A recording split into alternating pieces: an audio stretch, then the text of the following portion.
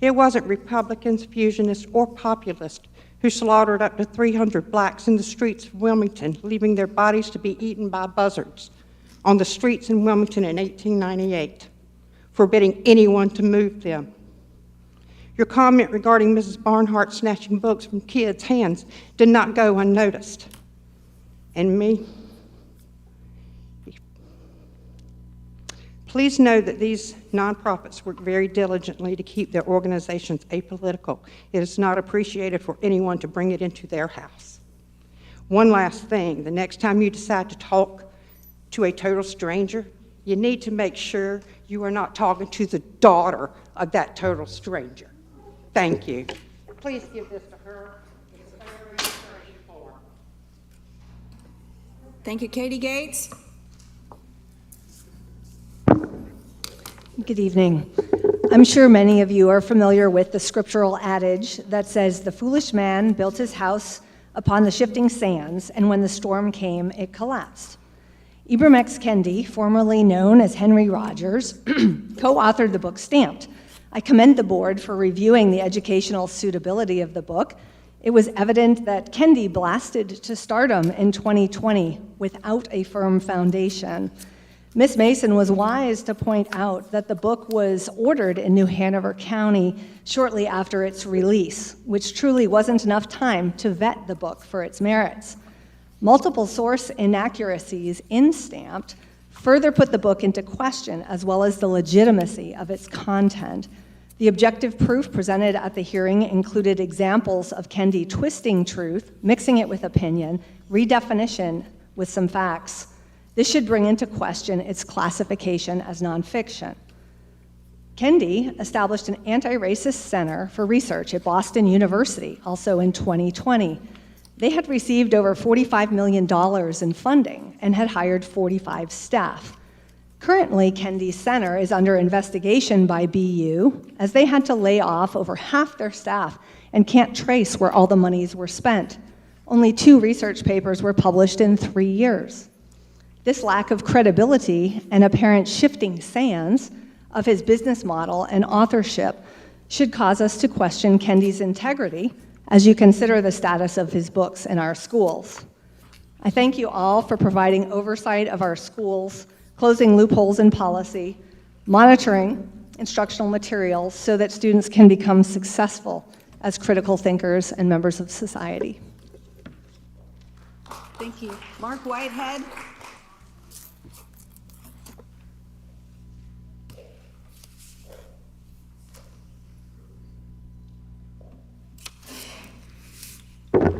Good evening. I'm going to tell you why teachers quit, and this is my 25th year in New Hanover County. Right here is an email that we got back from a CTE teacher, technical teacher, on the first day of classes back in August. She sent the email, and she organized all the emails we got from our administrators in the previous 6 days, and she put it in one nice package. As you can see, it covers both sides of the page and some of the third page, too. There are 33 different emails we got in 6 days before school started. 33 different things we had to click on, go, and basically teach ourselves. This is an abomination for 2 reasons. The first is simple, that it's too much stuff. For God's sakes, stop giving us stuff to do. My job is not to justify the job of someone at central office. If you give us something new, then take something away. It's not rocket science. It's called balance. Secondly, it's absolutely shameful that it took a teacher to produce this and it didn't come from the administrators. Yet they expect us to have a syllabus ready for 18 weeks for our students on the same day that this came out. No one blames our new principal at Ashley. He rightfully expected the school would be better organized, and why shouldn't he? This is what happens at a professional development meeting, people. An administrator will read a few slides, then expect us to sign a form saying we've been trained. No one's going to sign that form this year. I'll tell you that. This county continually heaps new responsibilities on us. They say do this, do that, but they never tell us how. I'd love to learn some fancy games for my students on the computer, but I never get a decent training, and I certainly am not left with the time to do it. When we do have questions about the crappy training, we get the same responses, snippety little emails telling us to look at the PowerPoint. When I ask 4 people from different departments a question about our training and nobody knows the answer, then it's not us, it's you. Give us an agenda at least so we know where to look up the stuff. We also need administrators who possess the intellectual and emotional fortitude to deal with high school students. If you want to be their friend, give them a treat and send them back to classes after they cussed us out. Please get out of high school and move to elementary school. Thank you, Mr. Adopt a Whitehead. You're puppy. out of time. Thank you. Lisa Williams.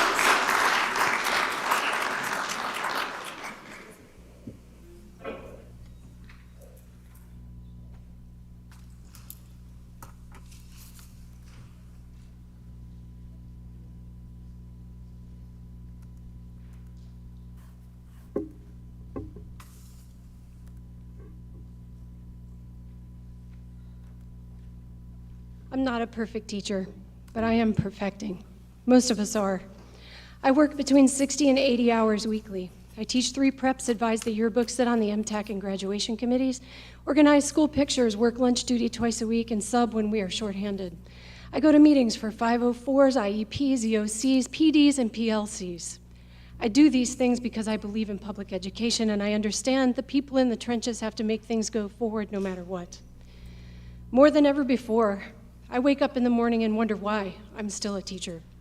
Your decision-making regarding the recent book challenge, your suggested MTAC curriculum committee checklists, and your proposed policy 7205 deepen my concern.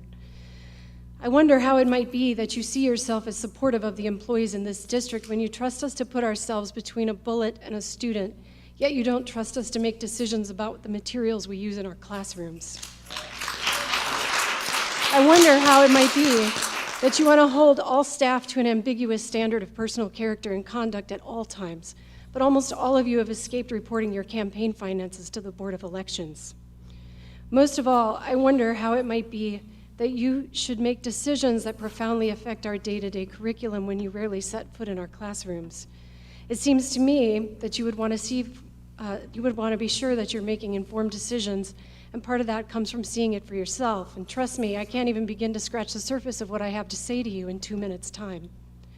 I realize that I am 100% expendable to you, and you have shown me quite clearly that you will enable parents with possible super PAC backing to publicly harass your teachers. Not only that, you will do so at great expense to the taxpayers. Quite frankly, I don't wonder much about whether I'll be here next year or even next semester. But you should wonder about how your campaign promise to root out the bad teachers will rip away the good ones in the process.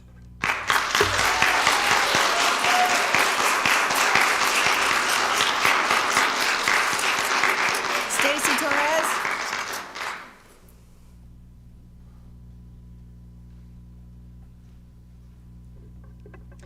Hi, my name is Slim, my pronouns are they, them, and I am a proud parent of 2 students in New Hanover County Schools. The board has done a fantastic job at giving ample time to bigotry and whitewashing our nation's history, and given power to those who wish to see diversity and equity erased from our future as well. But I digress. My 2 minutes here today are to give time and power to a different group, the LGBTQIA+ youth. Our country's mental health services for students in school is a sad state of affairs. And hearing the phrases like parents' rights is terrifying. As a parent of a queer kid, I can assure you that if you are doing your job as a parent, your child will feel safe and secure enough to tell you their pronouns and their sexuality.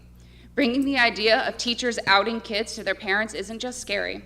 According to a Trevor Project 2023 survey, 2 out of 3 queer youth stated that it made their mental health worse. And that's on top of the already staggering statistic that 41% of queer youth had seriously considered suicide. Our schools are supposed to have resources that help our children grow as humans, resources to help them find their own power. In school, children are supposed to find their footing in the world and create their own social circles away from their parents. A child's social circle is their safe space, and being outed to others, be it peers, family, and yes, even parents, is detrimental to their mental health and physical safety. Outing a child also puts them at risk for being homeless. Only 1 in 3 queer kids feel like their home is safe and affirming. When a child or adolescent comes out to their friends, it's by their own power. When they are outed, especially by adults that they are supposed to trust, like teachers, all of their power is taken away.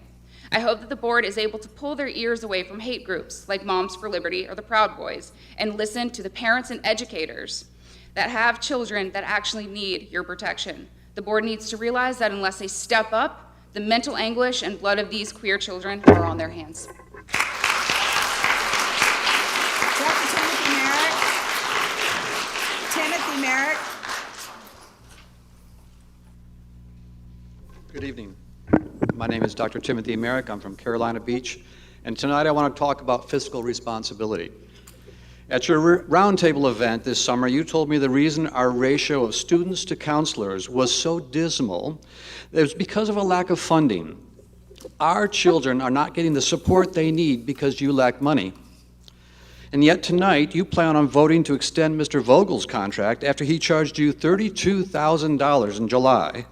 And I hear Pat Bradford wants to guarantee him $28,000 each month. That would be a minimum of $330,000 a year.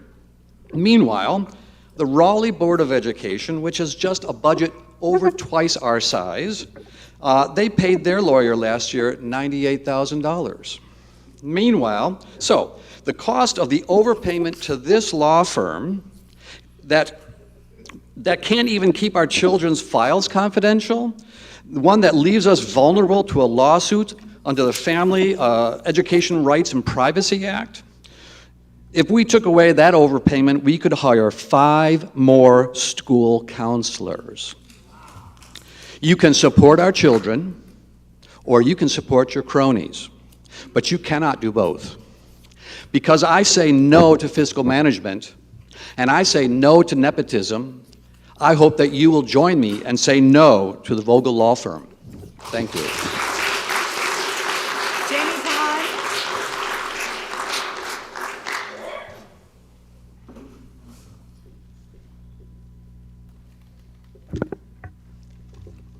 Good evening.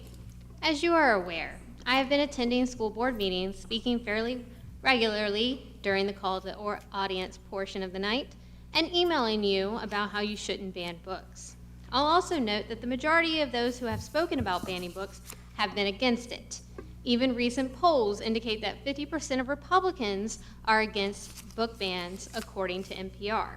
I mention this in part because I have come to learn that the majority of you are not open to listening to reason, facts, or your constituents, but instead want to make decisions based on ideology and your own political base. I find it absurd that when y'all decided to have a hearing, you decided not to have any curriculum experts speak. I have taught English composition courses for a variety of universities over the years, so I thought you may want my perspective on this topic, though it's probably not the one you want to hear. First, there are 4 types of nonfiction, including argument, which is what Stamped is. It's an argument, and that's why it's a suitable book for an AP composition course. It is not a history book, nor is it trying to be. It's making an argument, even if it appears one-sided.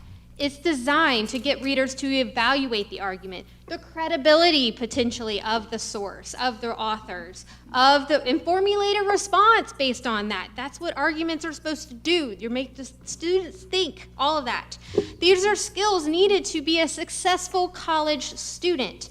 Composition students are asked to grapple with content because they are kind of looking at that argument and how it's presented. This book's argument is presented to have students question history they've been taught before. More specifically, it's challenging them to think outside the box. You are elected officials, not composition experts. You hire teachers to be the experts. Let them make the decisions for their classrooms. Johnny Garrett.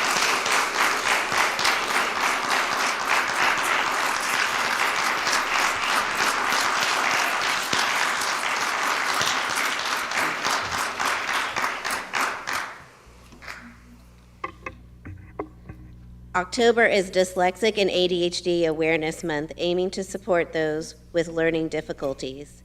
Dyslexia is a language-based disorder affecting 1 in 5 people. These students make up 80% of our exceptional children in our district, many of whom struggle in classes undiagnosed. Dyslexia causes problems with writing, reading, and spelling. These students are smart and hardworking, but they have trouble connecting the letters they see to the sounds those letters make.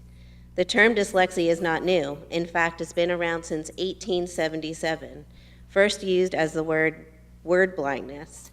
In 1905, the first reports were published in the US. In 1930, the word dyslexia is commonly used. In 1985, the first state dyslexia law in Texas passed, making school testing for students and assisting accordingly. However, the first law in North Carolina to address dyslexia was in 2017. I helped advocate with many others for House Bill 149. The act was to require the State Board of Education and local boards of education to to provide tools to ensure identification of students with dyslexia. So my question to the board is, how are you working to ensure this law? Your strategic plan is not designed to close the gap. It is missing identification, teacher support, and the right curriculum for all grades. The issue is not singular to ELA students. And my nonprofit is committed to continuing to provide specialized resources.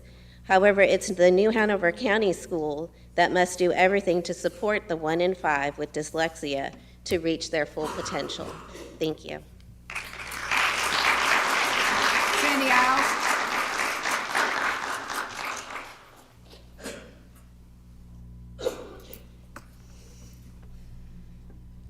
On September 5th, Mr. Vogel shared that he leads his firm's efforts in supporting public records requests for our district. This support includes withholding or redacting records as required by privacy laws, which makes me wonder why multiple emails containing personally identifiable information about students was released to the public portal 2 days later on September 7th. Mr. Vogel, do you understand federal FERPA and student privacy laws? If so, why was the public given access to a child's class placement, academic performance, test scores, and parent contact information? And why were we given access to an email from a parent outlining the conditions under which their child could meet with a school counselor? I sent 4 emails notifying the district about this potential FERPA violation, and I have yet to receive a response.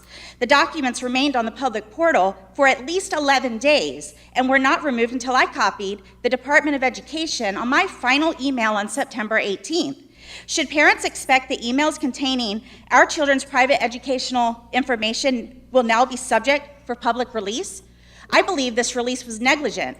For $32,000 a month, taxpayers should expect that the attorney will, at the very least, uphold federal FERPA and student privacy laws and not subject us to a risk of litigation. Ms. Bradford, Ms. Barnhart, you have been on a rampage about teacher accountability. Neither of you responded to my emails, and it appears accountability will not apply to your GOP buddy, as tonight, both of you will most likely vote to extend his contract. Ms. Bradford, I don't ever want to hear you make another accusation about partisan politics from the dais when you are choosing to put children at risk while lining Vogel's pockets with taxpayer money. If you truly value accountability, Vogel's contract should be terminated now. David Perry.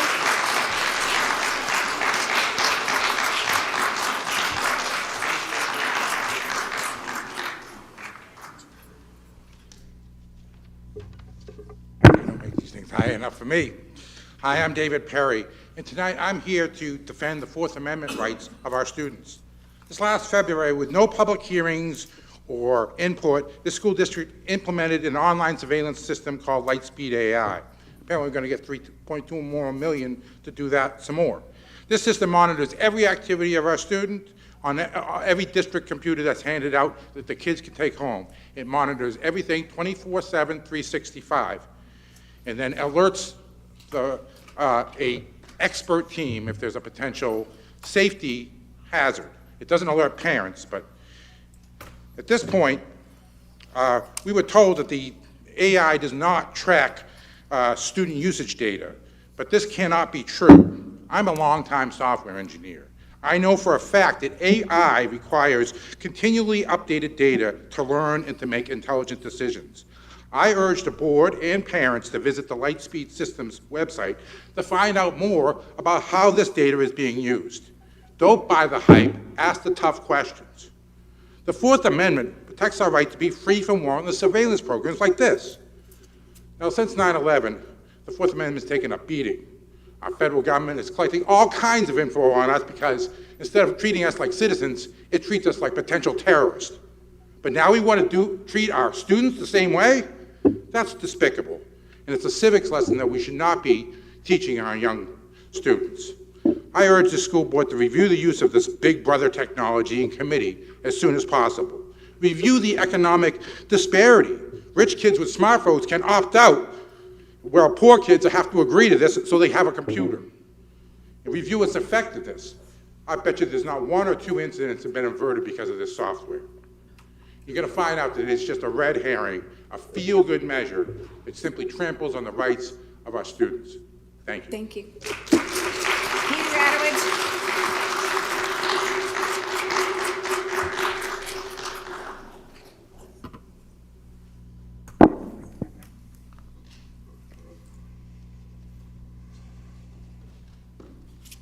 Based on our recent conversation with Ms. Farnham and Mr. Locklear, Love Our Children is asking the board to revise short-term suspension policy 4351 and give 5, 6, and 7-year-old children the right to have a parent to participate in the discussion with the principal before a determination is made to give the child an out-of-school suspension.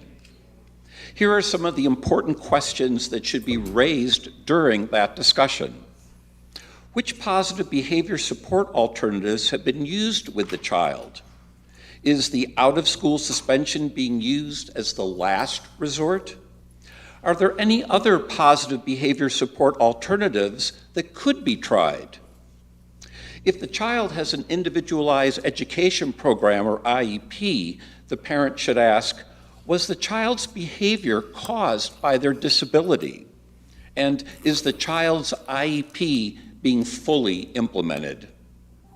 Can you imagine a 5, 6, or 7-year-old asking any of those questions to a principal? And if they did, would they be disciplined for showing disrespect to an adult? That's why a parent should be part of the suspension discussion. Love Our Children's goal is to keep our youngest learners in school by using positive behavior support alternatives and programs. Help our children to learn and thrive in school. Revise Policy 4351. Thank you. Thank you. Barbara Guerra.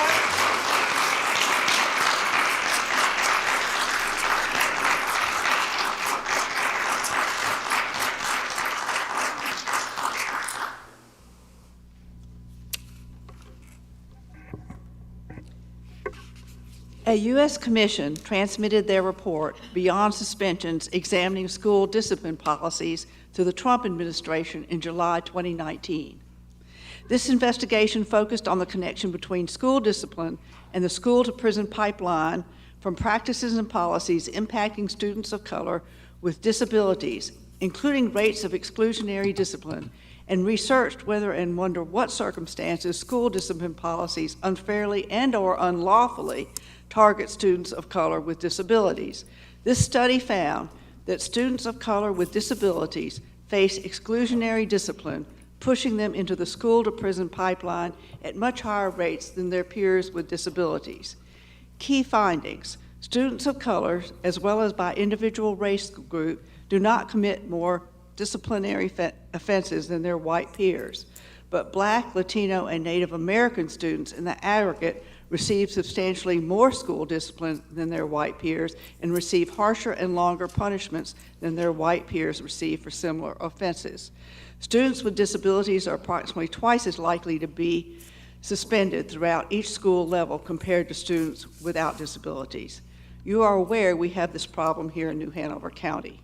In 21-22, there were 73 K through second grade students of out-of-school suspensions.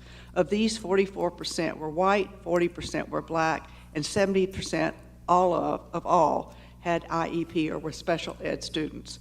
During 22-23, there were 71 for the same age group. 31% were white children, 63% were Black children, and 56 children had IEPs. The study found that one solution helps the problem. It is to place more experienced teachers in schools located in higher poverty areas, as they seem to be able to turn disciplinary issues into teachable moments Thank you, Ms. Garrow. that You're keep out of children time. in school. You're out of time. Michael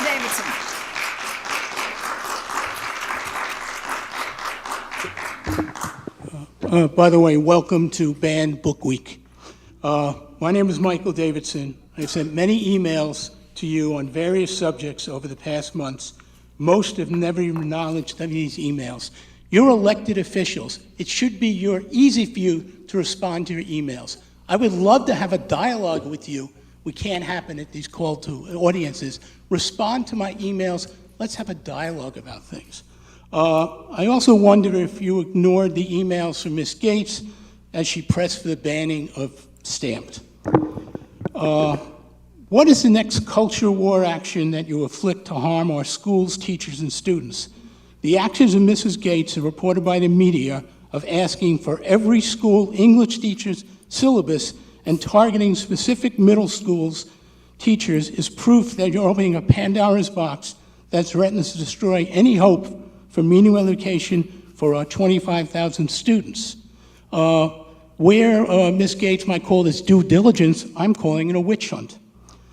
Parents have rights, but so do teachers. What are you doing to protect our teachers and allow them to do what they have trained to do? The action of school boards, of this school board, will drive teachers out of the schoolroom and into the private sector, denying public school system, destroying the public school system that has served our country so well for the last 388 years. I only imagine what you will forbid next being taught in the name of making whites not feeling bad themselves.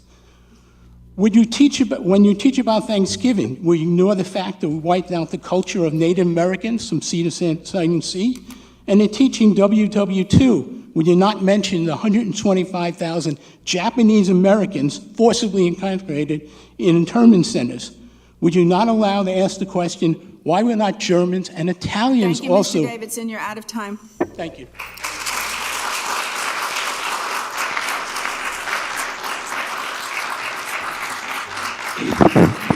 Greetings and salutations. My name is Renegade Cherokee, and I am a man in word, deed, and form. And I come today to speak about the proliferation of the books pertaining to the LGBTQIAP+ community and its violent and insidious agenda. This community and this agenda is against children. This community and its agenda is anti-children. This agenda and its literature and its books are not for children. They should not be in Hanover County public schools at all whatsoever in any way, shape, form, or fashion. Children should not be sexualized at all. Children are precious. They need to stay that way. But how can they stay that way when there's filth all around them in these books? Therefore, I urge the board to ban all books pertaining to the LGBT community forthwith and most expeditiously. This is my treatise. I implore you to do this, because if not, our children will be polluted, they'll be sexualized, and they'll be turned into perverts before they become men and women. So this is something that must be done right away. We cannot have this community shoving their filth down our throats. This must be put to a cease. In closing, boom, bye-bye, in the Bate Boy Ed. Huna promote the nasty man, him happy dead. Selah. Lisa Golf. Thank you for all your hard work. Influencers. Everybody wants to be an influencer. We all have influence, but who is influencing us? By whose authority do we speak? Influences affect our perspectives. I want to know the influencers of our curriculum. What are the third-party agendas?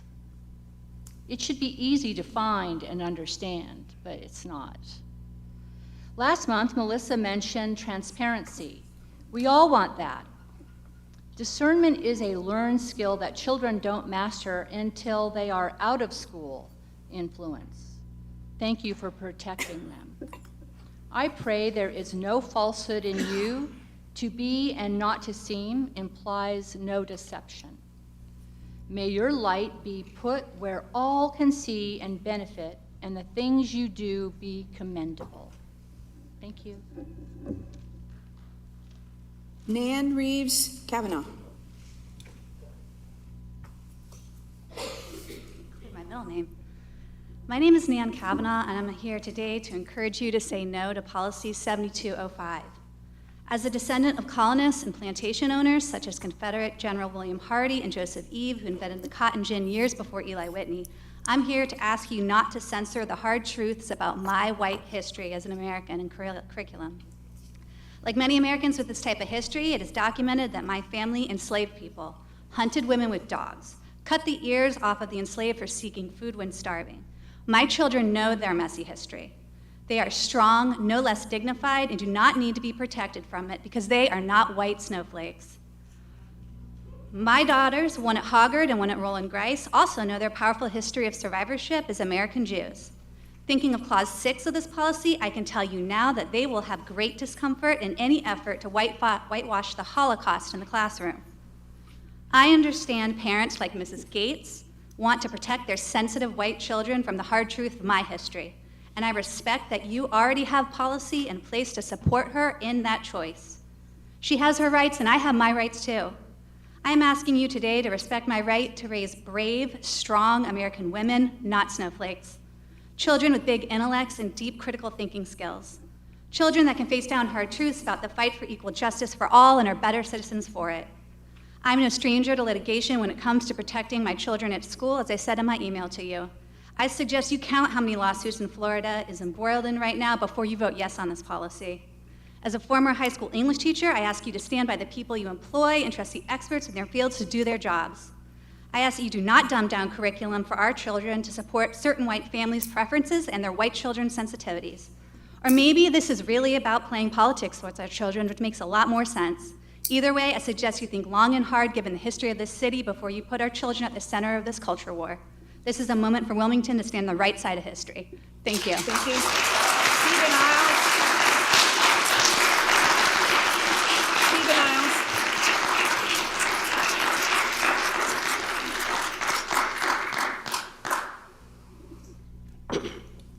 Last Wednesday, New Hanover County Schools celebrated the hard work of our talented teachers. 90% of our schools met or exceeded growth last year. Our teachers deserve to be celebrated. They worked miracles while facing an incredibly hostile work environment. I have to admit, though, I was shocked that the 2-hour celebration at Minnie Evans cost almost $20,000. $15,000 of that went towards illuminated letters, light displays, and other props and decorations. It's hard to reconcile how the district had $20,000 in the budget while teachers are struggling under staff and budget cuts. Our schools are buckling. Fights happen daily in our high schools. We've replaced counselors with SROs and drug-sniffing dogs. Classrooms and halls are overcrowded. Teachers are so stretched they can't give students the attention they need to feel safe, connected, and valued. Special ed teachers have incredibly large caseloads and are drowning in paperwork. How can Dr. Faust justify a $20,000 celebration while ignoring the needs in the classroom? This feels like another way New Hanover County Schools gaslights their staff and the community. Just stare into the $15,000 light display and forget about the fact that teachers are doing jobs of multiple professionals. Keep your eyes on the lights and don't worry about the lack of supplies in your classrooms. Yes, our teachers deserve to be celebrated, but maybe the best way to celebrate them is to solve the problems they face each day versus trying to distract us with bright lights that only last a couple of hours. $20,000 is a lot of money. Unfortunately, none of it was used to empower teachers. Teachers don't want a light display, they want solutions for their classrooms. Linda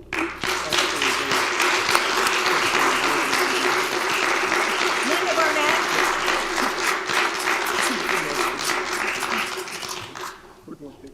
Hello, my name is Linda Barnett. I'm a longtime New Hanover County resident, and all three of my children, who are almost 30 now, went to school and graduated here.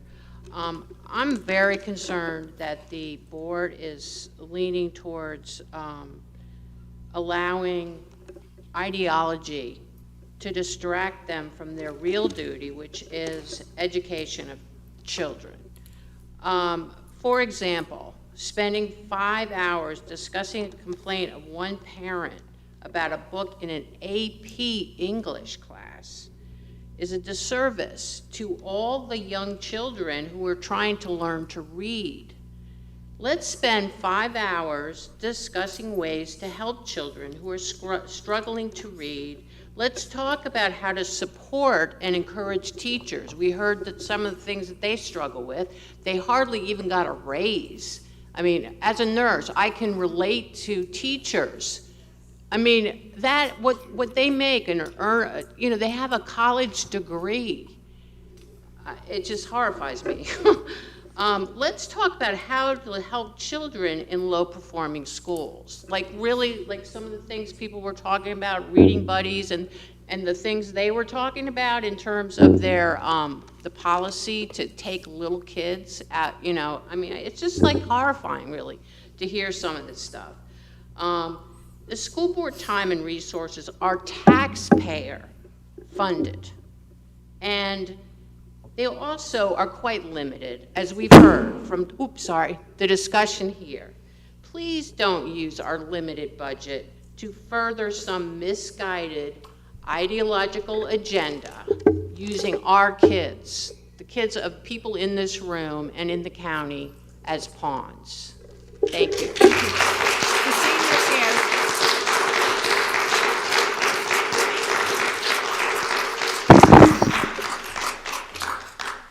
Do you know how many witches were put to death during the Salem witch trials? 0. 20 people died, but not one of them was actually a witch. They were all victims of extremists, targeted because perhaps they deviated some from their society's strict norms, and then eventually because of mass hysteria. You have allowed a parent to become powerful because you have acquiesced to her extremist beliefs, and in doing so, you've created a witch hunt. Instead of being satisfied that she succeeded, she is expanding her hunt and targeting every traditional high school English teacher in the county and most of the language arts teachers at 2 middle schools. And the great part is she's not even doing her own research. She's entered a public records request so a New Hanover County school employee can gather all the information for her. What a great use of time and resources. Like I cautioned months ago, your actions have given her more power than the superintendent or anyone on the school board. Yet monthly, I hear you talking about how teachers don't get the chance to come and address the board. My question to you is, why would they? None of the teachers in the public records request have ever spoken out publicly except for the Ashley AP teacher, yet they're being targeted. Why would teachers come and speak and make themselves easier targets? The point is, you cannot have it both ways. You cannot insist you value teachers' voices while at the same time kowtowing to community extremists whose mission is to dismantle public education as we know it. If you want educators to speak honestly and frankly about teaching, then first you must move to advocate for them in their best interests in the same way you are supposed to be advocating for all our students. Teaching has always been a demanding profession, and it's only getting more difficult. The staff you have are there because they enjoy their students, but you cannot take for granted that these educators will never change careers. It's time for everyone, the board, the superintendent, the central office staff, and administration, to treat educators with the respect they deserve as professionals and to stop outside forces from attacking them and keeping them from just teaching. After all, it's your job. Thank you. Loretta Stackhouse.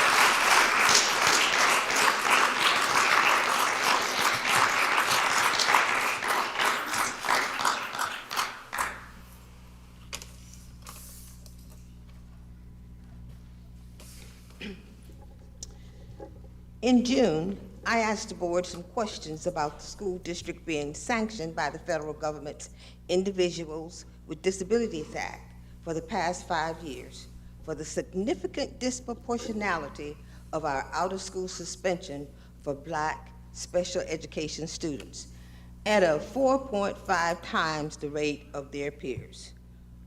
Why didn't someone from the board invite Ms. Farnham to publicly answer those questions? This is the 6th year of this sanction, and about $5.4 million has been withheld from our special education students. Seeing how the majority in the General Assembly are giving away our public education dollars to private schools, I'm not surprised that most of this majority board here doesn't care about losing $4.5 million for our neediest children. One of the original questions was, how was the public notified about the sanctions during the past 5 years, now 6? When Ms. Varnum met with Love Our Children, she gave us the answer. A public notice was published in the Star News for 2 days. It's understandable if you missed it. It's only 1 3/4 inches by 3 1/4 inches. There's not enough time left to read it, but I can tell you the public notice never mentioned the federal sanction or the $5.4 million of services that have been withheld from our special education students. Revise Policy 4351. End the disproportionality. Do it with transparency, please. Thank you. Veronica Brown.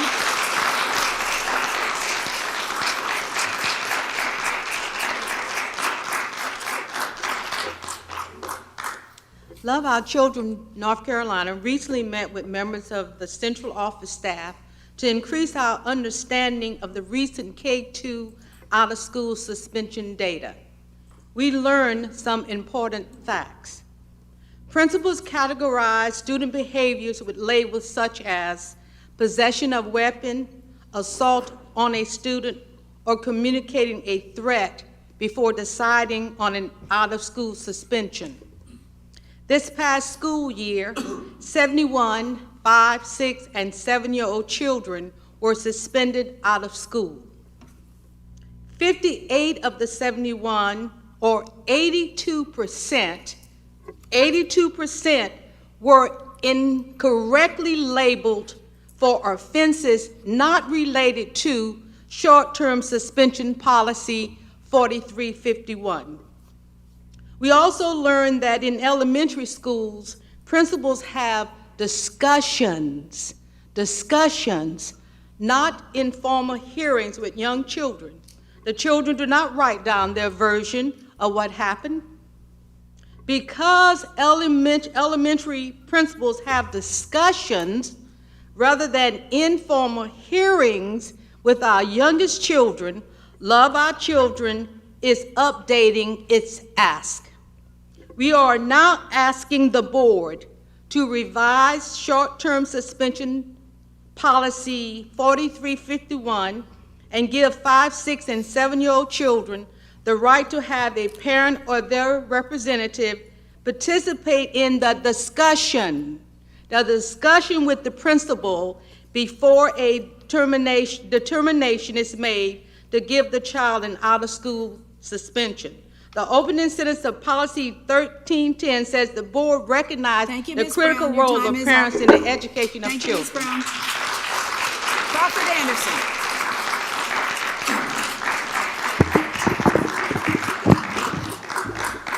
Good evening. My name is Crawford Anderson. I'm a student at Hoggard High School. I left my AP Lang class the other day hoping to find a bathroom stocked with toilet paper and paper towels, a rare combination, only to find the boys' bathroom blocked off with caution tape and a trash can blocking the entrance. Frustrated, I made my way to the bathroom on the first floor, where a group of students were vaping in the rear stall, and it had filled the air with the unmistakable aroma of cotton candy. I returned to my class dismayed by the lack of a toilet in the entire rear building, eagerly awaiting my next opportunity to relieve myself.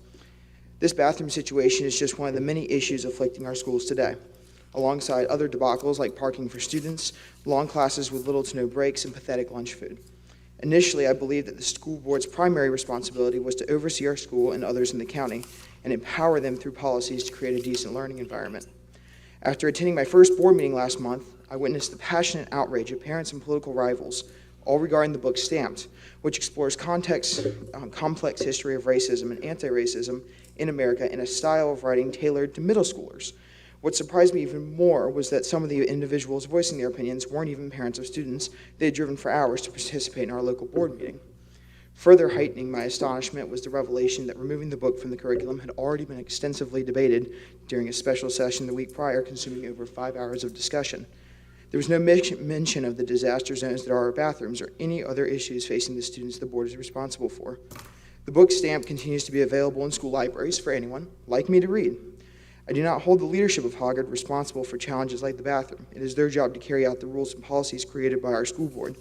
To all school board members, left, right, and center, stop using valuable resources and time on issues that affect the very few, and please start fixing the problems that affect all of us. After all, everyone uses the bathrooms if they're lucky enough to find one stocked and empty of disruptive students. Thank you. Alicia Ogundelli.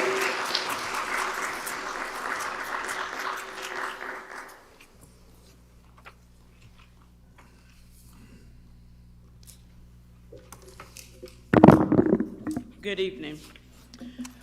I remember when Ms. Barnum used to be invited to the board to give regular updates on suspension and seclusion data. Why has that stopped? Are you uncomfortable with the data? Last school year, there were 71 out-of-school suspension for 4, 5, 6, and 7-year-old children. 63 of those suspensions were for black children, even though black children represent only 16% of student population. I wish you were uncomfortable with those numbers. Then maybe you'll do something about it. Also, we are now in the 6th year of federal sanctions against the New Hanover County schools for disproportionality of out-of-school suspension for black students with disability. Black special education children are being suspended at 4.5 times the rate of their peers. If too many black children getting kicked out of school doesn't make you uncomfortable, maybe the loss of revenue will. Ms. Bottom reported after 5 years of our special education children lost $4.5 million in funding.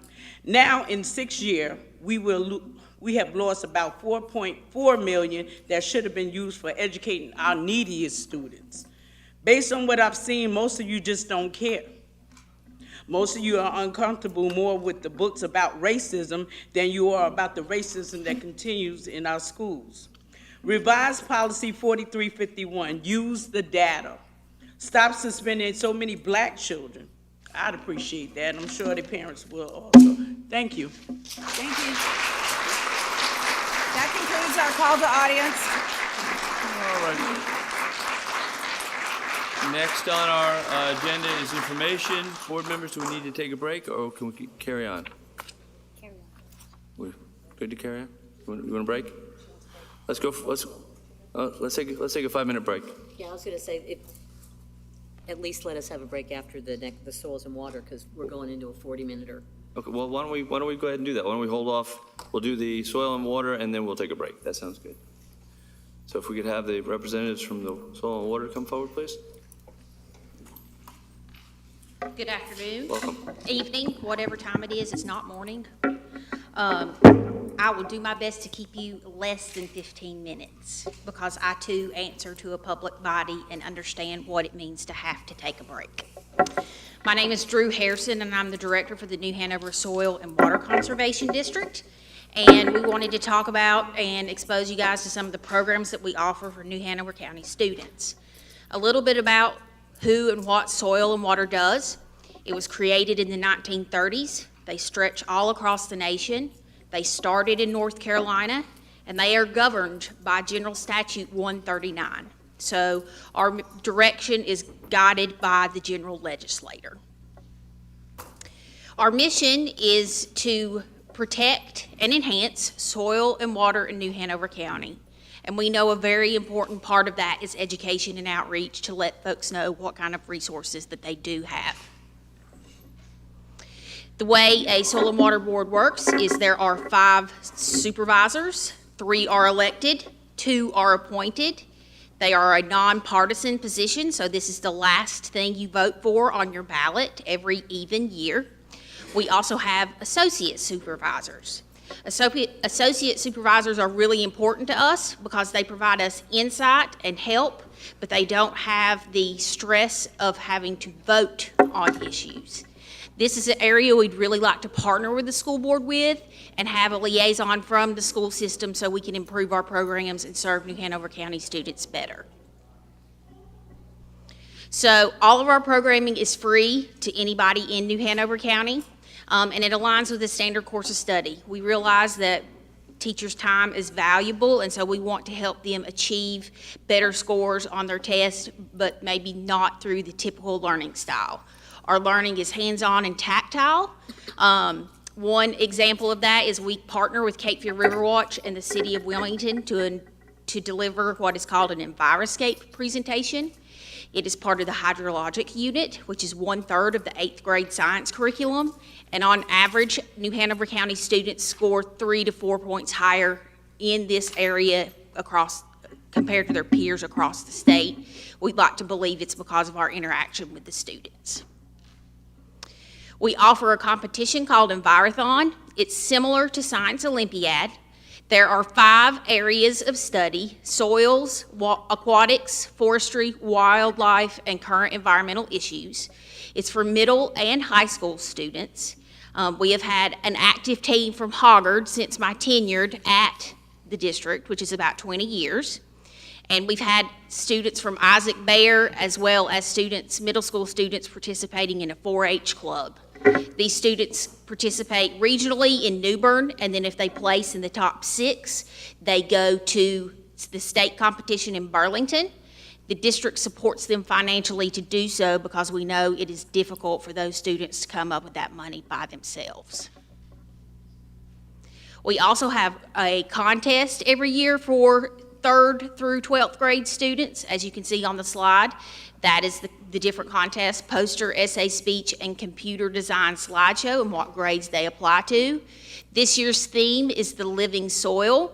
These themes rotate every 5 years, so there's a standard 5 themes that rotate every 5 years. We have had participation mostly in the poster contest in the past, but we have also had speech contestants place up to 2nd place at the state level. There are prizes for teachers and students at the local, regional, and state level if they choose to participate in this as well. Another opportunity we have is called the Resource Conservation Workshop. This is specifically for high school students. It is for upcoming sophomore, juniors, and seniors, and it is held at NC State for a week. The district also financially sponsors a student to go to that, so it's free for the student to go. They learn about the same 5 areas as Envirothon.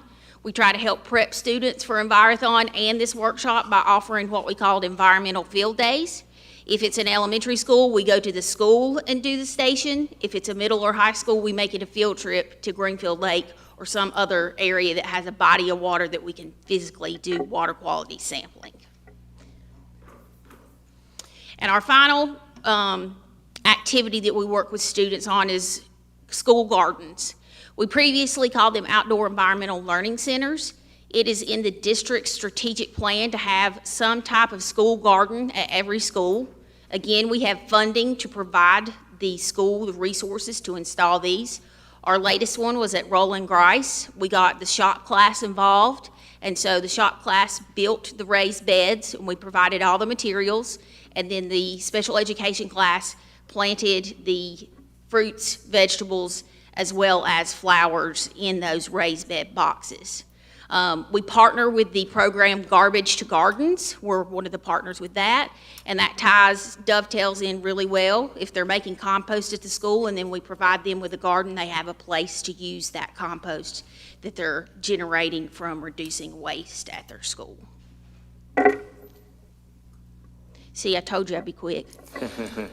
Does anybody have any questions? Board members, any questions? Ms. Mason? I am so excited about this. I love gardening.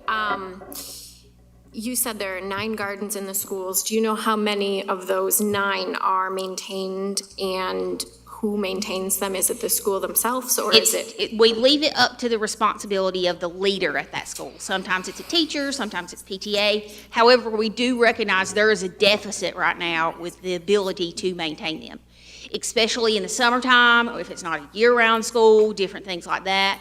And so we're trying to problem solve to see how we can keep it going. It really is a team effort. We have to have the principal on board to do this and one lead teacher that we stay in contact with in order to do this as well.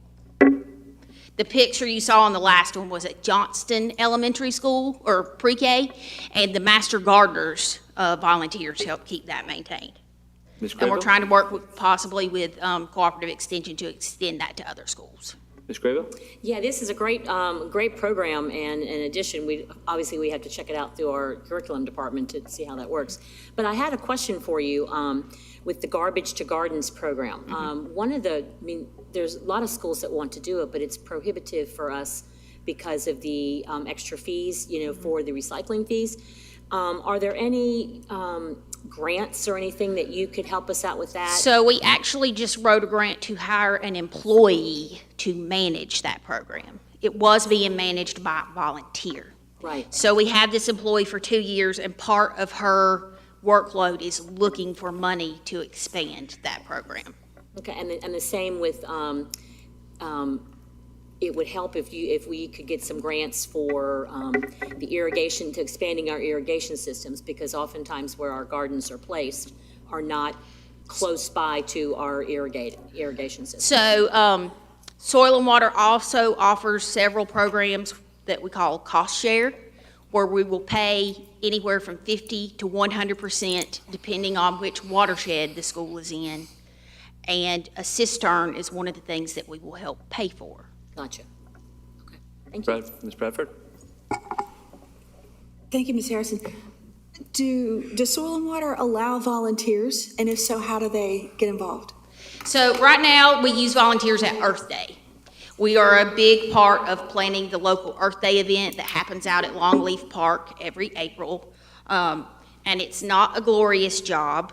It is setting up tables and guiding vendors and making sure people understand what the difference between trash recycling and compost is. We are getting ready to employ a new program coordinator who's the person that leads our education programs. She does have experience with volunteers, and so if that's something that we had enough interest in, we could definitely create that or partner. We love partnering with other organizations because we're a very small group. And I would be amiss if I didn't introduce Brian Dadson. He's our resource conservationist. He's stepping in and helping with education right now until we get the program coordinator going. And then Tom Boland, he is one of the appointed supervisors on the board. Great. Ms. Barnhart? Thank you very much, all of you, for being here tonight. The board had decided to not take a vote on this per se, but as far as when we're coming together to talk about the partnership, what you guys are thinking would be beneficial because you want to continue to help education and partner with us is for us to consider having a liaison, however many individuals that is, to sit on your board so that we are informed and then can in turn share that information. So just to understand, that's what the hope is. It is, and I'll give you kind of an example of that. When I started, I was the education person.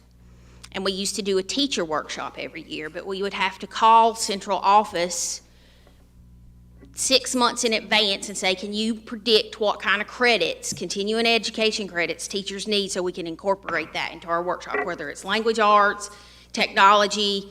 We knew that they could get the science credits. We wanted to offer science with technology or science with language arts, so we were interweaving curriculums and providing what they needed as well.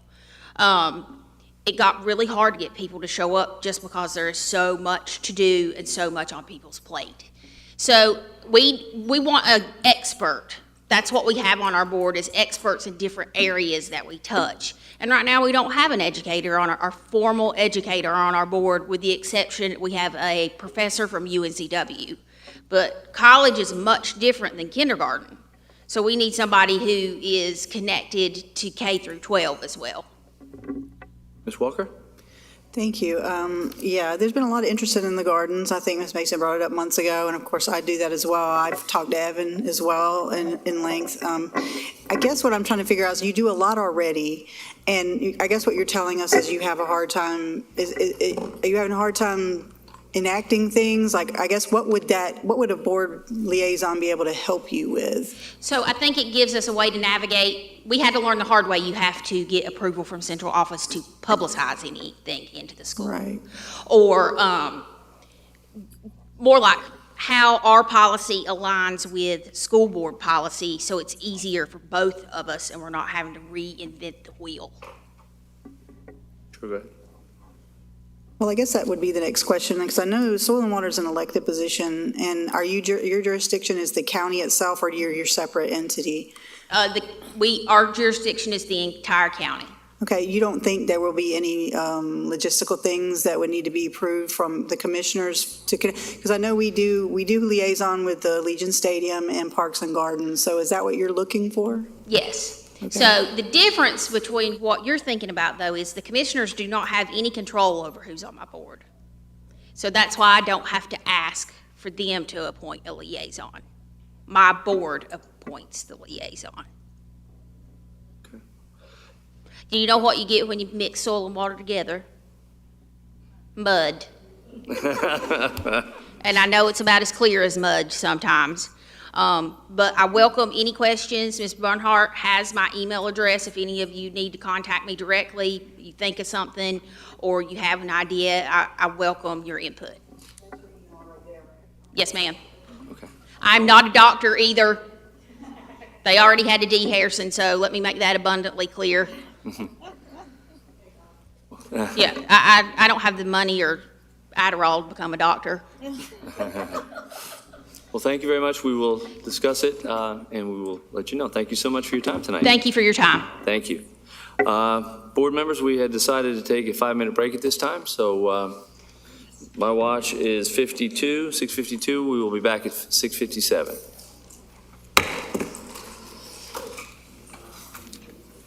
Right at the 15-minute mark.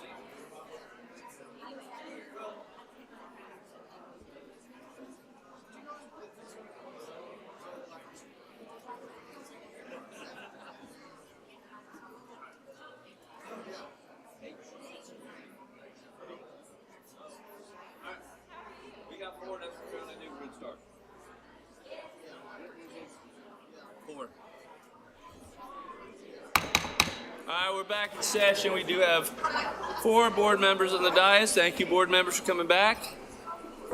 And now we have 5 and 6 and 7. Good. All right. We're going to carry on with the 2022-23 New Hanover County Schools Annual Accountability Report. And Dr. Faison and Dr. Murray are going to be heading this up. So come on down. Well, she's already here. Thank you. Thank you. Welcome.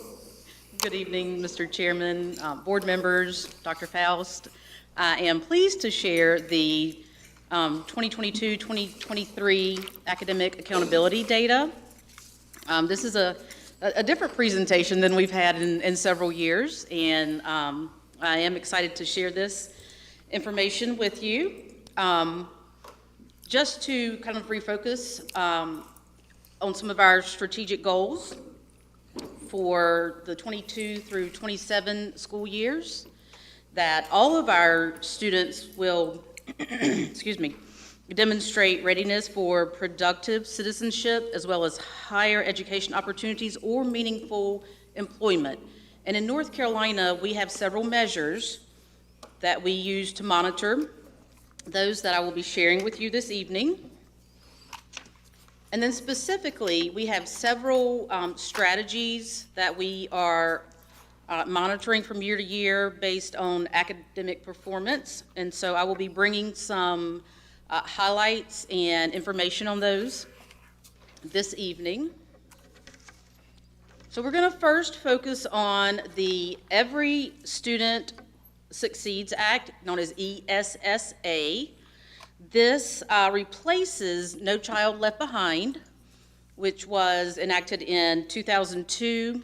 The first year for the ESSA school accountability model in North Carolina was 2015-16, and that's when we began our school performance grade model.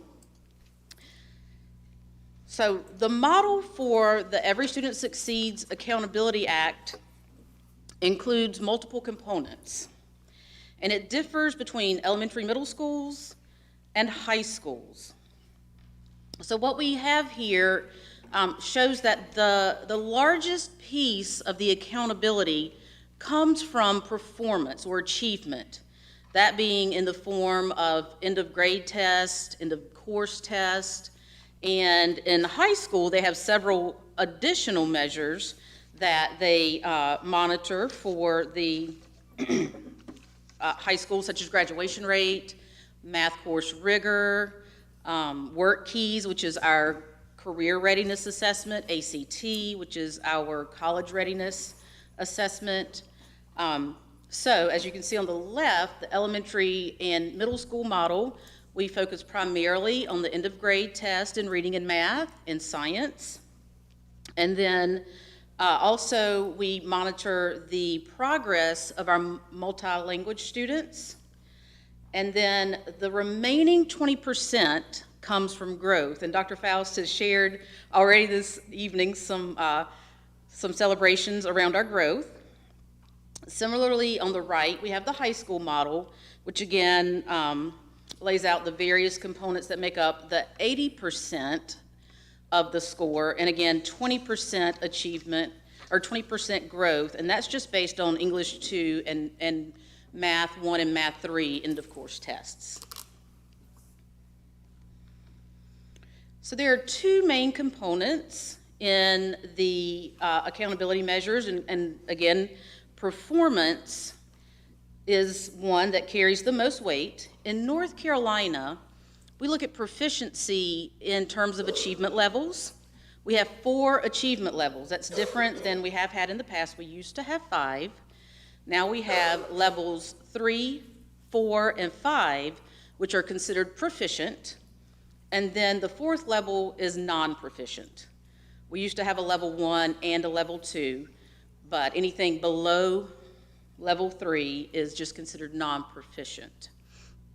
So in North Carolina, we get credit for scores that are levels 3, 4, and 5, and that's called grade level proficiency.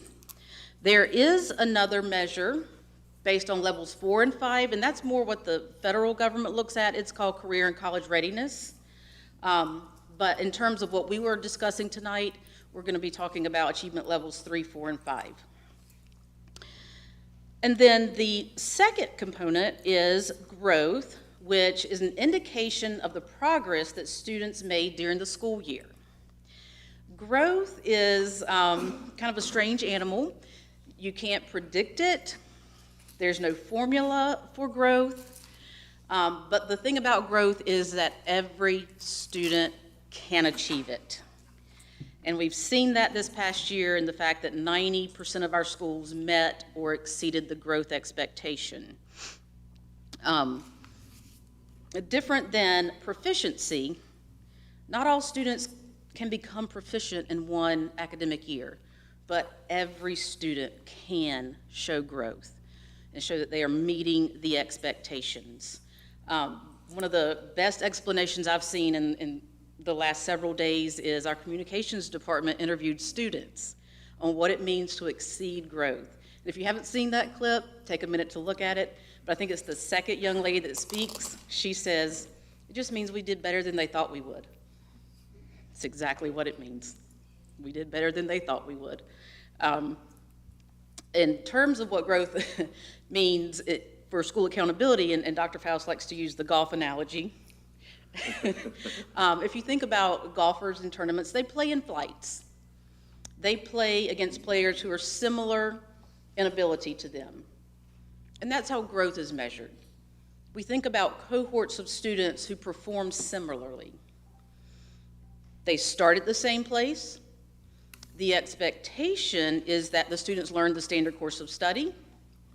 We measure them again at the end of the year using the same assessment, end of grade test. And then we just look at how that group did. Did the group do, we look at the group as a whole and then individuals compared to the group. So did the individual do as well as the group? Not as well as the group, better than the group. And that is literally the way growth is determined. It also means that if an individual does better than the group, next year they're gonna, in terms of golf, they're gonna move up a flight or down, I don't know which way that goes, but they're gonna move into a different flight where they're compared to students who are performing higher. So the expectation will be increased for them. So I want to stop for just a minute and see if there are any questions about the accountability measures or how schools are measured in North Carolina, because it's a lot. Yes, sir. Ms. Walker? I just had a question. I know that the state just did a survey on maybe reworking this model. Is that anywhere close to being done, or do you know anything about that update? It is between the North Carolina State Legislature and the North Carolina Department of Public Instruction. There is engagement in revamping the school performance grade configuration and accountability measures. I don't have a timeline for that. What will happen is once North Carolina agrees on what we believe the measures should be, it will have to be approved by the federal government so that it aligns with ESSA. So we'll see, but there are discussions presently going on across the state, lots of community input and looking at different variables that aren't maybe as focused on academic performance, but maybe some other areas that would indicate school achievement. Any other questions? If not, thank you. Carry on. Okay. Please. So again, elementary, and we're going to focus on these individually. Elementary is the end of grade test in reading and math, and grade 5 science. Same for middle school, reading and math, and grade 8 science. And then for middle schools, if students take an end of course test, that also counts in their accountability for the middle schools. So all middle schools now offer Math 1. That also counts as a part of their accountability. Again, the Access for English Learners test, that is the measure of progress for our EL students. And then again, the 20% growth is grades 3 through 8 reading, grades 4 through 8 math, and grades 5 and 8 science. The reason we don't have third grade math as a part of that growth model is because we don't have a beginning of grade test in third grade for math. We only have a beginning of grade test for reading in third grade. High school is a bit more complex. They have several measures to focus on throughout the year. Again, the end of course assessments, and in North Carolina, we take those in English 2, biology, North Carolina Math 1, and North Carolina Math 3. We also monitor cohort graduation rate, and that is the percentage of students who graduate in 4 years or less. So it's not necessarily all the students that walk across the stage on the night of graduation. It's any student who entered, this past year was, I believe they entered in 1920 and graduated in 22-23. So that is what our graduation rate is comprised of. Another measure is math course rigor, and that is the percentage of students in 12th grade that pass North Carolina Math 3. That is considered a rigorous course of study. In North Carolina, students have to have 4 maths as a part of their graduation requirements, but Math 3 is the marker for math course rigor. We also have the ACT, which is the percentage of grade 12 students who are meeting the minimum entry requirements for the UNC system of colleges and universities, and that score is now 19 or higher. So we look at the percentage of 12th grade students who have achieved that score. Work Keys, again, is our measure of career readiness, and the students that take the Work Keys assessment are the career and technical education concentrators, which means they have taken a certain pathway and have had several courses that allow them to take the Work Keys assessment, where they have the opportunity to earn workplace credentials that will help them further when they're applying for jobs. So that, again, is the 12th grade students who earn a level silver, gold, or bronze. And then finally, similar to elementary and middle, we have the EL progress, which is again measured by the access test. Let me back up. Okay. Are there any questions before I move into the school performance grades? Ms. Walker? No, you're good. So the part of the performance, the 80% is the EL progress? Yes. Do we know how the district is doing in that? Because I think we learned from some of our task force meetings, there are a lot of English language learners in our district, more than I think I ever knew. So I don't even know how that affects our grades. It does, and interestingly, it affects our grades differently at different schools. And I'm going to talk a little later about subgroups. But a school has to have a subgroup for it to be a part of their school performance grade. So some of our schools that have a larger population of multi-language learners have that as a part of their school performance grade. They have to have at least 30 EL students in grades 3 through 5, or in grades 6 through 8. And then in high school, the EL marker is only measured with the EL students in grade 10. So most of our high schools do not have that as a part of their school performance grade, and that is part of the federal government's requirements, the ESSA. They say we have to test English or language arts one time in high school. We have to test science one time in high school. We have to test math once in high school, and we have to report the measure of EL progress one time in high school. And that's why the 10th graders are selected for that test. And to answer your question, currently about 25% of our students are meeting their annual progress measure and or exiting the program. Ms. Crable? So how do we measure progress? Like, I'm thinking of pre-test to post-test. If we only measure one time? So the measurement is taken from that group of students. The students test every year. Yeah. So when they come in and are identified as an EL student, the first measure is actually their screener. And based on their screener, it helps determine the level of service that the students will receive. It also sets their trajectory for exiting the program. So the intent is to exit within 5 years. And each year, there's a target score that each student is expected to make or exceed. And so, for instance, the 10th grade in high school, they have taken the test as, depending on when they came to our schools, usually as 9th graders and 10th graders. So it is a measure of progress. Thank you. And you had mentioned that you were going to go into subgroups. I'd really just like to know the layout of what we're accountable to the state and what those subgroups specifically are for each of those grade levels. So if you're going to cover that later, then that's my question. Okay. So now we get to share some great news in terms of our school performance grades.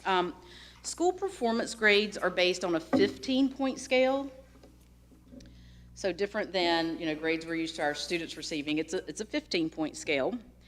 And the distribution for New Hanover County schools is that we had 5 schools that received an A, which is outstanding. And then 16 schools with a B, 16 schools received a C, 4 schools received a D, and 4 schools received a D, 3 schools received an F. And if we look at that compared to the state, we can see that roughly 52% of our schools, or 21 of our schools out of 40, received A's or B's. That's double the number of A's and B's across the state. If we add C's into that, 82.5% of our schools received a letter grade of A, B, or C. And then we can see that we are far below the state percentage for schools that received a D and slightly below for F. So this is the way we would rather see our graph, with the high bars for A's, B's, and C's. We did have 14 schools move a letter grade in the positive direction. We had Ogden Elementary move from a B to an A. We had Castle Hayne, Holly Tree, Murrayville, Winter Park, and Roland Grice to move from a C to a B. We had Alderman, Gregory, Blair, Sunset Park, Holly Shelter, and Myrtle Grove move from a grade of D to a grade of C. And then we had Snipes and Wrightsboro move from an F to a D. So we had lots of movement over the 22-23 school year in terms of school performance grade. And I will share a great part of that was the growth. Even though it's only 20% of the grade, when you learn what some of our schools did in terms of growth, you can understand how they moved a letter grade. And so we'll talk about growth. And the next 3 slides kind of highlight the importance of growth. We've said several times tonight that 90% of our schools met or exceeded the growth expectation. That's 36 out of 40. That's really quite a feat. We had, and that's compared to the previous year, 21-22, we had 27 out of 40, or 67.5%. So again, growth is an attainable measure for every student, and we can see that we have focused on growth for each child, and it is impacting our school performance grades, but even more so, it's impacting our students as they progress towards that proficiency marker. We had several schools that moved in terms of growth, we had Pine Valley, Wrightsboro, Roland Grice, and Ashley moved from the not met category to the met category. We had Bradley Creek, Anderson, Porter's Neck, Gregory, Masonboro, and Winter Park moved from the met to the exceeded category. And these are the ones that just stand out. We had Holly Tree, Trask, Myrtle Grove, Hoggard, and Holly Shelter moved from not meeting the expectations to exceeding the expectations. And I think Dr. Faust has shared Holly Shelter's success this year in terms of growth. I've never seen a growth index at 14 point something. It is, the first thing I did when the state data came out is I filtered and looked and said, oh my gracious, they're 5th in the state.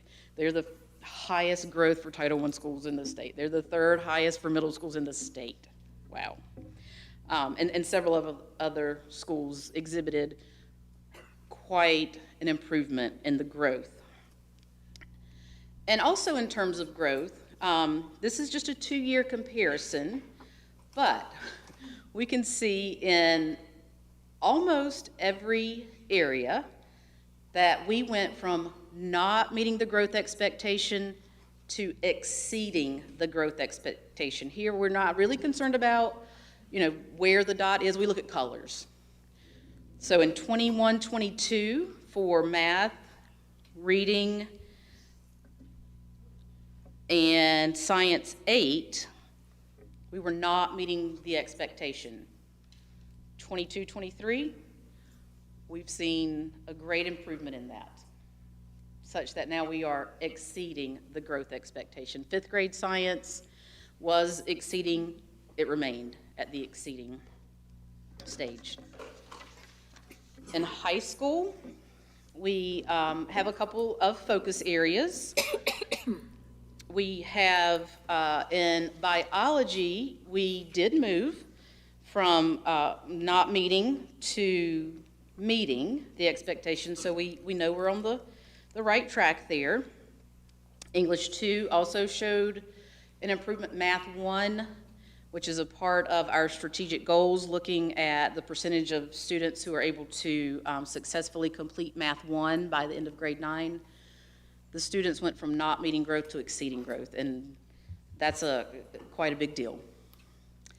And Math 3, we are not meeting the expectation. However, our students are proficient, and that's one thing I failed to mention when we were talking about growth. When we said every student can achieve growth, but not every student can achieve proficiency, we have students that are proficient, but they don't meet their growth expectations each year. So perhaps they were a level 4 in math last year, and this year they may have dropped to a level 3 in math. They're still proficient, so they still count in that number for us, but they're not always meeting their growth expectations. And again, this is also monitored by subgroup. So these are the schools that exceeded growth last year, 18. And we are certainly proud of each and every one of them, their students, their staff, the parents that support them. And then we have also some low-performing schools. If you were with us last year or have listened, we last year had the highest number of low-performing schools we've had in quite some time, which was not dissimilar from the state. We had 12. And this past year, we were able to cut that number from 12 to 7. So, low-performing schools have a letter grade of D or F, and either a growth status of not met or met. This year we don't have any schools that had a letter grade of D or F and exceeded growth. That would have kept them off the list, and we have seen that in the past. This year we did not have any schools with a D or an F that exceeded growth.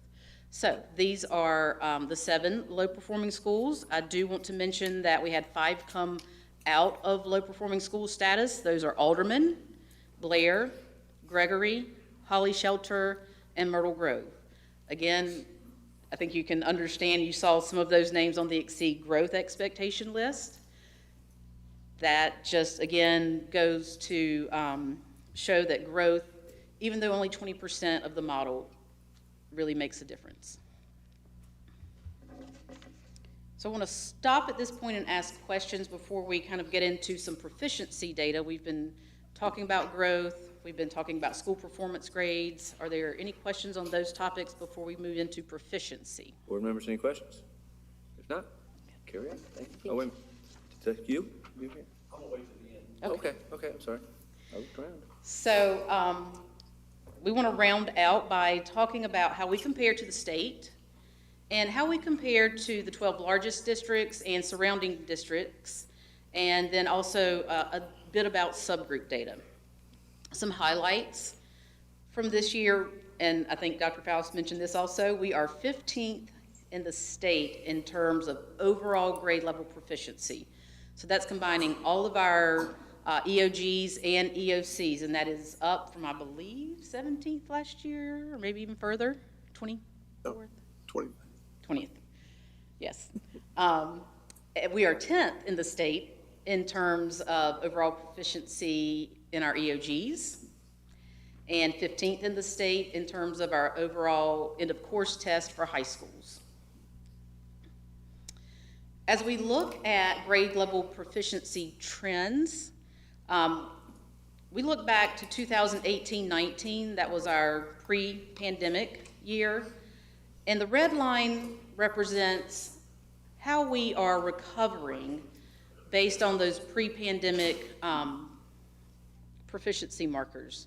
So you can see, you can certainly tell where the dip happened after the pandemic, and we are slowly recovering, and we're recovering at about the same rate as the state. Now we'll see by subject some areas where we have actually exceeded where we were before the pandemic. This is the grades 3 through 8 reading and English 2. One thing to remember about particularly the third graders, last year, the 22-23 third graders, this year's current fourth graders, they were in kindergarten the year of the pandemic. So last year was the first year they had a kind of a normal school year. And so we're seeing that recovery at a slower rate. Also, along with that, we're seeing that teachers in the upper grades are having to teach remedial reading skills, and that's not always what they were trained to do. So we do see that recovery, and we're glad to see that the line for New Hanover County Schools is at a higher rate last year than the state rate, and we expect that to continue. English 2, we're almost back to pre-pandemic levels.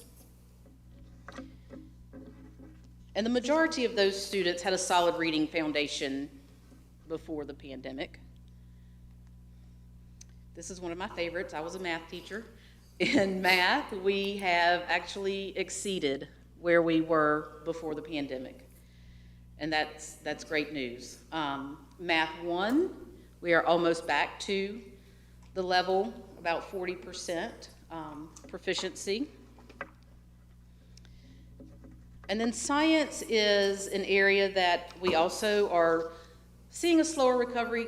Again, that's related very closely to the reading skills, comprehension skills, things like that. And that is definitely an area of focus for our school district, our curriculum instruction team. And then finally, our cohort graduation rate. In 21-22, we had our highest rate ever. And we dipped just a tiny bit last year. Again, the students that were part of the 22-23 cohort were freshmen the year of COVID. And we really heard some unique stories from those students in terms of their experiences. And again, that we do expect to see this recover as we move forward. And then finally, some subgroup information. So accountability data is reported in terms of subgroups, and there are 10 federally reported subgroups. And they're listed there for you, and these are the federal designations. There are additional subgroups that are not reported, and they are primarily ones that Congress and legislature are interested in tracking, such as homeless, military families, migrant, not economically disadvantaged, subgroups like that. But these are the reportable subgroups based on ESSA. It takes a minimum of 30 students in a particular tested area. So, for instance, every student is a part of the all subgroup, and then some students are they're all a part of a second subgroup based on race, and then some are a part of even more subgroups based on if they're students with disabilities, if they're EL, if they are economically disadvantaged. So some students count as many as 5 times in our accountability model, yes. And so that's the importance of knowing your subgroup data. Barbara, who works with me in the testing and accountability office, calls them multiple shirt wearers because they contribute quite a bit to the way that the accountability falls out. Not every school has all 10 subgroups. In fact, no schools in the district have an American Indian or an Asian subgroup. However, the district overall has an Asian subgroup. So that means that at none of our 40 schools that report accountability, there are not 30 Asian students in tested areas, all combined. So if we take a look, yes. Yes, go ahead, Ms. Gravel. So with the influx of our immigrant population here in New Hanover County, where does that fall in as a subgroup, or does it? It doesn't, it's just based on their ethnicity. Okay, but I guess what I was looking at is would they be like probably English learner students for classification? Because some of our schools, some of our migrant families or, immigrant families tend to go to the same school because they go and live next, where their friends live. Yes.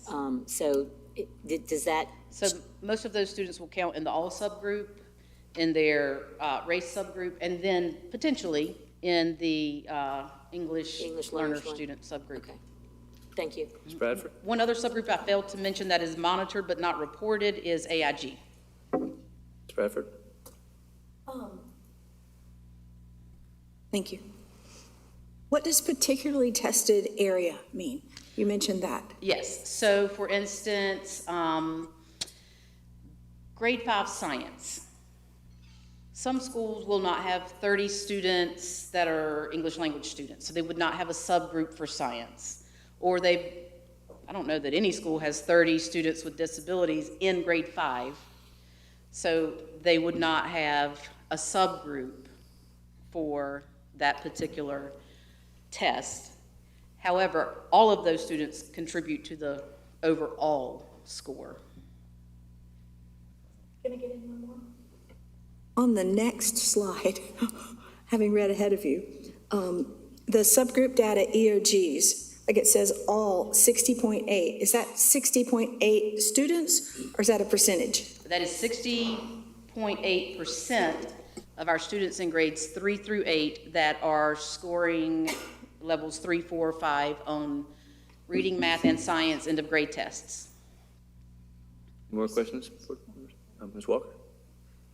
I don't know if you can answer this for me, but I'm looking at this data here, and I'm wondering, how do we reach our students with disabilities better and our Black students? Because it just seems to me like, I've not looked at the data over time, but it's very concerning. And I don't know how you feel. Well, you don't have to tell me how you feel, but I mean, what can we do? Is there anything as a district we can do to help?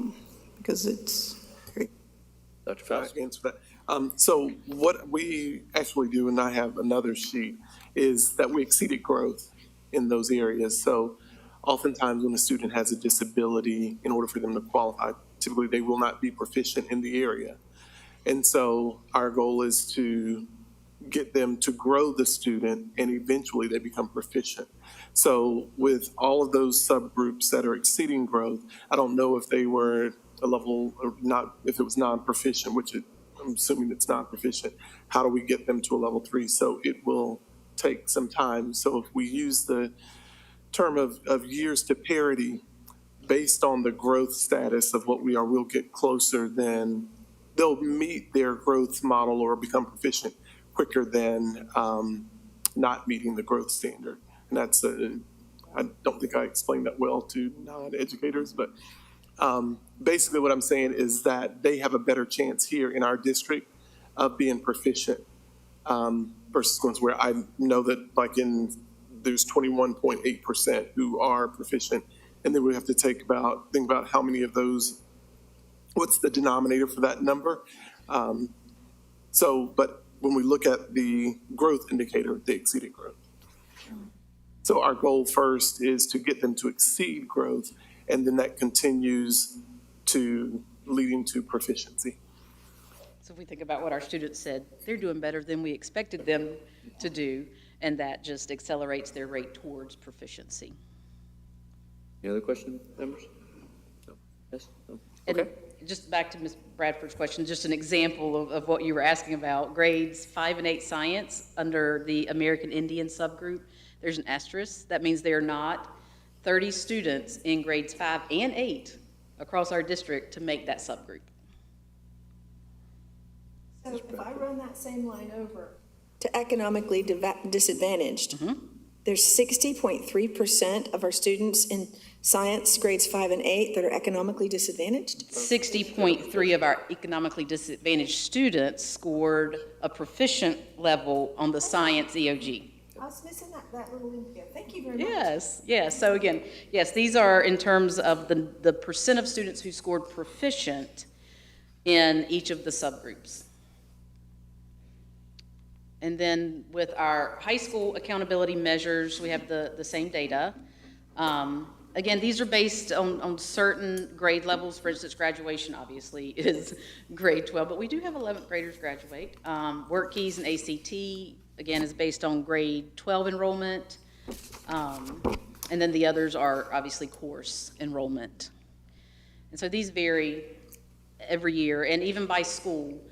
Some years, some schools will have a particular subgroup, some years they won't. And so that's something that we work with them to understand, is to monitor the students and which groups they may impact. They may have 26 students, which would not be a subgroup. They may have 31, which would be a subgroup.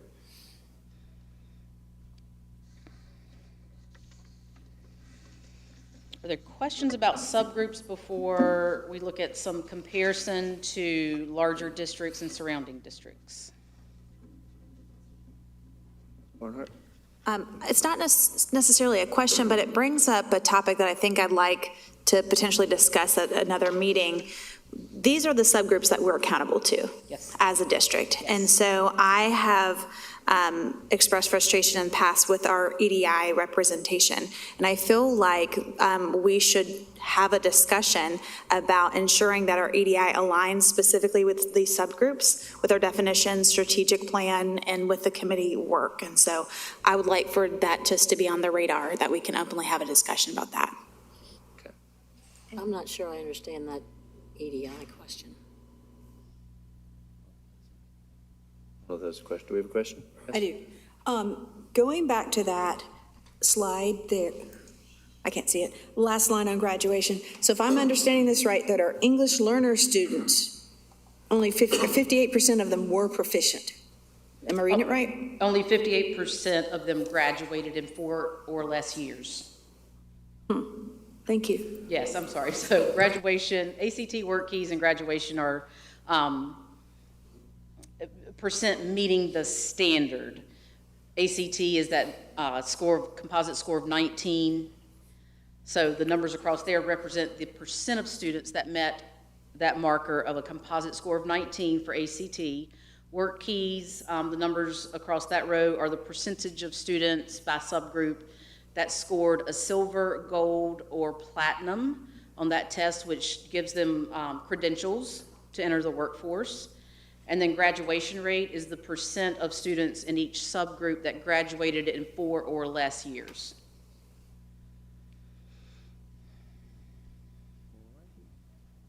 No more. You have a question, sir? Okay, at the end. Okay, if you would carry on, please. And finally, just some comparisons. We like to know how we compare with districts across the state. So one comparison that we always look at are the 12 largest school districts in North Carolina. We are the 12th. And you can see that among those, in terms of the overall proficiency for EOGs and for EOGs, we are third in comparison with some of the large school districts, and again with EOCs and then graduation rate.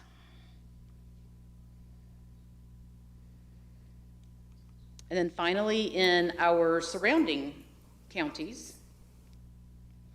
you can see that we perform very well in terms of our EOGs, third in EOCs, and 4th in graduation rate. So that is the information I have to share with you this evening. Again, I'll be glad to answer any additional questions. I'm going to start with Mr. McManus because he had some before. So, Mr. McManus? I got a lot of questions. I'm just not sure I can get them all out. First, absolute applause to our staff, both our central office staff and our teachers who bear so much of the responsibility for the success. But I will agree with the gentleman that spoke tonight that we're already starting off trying to kill them. And that's one thing we need to do, is back off and let teachers teach school. So that's all I'll say about that quickly. When I go to the subgroups, I'm a firm believer that the 3 success theories of any school are, first, your socioeconomics of the school, let's be honest. Number 2, your staff. I don't care how good a principal you are. If you're good, you can't lead a bad staff. If you're a bad principal, a good staff can keep the school alive. And I believe Mr. Wildebohr, and I've discussed that, I hired him, gave him his first job. I'm still having to think about that. He did. Yes, he did. I told one of his students. But I truly believe it's your staff, it is leadership, it's support from the central office, all those things that we do. It's all the new work. The teachers, which I was facing, Dr. Faison, applaud because we've instituted a lot of programs, they've all been helpful. But we still have to consider the staff, their health, because it gets harder and harder. We're lucky. New Hanover County schools, our county is a destination. People are moving in here. I went to a school the other day, which I will not divulge, and I said, what is the average price of a house in your school district? And they said close to over $400,000. Who do you think's moving into that school district?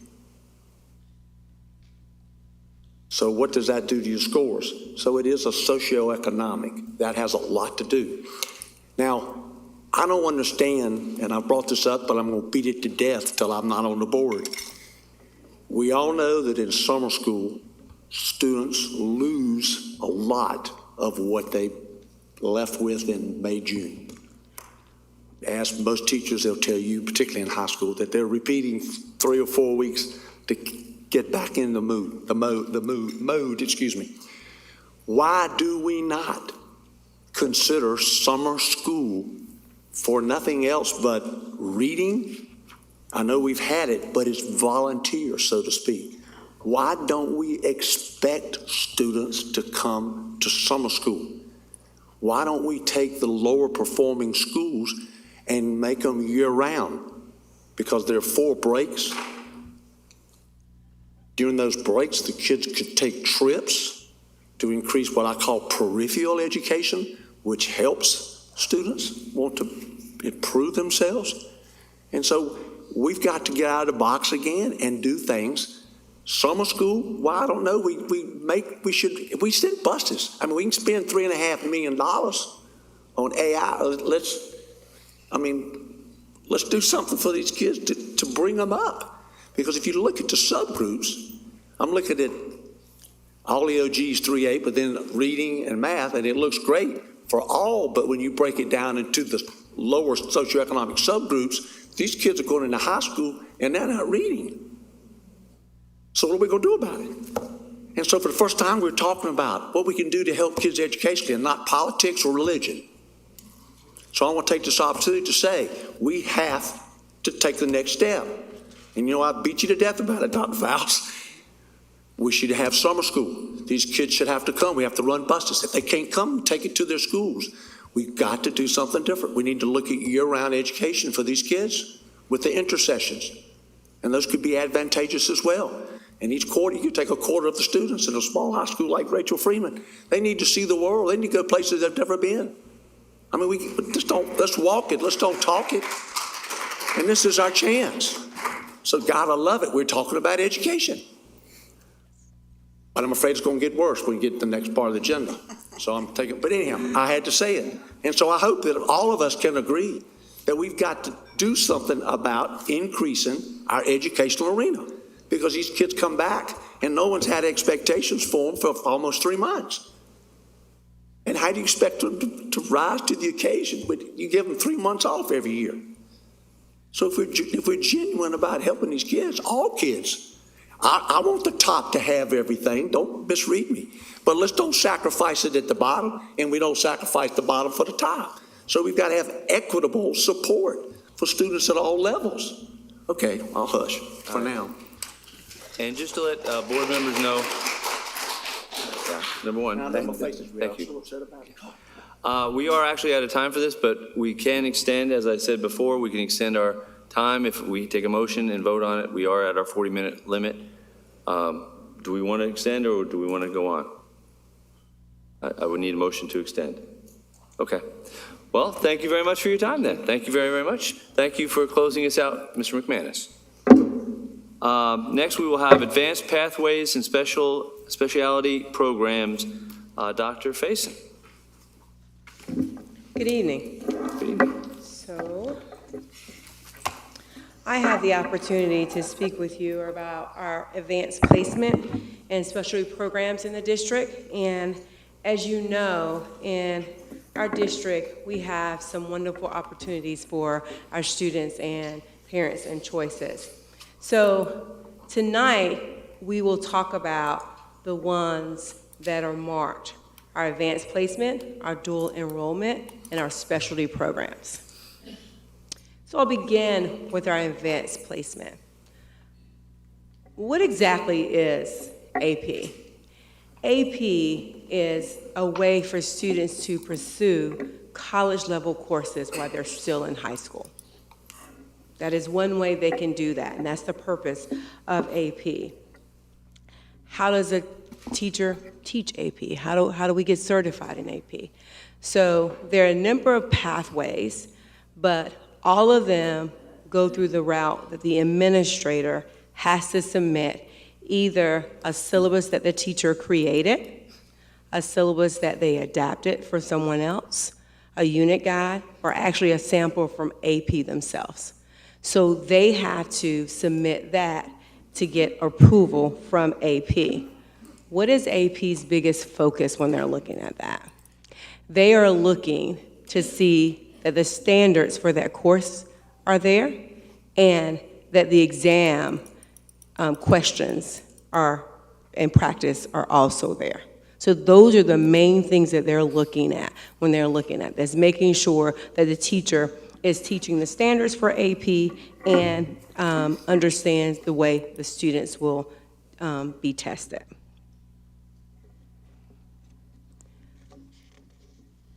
So last year, we realized that we needed to put some things in place to support our teachers. So we did a number of things last year to enhance our AP support, professional development for our teachers. And one of the basic things we did was we actually requested the data from AP for the district level. And it wasn't as easy as you think to get that data because they were actually sending it to the schools. But we thought we have to have this data at the district to be able to support our schools individually and as a district. We also joined the North Carolina Advanced Placement Partnership. And through that partnership, we're getting different resources, and I'll share that with you in just a moment. And you see the district-wide professional development that partnership offers. And we created PLCs for our AP teachers, so our AP teachers can actually talk to each other. Often they're silos. You don't often have two AP calculus teachers. You just don't. So they're often silos, but they can talk to each other about the course and the content, the learning process. So, and then we also do district-wide professional development, PLCs, so they can talk to others at the different schools. We still wanted to make it even more robust. So this year, we actually had a back-to-school professional development session for our AP teachers. We have a colloquium that they will be able to attend with that partnership in October and some regional seminars. And what they have, the AP College Board, what they have done is they're actually using the data from our area to actually determine what the different seminars will be on. So they're going to be looking at that data to determine where they need to hone in. So this will be very beneficial for our teachers. Also, teacher mentorships, because we all can grow and love to collaborate with each other. And another thing that we've done, and it's actually in our strategic plan as well, is we are committed to making sure that when a teacher teaches a new AP course, that they actually receive the training in that course. So that is something that we've committed within that 2 years. And I'll tell you, it speaks a lot for our district. Most of our teachers, this has already been happening. This is a lot for them. This is pretty much the norm for our district. And then, of course, the district-wide PLCs that we've talked about.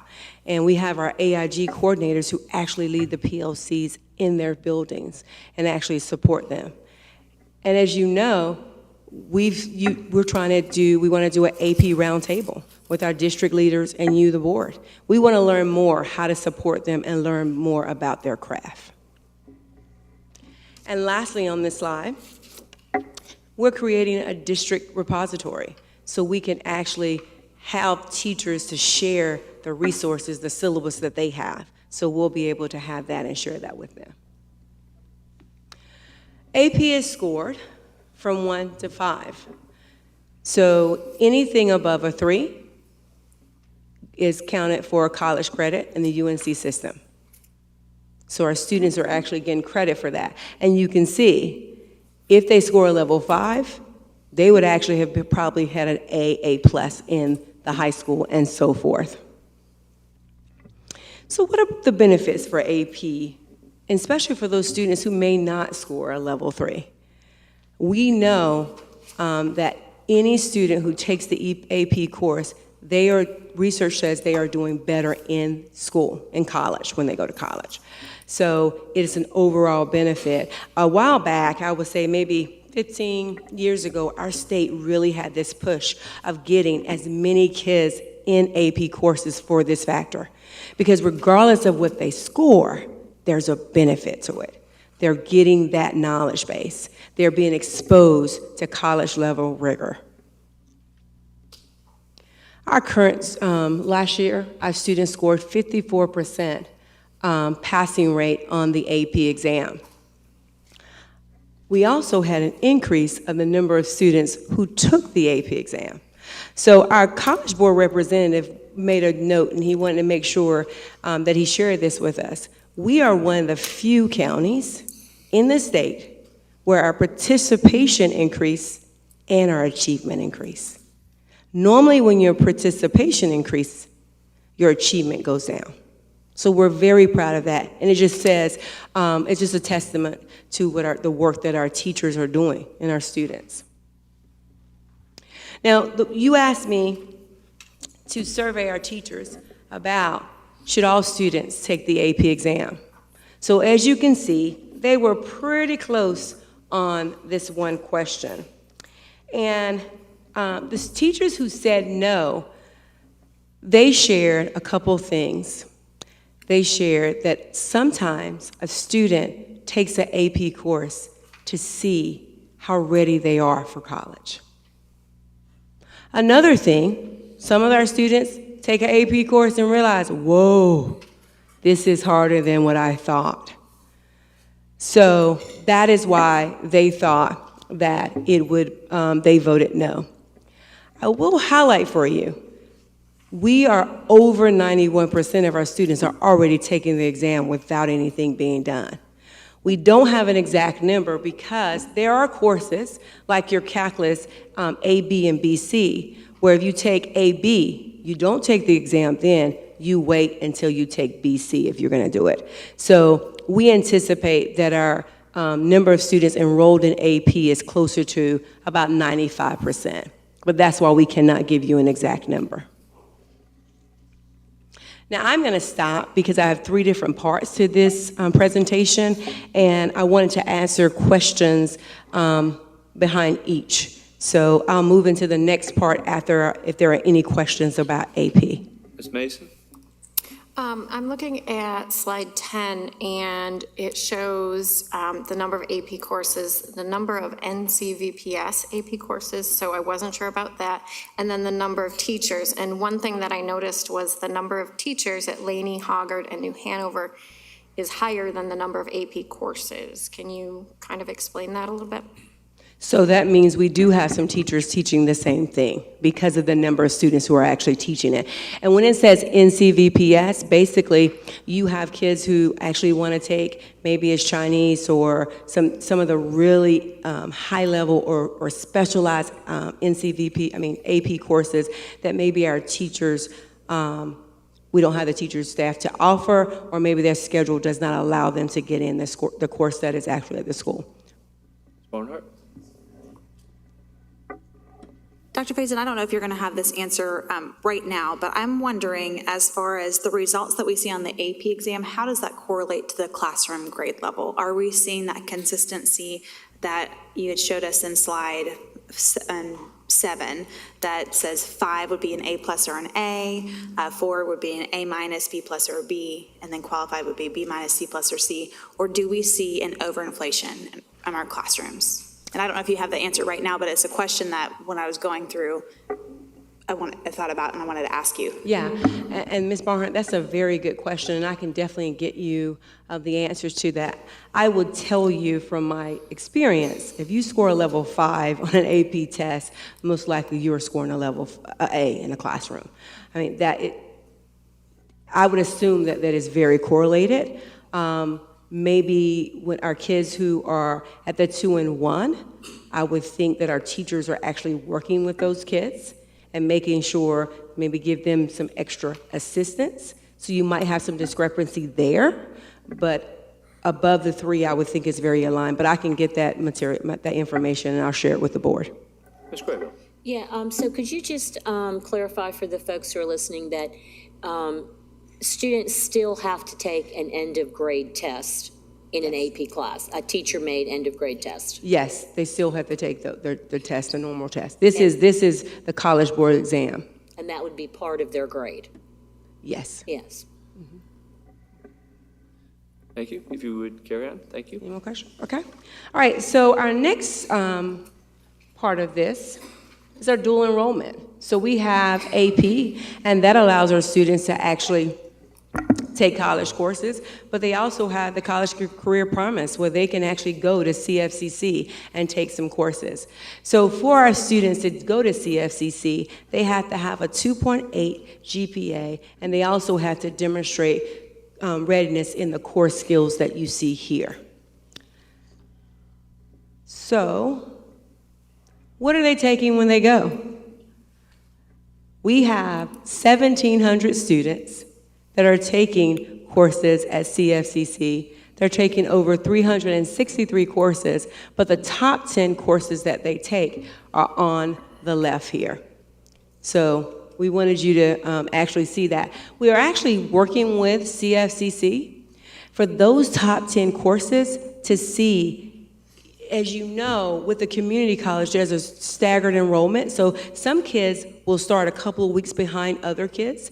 So they are looking at making sure that these top 10 courses are part of that staggered enrollment, so our students will have that choice as well. So if they don't want that overlap, they would not have to have that overlap.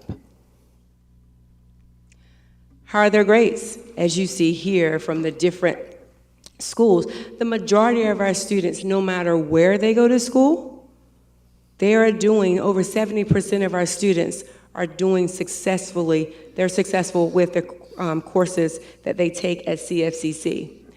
Now, when we look at the district level, we have some students who are not being successful.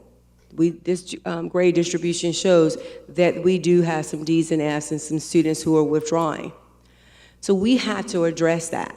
And we realize that one of the main things when a student takes a college course at the university, whether it be CFCC or UNCW, they are beginning their college transcript. That's huge.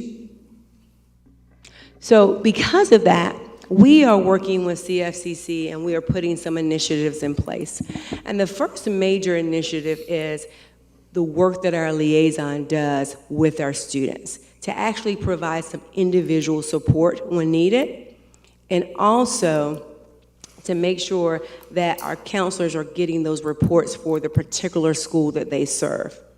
Another thing that we will be doing is if you make a C in a CFC course, we're going to put you on an academic probation or maybe a warning, and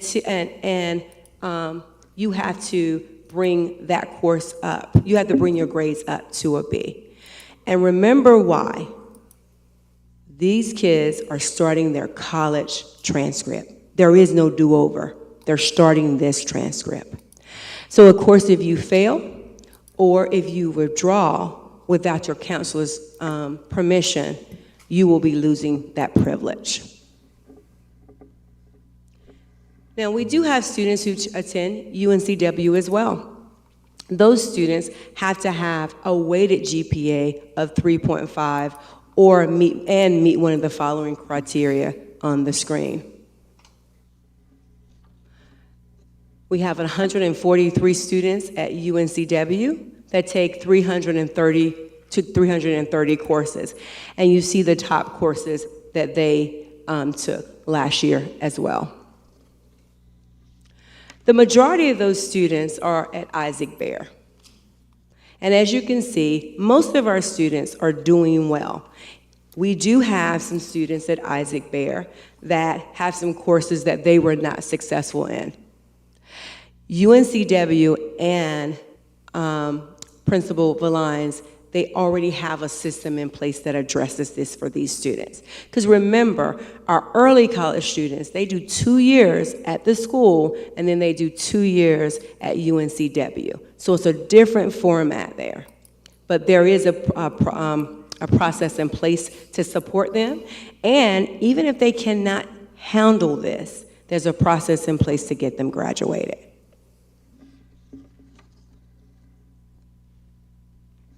Any questions? So a couple questions for you, Dr. Faison. So do we keep any statistics or data about the subgroups that are dual enrolled? And I'm looking specifically for the kids that might not have transportation to classes that they want to take. Currently, I do not have any subgroup data. I can tell you that that is something that at the senior leadership level that we are looking at, is how do we address that, that gap of transportation. So that is something that we are talking with, and actually we're talking with CFCC as well to see if we can partner somehow and both absorb that cost that it will be. So that is something that we're looking into, but I do not have the subgroup data. Ms. Bradford? Dr. Faison, I'm looking at slide 16. And I'm curious, there are no Cs whatsoever across that board. And then on the Ds and F, if I add those two together, it's 19%, 18%, 24%, 39%, 33%, and 23% are making Ds and F. How come nobody has a C? You know, we looked at that. I mean, we looked at that again and again because it's just weird. We couldn't, the only thing that we could think of is that the grading scale that they have, maybe, you know, the 75, it was a lot of 75s, or not, I shouldn't say 75s, a lot of 85s or 95s. Ms. Bradford, we don't have the answer, but we asked that same question, but we looked at this data over and over again. That is what they're receiving. Ms. Mason? As it relates to Ms. Crabill's question regarding transportation, I know that I currently teach an asynchronous class. How many of those are still available to our students for dual enrollment? Because that would solve some of the transportation issues. Yeah, and the thing of it is we are working, we have to get that information from CFCC. Now, we'll tell you that one of the things that we're looking at is actually, how do we get more classes on our campus? Because that would also solve that issue. So, and not only get it on our campus, but we have some dynamic teachers who could also teach those courses, who have their masters. Who's interested in that? And how do we do that? So that is something that we're looking at as well. Dr. Faust? We've also had conversations with the community college about their 7-point scale. Or 8-point, I think it's 8-point scale, which also interferes with our students. So a 90 to 100 is an A on our campus and also at UNCW. However, a 92 to a 100 there. So when we're looking specifically, and that's what we've had really deep conversations about, is the GPA is a difference for the students, which can set kids up again for when you're looking at financial aid and scholarships, where a 90 for us or UNCW would be an A. And when they go there to the community college, if they get a 90, that's a B, so it could knock them out of some running. So they're looking at what they're doing, and they can't do anything this year, but looking at the next year. Also on those terms, as Dr. Faison was talking about, looking and having our teachers, meeting with our teachers who have master's degrees and who have, I think it's 21 credits towards a degree, to see if there's interest, to garner interest with them. Because I will say that oftentimes when high school students go on a college campus, they're sometimes expected to be adults, and they're 16-year-olds or they're 17-year-olds, and they don't understand they're not there. I mean, they may be there academically, but they don't understand that there are only 4 tests, and they're not going to allow you to redo a test. And so if you bomb that test the first time, so sometimes, not saying that we need to give our kids multiple chances, and we understand, as I shared with the community college, we understand we're not asking you to break the rules for our students. But we also have 5,820 students that are taking courses there.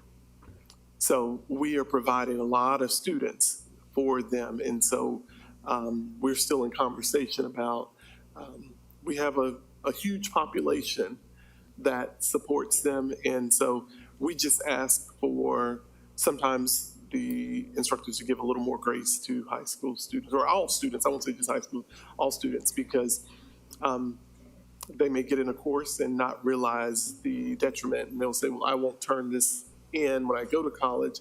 But when it pulls from the system, it pulls that grade. So they have to pull it, and they don't realize it. So there's just some eye-opening things that we want to make sure that parents know and that students know before they actually take a course. We're not trying to discourage them, but we're trying to actually help students understand and help the university know. Yeah, Dr. and let me just say, Ms. Varnum and Ms. Brinson and I have been working on the CFCC MOU, and we are actually putting language in it about the grading scale there, because it really, if our student leaves CFCC and they go and they apply for NC State and they leave, they go to another community college across the state, and the grades are the same, both have a 90, one's gonna be an A and one's gonna be a B, and our students are not gonna have the A. So that we're really having that conversation.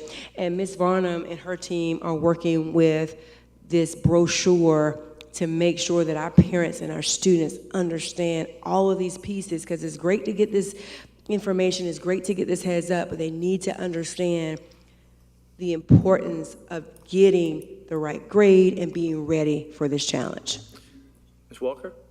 I have like a double question. First of all, do Ds give them credit for the course?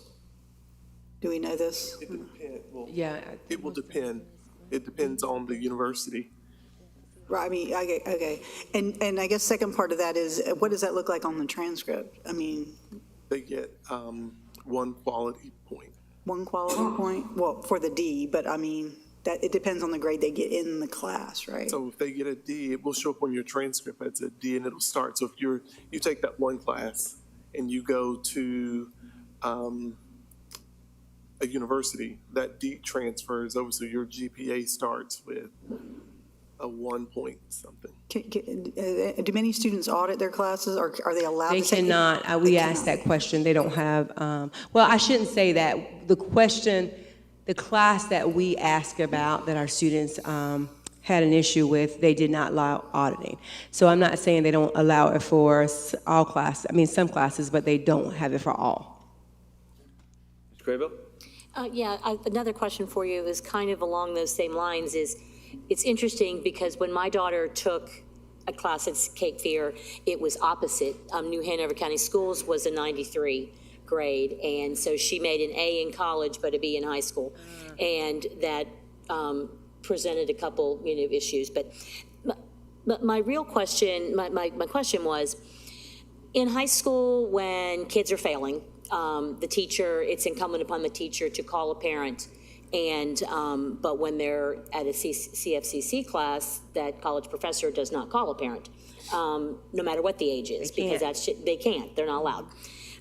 So Dr. Faust sort of started to talk about it, but what fail-safes do we have, if any, other than our school liaisons, following every kid? Because there's nothing worse than one of our kids being kicked out of a class, which I had heard happened, without us knowing about it because it didn't meet CFCC standards.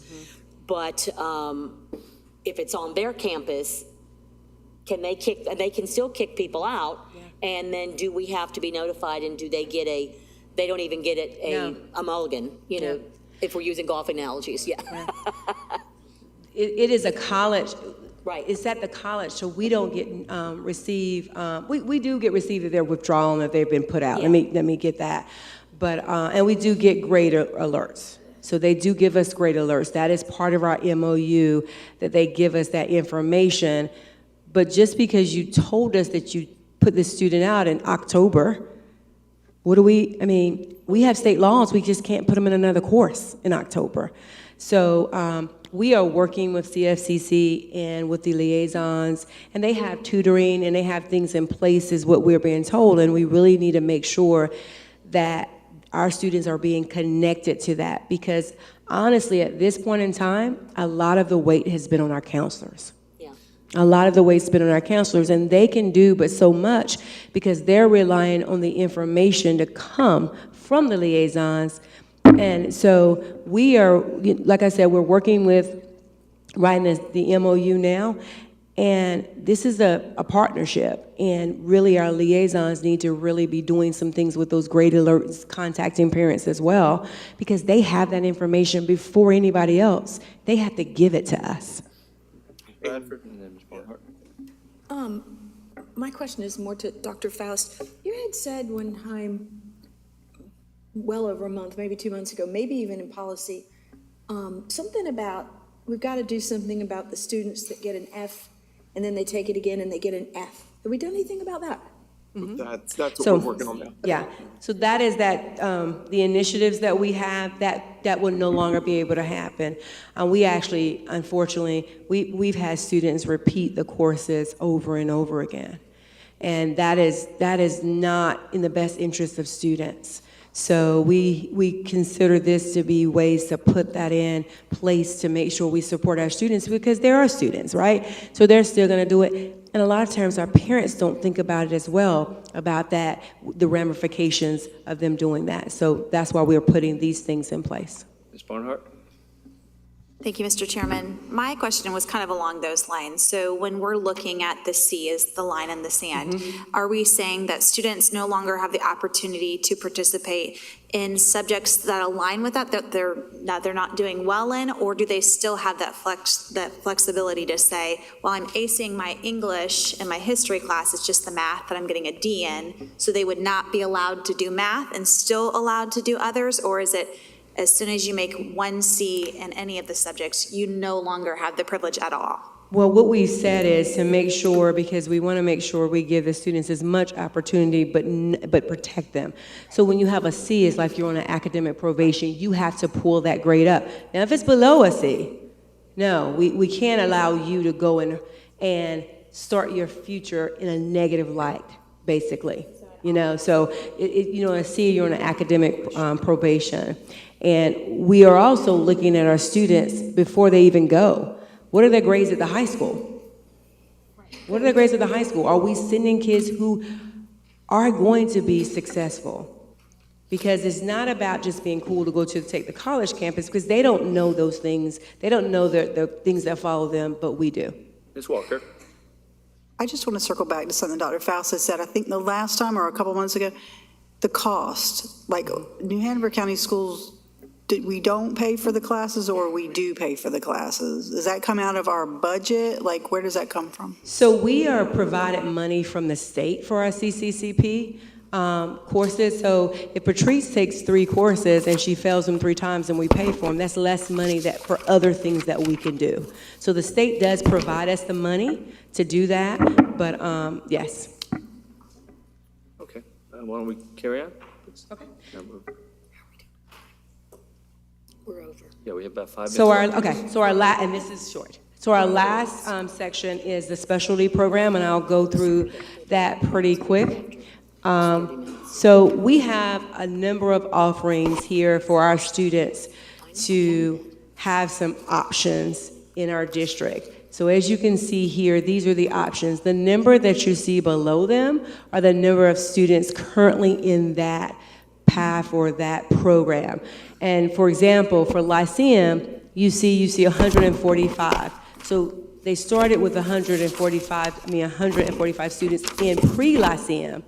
But when we get there, we see we see some matriculation when students do not continue in the program. So that's what you're seeing for the pre-IB and the pre-Lyceum. And the elementary, those are just the students basically enrolled in those schools.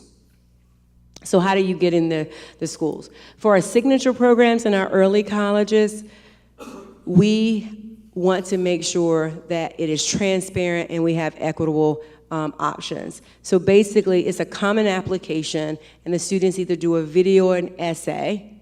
Each school makes a decision, but they're scored on a rubric at the district level.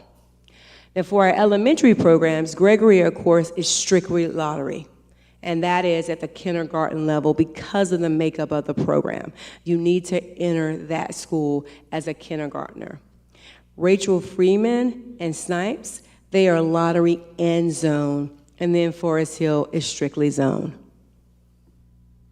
So here what you have is the number of students at the 9th grade.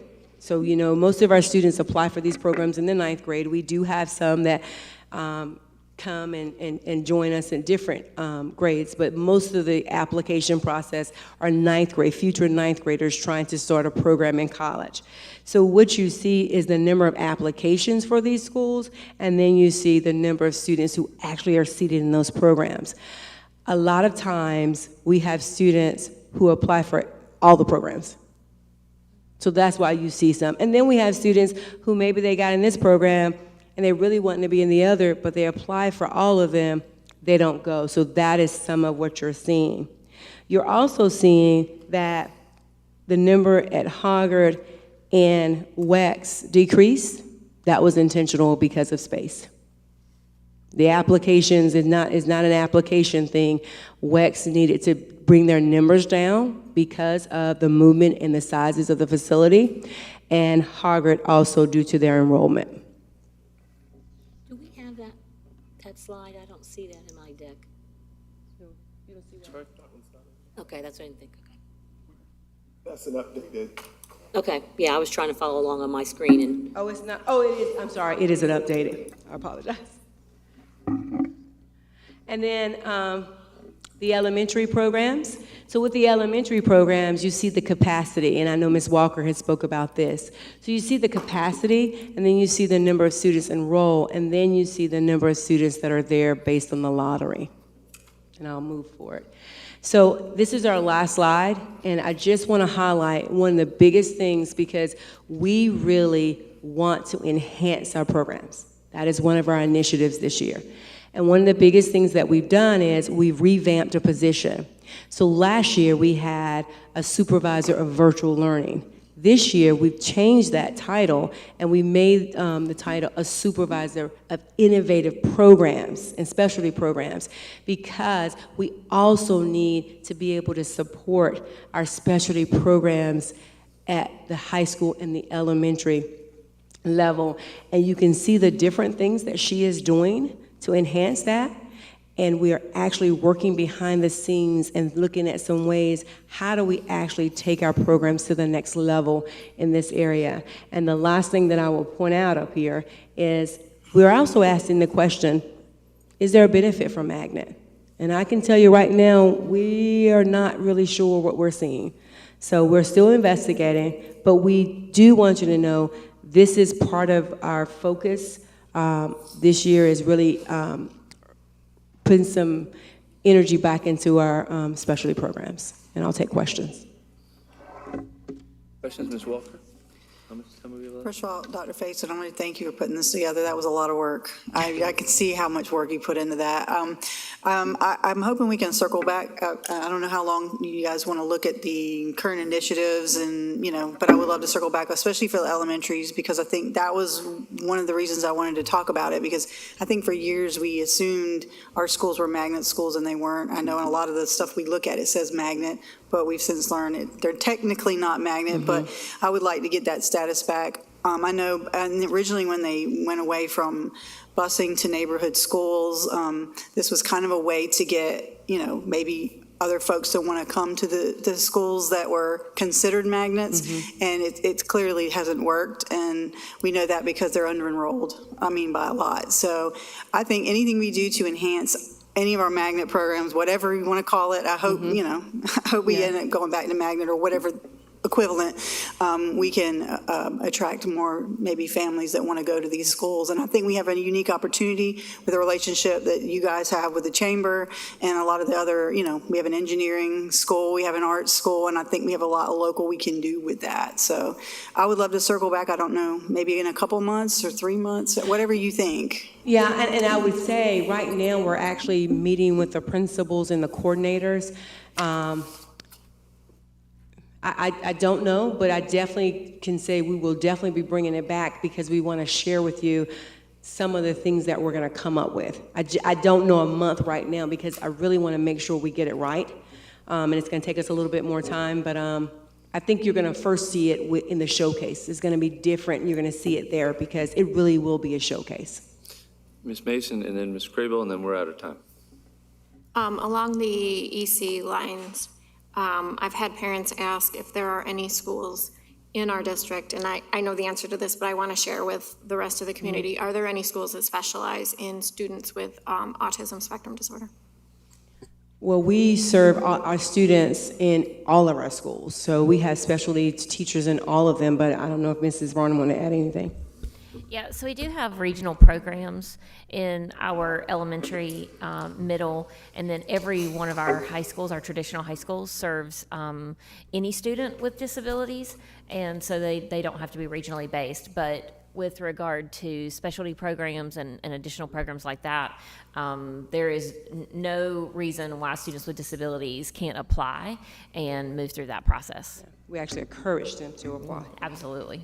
Ms. Graybill? Yeah, I've got two questions for you. So I was looking at the Laney designation, and it says STEM. When did we change that from allied health? Because it was kind of STEM, allied health focus. So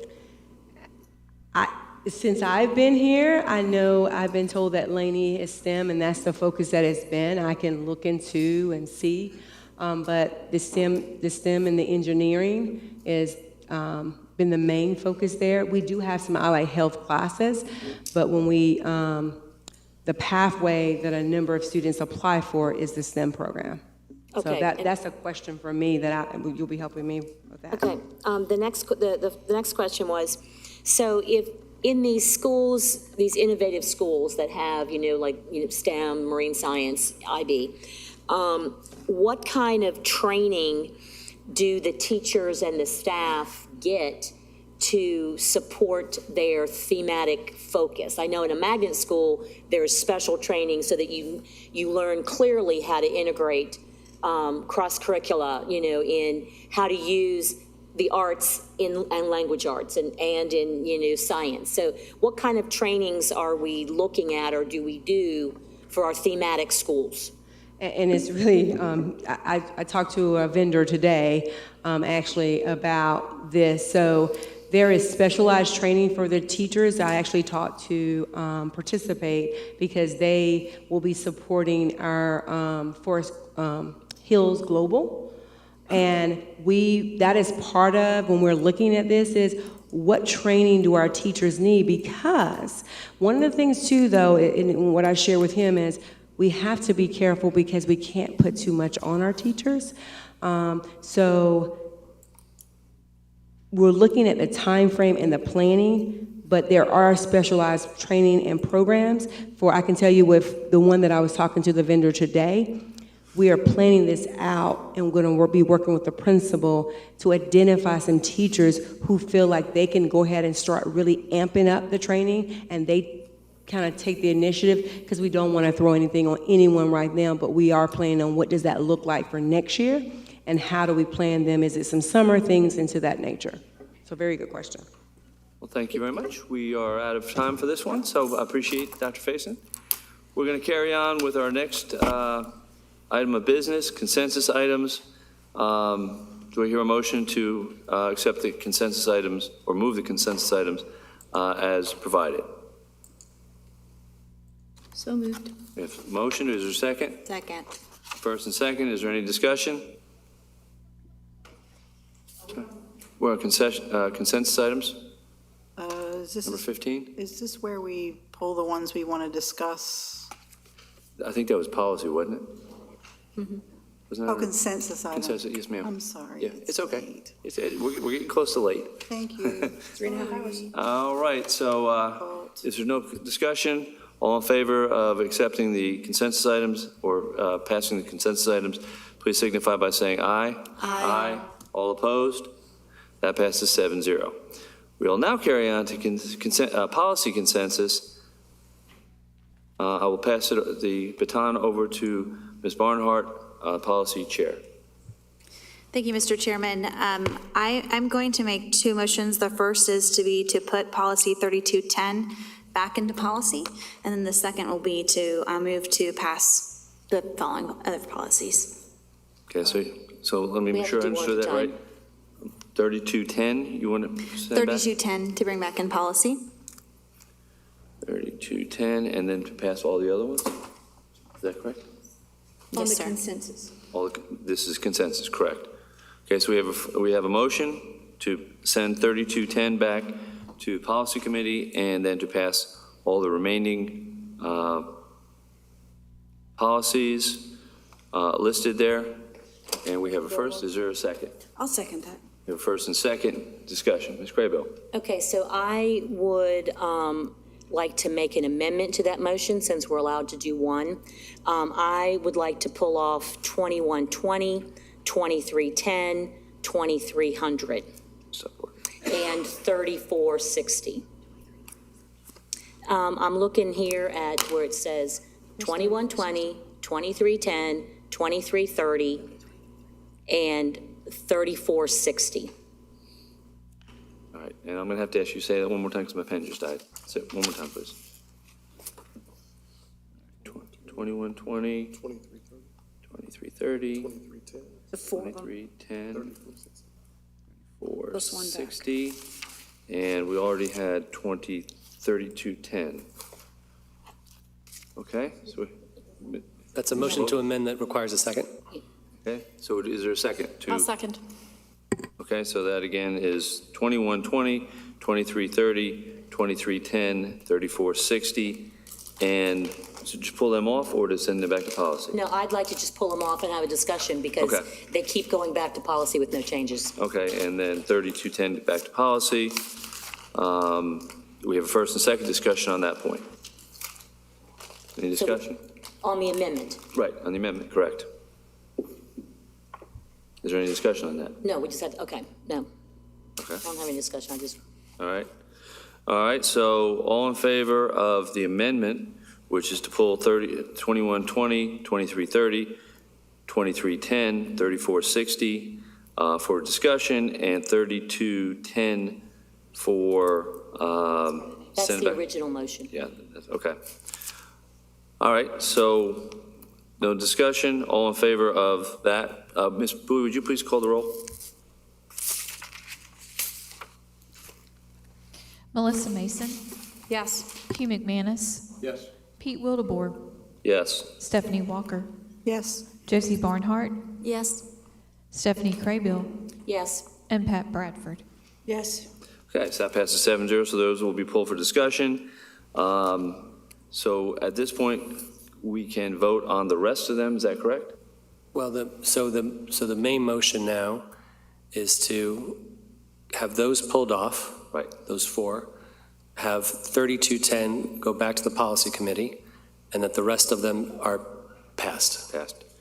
On the consensus. Right, so again, everything except for 2120, 2330, 2310, 3460, which would all be discussed, and 3210, which would be moved back to policy. All the remaining policies, we have a first and second. All in favor, please signify of passing them. Please signify by saying aye. Aye. Aye. All opposed? Passes 7-0. So why don't we take one at a time? 2120, which is the Code of Ethics for School Board Members. Ms. Craybill, that was your motion? Yeah, I'll go ahead and go first on that. So I was not at the policy committee meeting, and I apologize, I was on vacation. But I did watch it, and I did provide comments to the committee chair before the meeting. And I just am having a real hard time with the whole board decided at the meeting that we would send it back to policy we wanted them to take out the last paragraph, a board member's willful failure to discharge duties may result in criminal charges. And the members of the policy committee who heard that did not even discuss that at all. And then the other one that we had asked them to look at was taking out the word subcommittees, and that wasn't taken out either. So those are two of the main ones that this board gave that direction to the policy committee, and it wasn't discussed. So the other comments that I have on that one is I am not above accountability, and I am all for that. I am not for accountability in where we are basically threatening each other on who can say what, who can talk about their political motives or their religious motives. We're going to talk about that a little bit later in the legal services, but politicalness, is that's one of the letters that we're talking about we are not supposed to be doing, partisan issues, and yet, we are. So I think that we should just leave it like it was. There's no need to be doing any of this. And I want to kind of just go back into the Robert's Rules training that several of us attended. And one of the things that the trainer said, that Robert's Rules is supposed to be there to protect the voice of the minority, and Robert's Rules is not supposed to be used in an intimidating way. And so I'm just real concerned that we continue to want to have a checklist to get people, and this happens to be the checklist to get fellow board members. Thank you. Ms. Mason? I did a little digging to see if we have any of this information in any of the rest of our policy manual, and I found 2210 talks about duties of officers, policy 2660 talks about board appointments, policy 2116 talks about removal from office, and we actually do have a policy that talks about Robert's Rules of Order.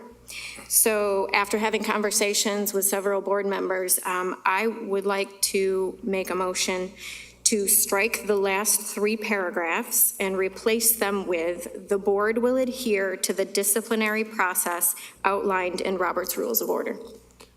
So just to make sure I'm understanding, you're talking about the red section on page 3 of 4. Is that correct, ma'am?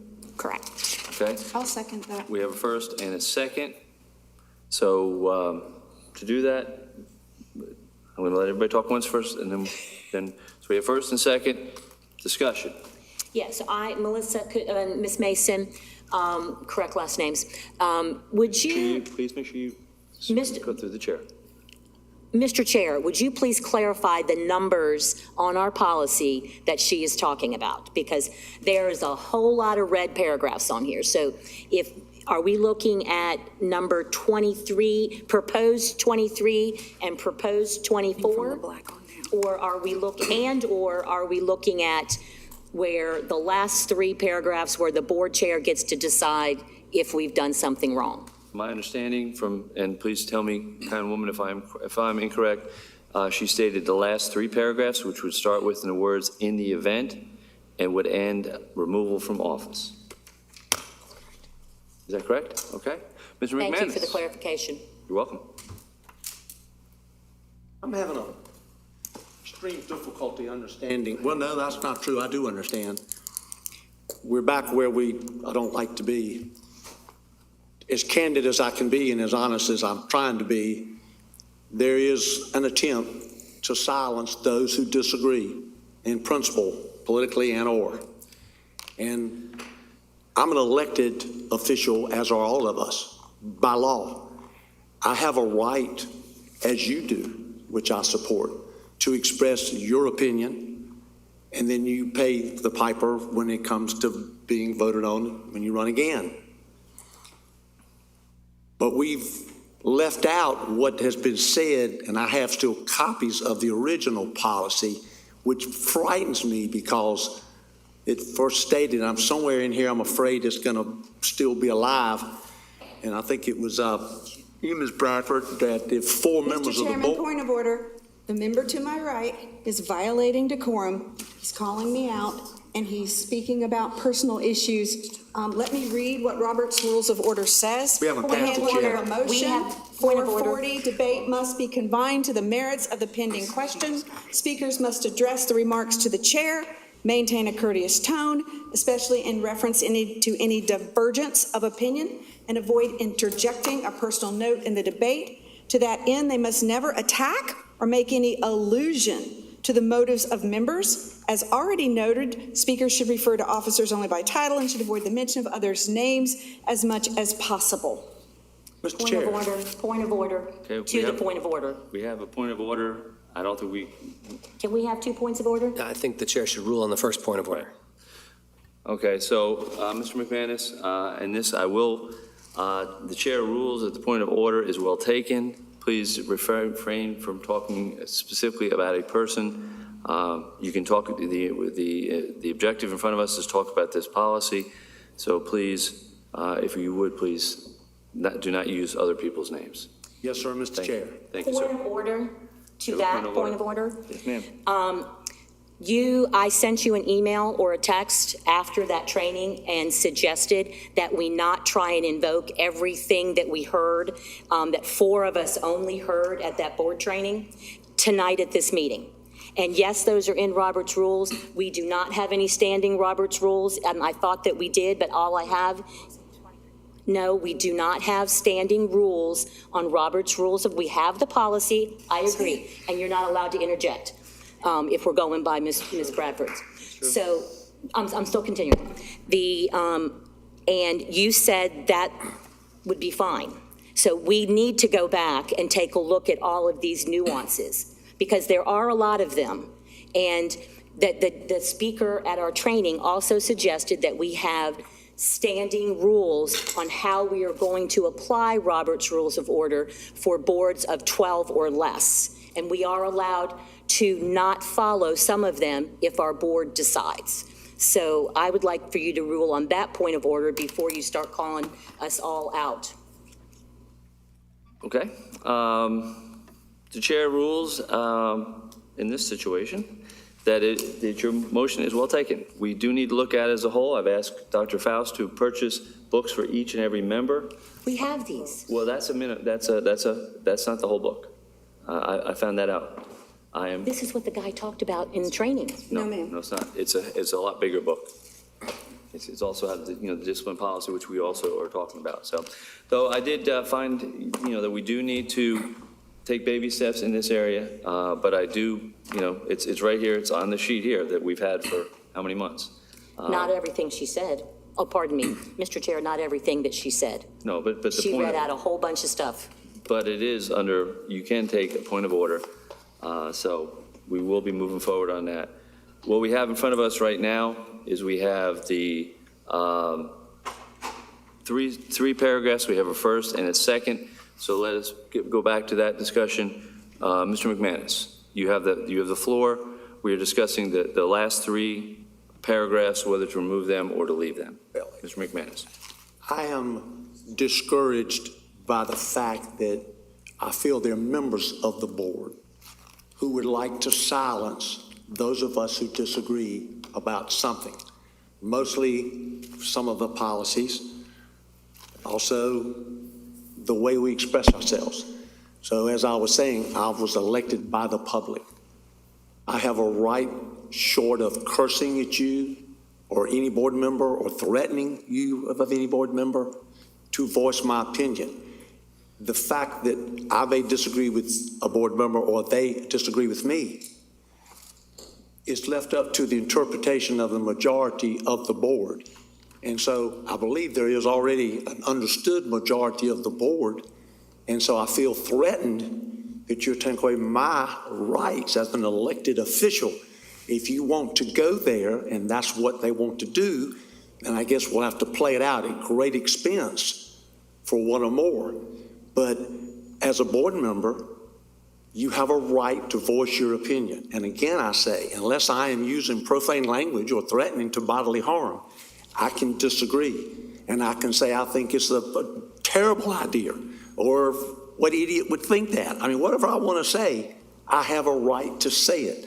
And I fear that this policy is going to feed the monster that threatens our ability to express our feelings, support, or lack of.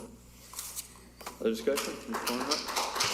Mr. Chairman, when looking over this policy, and I had spoken to a few others after that training with Robert's Rules, there is disciplinary procedures outlined in Robert's Rules. So with the replacement that is being suggested and potentially being considered, this board would adhere to those. And some of that is losing speaking privileges in the event that you are going to intentionally disparage board members' motives and things like that. And so I think that if this change is what we vote on, then I think that as a board, it would behoove us to look over that training, to understand that there are limits within Robert's rules of allowing to speak your mind without doing it to antagonize another fellow board member, because I agree, we need to hear from everyone in a way that's going to be respectful. So with that, I just want to bring that to the attention. That is part of the consideration here with the reassertion of taking those paragraphs out. Applying Robert's rules does still allow for disciplinary measures. And Ms. Walker, if I could, I have a quick question to ask him, and then I will let you speak after that.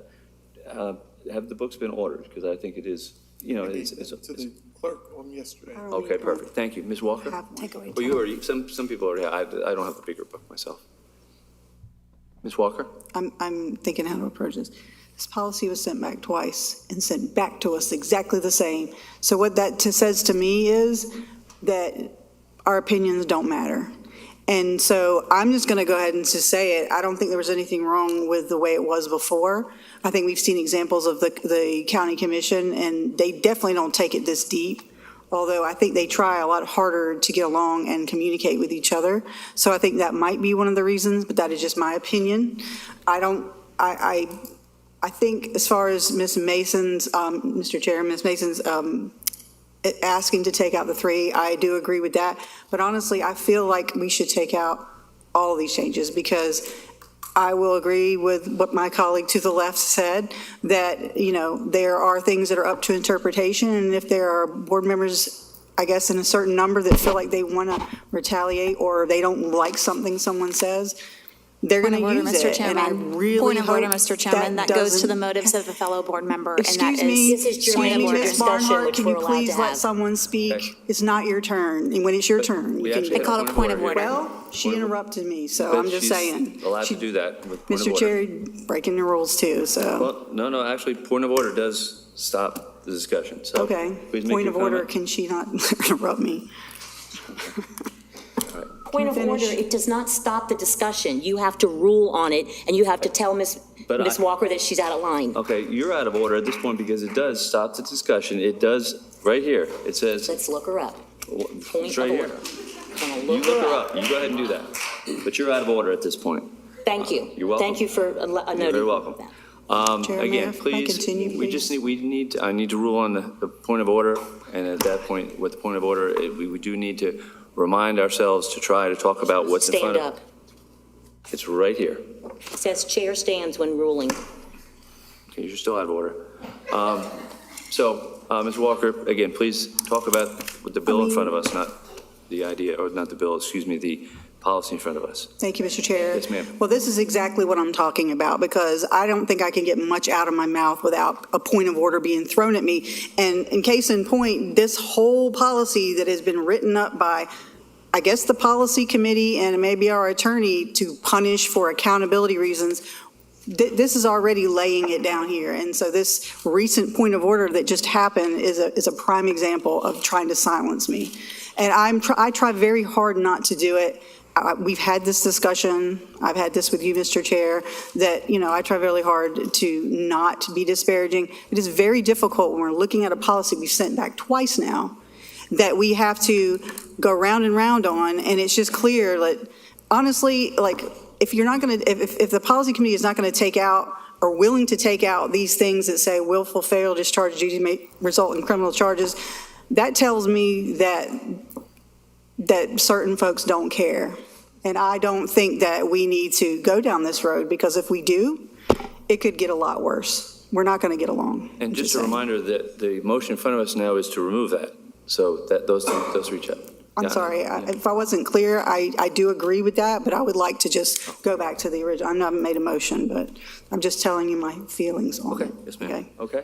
Ms. Graybill. Mr. Chair, I would like to address Ms. Walker's, go back to the beginning. Some of these changes were from the NCSBA, so they do have to be included. And for points of clarity, I would like to show you that it is letter B, number 5. Okay. Those were in there from NCSBA, so we do have to leave those. And number 17 about not hiring employees that benefit us. So those the conflict of interest. So those do have to be in. But 23 and 24 were added by either Ms. Barnhart as chair or Ms. Bradford as a member. They just showed up. So, but also to that point is we can take out those last paragraphs and do what Ms. Mason had said, but I think we will find when we all read the big thick book and we look at the recording from the training was that we are allowed to adopt Robert's Rules of Order to fit our board. So I was hoping that Ms. Mason might want to amend her motion to say and follow Robert's Rules of Order with our, and develop standing rules for how we're going to follow Robert's Rules of Order. Because there are a lot of them in there that aren't specific to boards of 12 or less. Ms. Mason? Mr. Chair, just to speak to that point, I wouldn't want to put that necessarily in policy because I believe that's more of a procedural thing. And if that's something that we would like to do as a procedural thing, I think that that's something we should set up a work session to do. But I don't want to add any of that additional setting up those parameters in this policy. Okay. So we now have a motion and a second to adopt this policy with striking the last last three, I'll say it properly, last three paragraphs. And Ms. Mason, would you repeat what you said? I did not have an opportunity to write that down, as far as what you'd like to add in place. Replace it with, the board will adhere to the disciplinary process outlined in Robert's Rules of Order. Okay? And I'd like to make it, Mr. Chair? Yes. Make an amendment to that motion and also to strike number 23 and 24. Okay, there's a amend, and we're allowed to do one more amendment, so that's it right there? Yeah, that's it. Is there a second? I will second that. Okay, we have first. Yes, sir. Mr. Chair. Yes, sir. So what we're asking is to delete what we agree on, and also that approves the policy automatically? Or Well, if we have to we are go back and voting vote. to delete these and then come back to the, Yes, okay, we'll yes, make sir. sure I understood. Yes, sir. Good question. All right, so we have, let's see, that was Craybill. We did that motion with a second from Ms. Walker. Very good. All right, so the amendment, is there discussion on the amendment, which is to strike additionally numbers 23 and 24? Well, we got a first and second. We just didn't know if there's any discussion. All right, so we'll vote on that amendment, then we'll vote on the amendment from Ms. Mason, and then we'll vote on the main motion, excuse me, I apologize. Ms. Bowie, would you please call the roll? This is, again, just to be totally clear on Ms. Craybill's second amendment, which is to strike, not chapters, but numbers 23 and 24. Ms. Mason, Yes.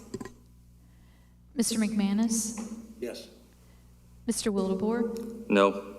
Ms. Walker, Yes. Ms. Barnhart, No. Ms. Craybill, Yes. and Ms. Bradford. No. So that amendment passes 4-3. So that numbers 23 and 24 will be struck, will be taken out. Better way to say it at this time of night. All right, so now we have the motion in front of us to strike, we've already struck out 23 and 24, but then to strike out the last three paragraphs and to replace them with the wording that Ms. Mason has discussed. Mr. Chair, this would include the whole thing, including the strike 23, 24, and strike the last three paragraphs and replace the last three paragraphs with that sentence that Ms. Mason read. Okay. It's the whole thing. Okay. Ms. Bowie, again, would you please call the roll? Ms. Mason, Yes. Mr. McManus, Yes. Mr. Wildebohr, Yes. Ms. Walker, Yes. Ms. Barnhart, Yes. Ms. Craybill, Yes. and Ms. Bradford. Yes. So that passes 7-0. We have now, I am correct, we do not have to go back and vote on this one again, correct? You have to vote on it, right? Vote on the policy itself. I think- Ms. Mason's, I don't think Ms. Mason's was an amendment. I think it was a motion. So I think we're all set. Okay, very good. All right, so that passes with, as amended. Getting back into here. Where did I write it down? Here it is. Next, we have 2330, 2333, 32330. Ms. Crable, you also requested to pull this off. Yes, so I, again, this was talked about at the agenda, at the policy committee meeting, which I was not at. And one of the comments made by one of the board members said that we're recommending these changes so that they can adhere to the ad hoc committee's recommendation, which has not been approved. So I take offense to that. But I also want to call the attention to letter A, suggested guidance to take the place of template, not a big deal. One thing that is kind of being snuck in there is moving the time frame to place an item on the agenda from 2 meetings to 4, which essentially sends us out a whole quarter if the majority of the board does not want to hear a topic. And then the other thing that would show up in here, and they want to take out correspondence as a item that we put on. And we did here at the agenda review is because we don't get mail anymore, so we can't have correspondence, but we do get emails.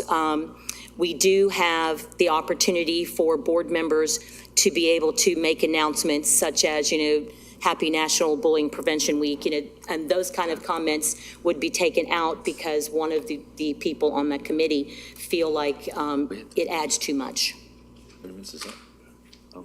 time. Okay, just to let you know, we are at 25 minutes at this point on this discussion. So are you making a motion there, ma'am? Yes, I'm making a motion to strike the proposed change of removing correspondence and strike the proposed change of going from 2 to 4 meetings. Okay. Is there a second? Yeah, second. Okay, we have a motion and a second. Motion from Ms. Craybill, second from Walker.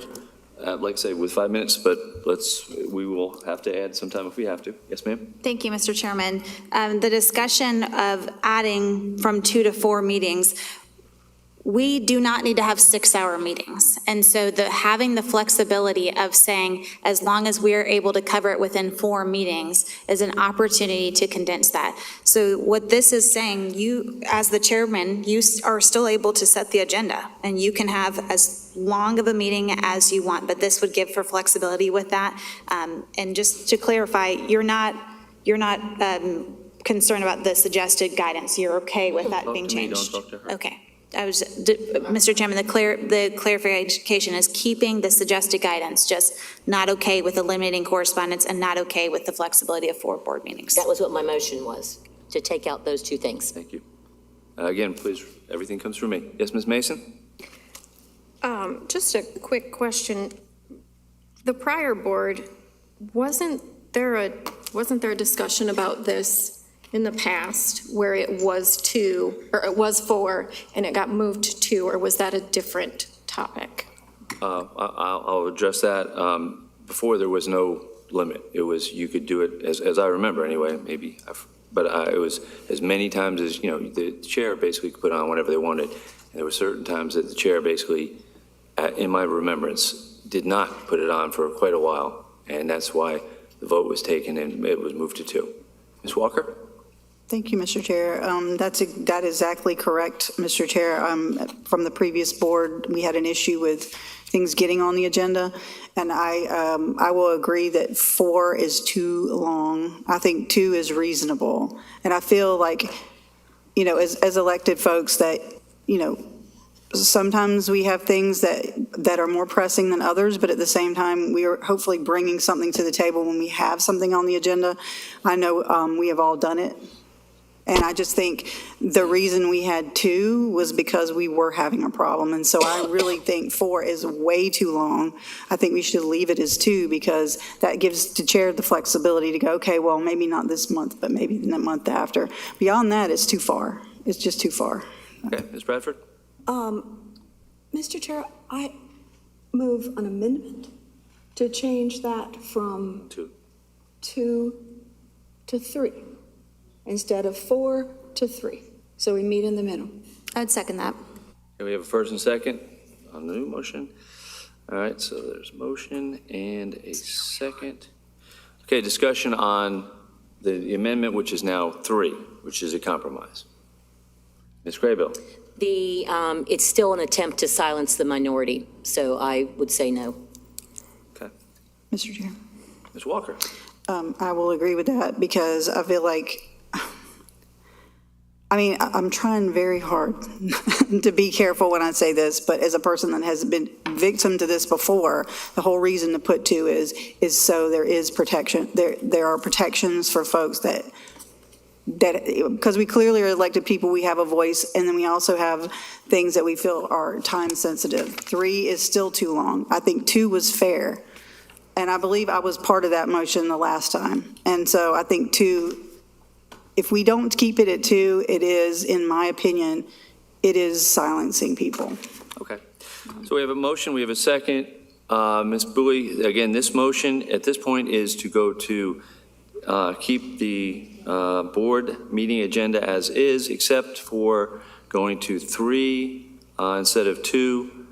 Ms. Bowie, would you please, for having the chairperson adding them on, Ms. Bowie, please call the roll. Ms. Mason? No. Mr. McManus? No. Mr. Wildebohr? Yes. Ms. Walker? No. Ms. Barnhart? Yes. Ms. Craybill? No. And Ms. Bradford? Yes. That's defeated 4-3. So we're back to the main motion, the motion that Ms. Craybill brought forth, which was to go back to 2 and to reinsert correspondence. Is that correct? Yes. Okay. Ms. Bowie, I'm sorry? Okay, we are past the time, so let's take the vote on this, and then we will discuss whether we want to put the rest on for next month, or if we want to keep going.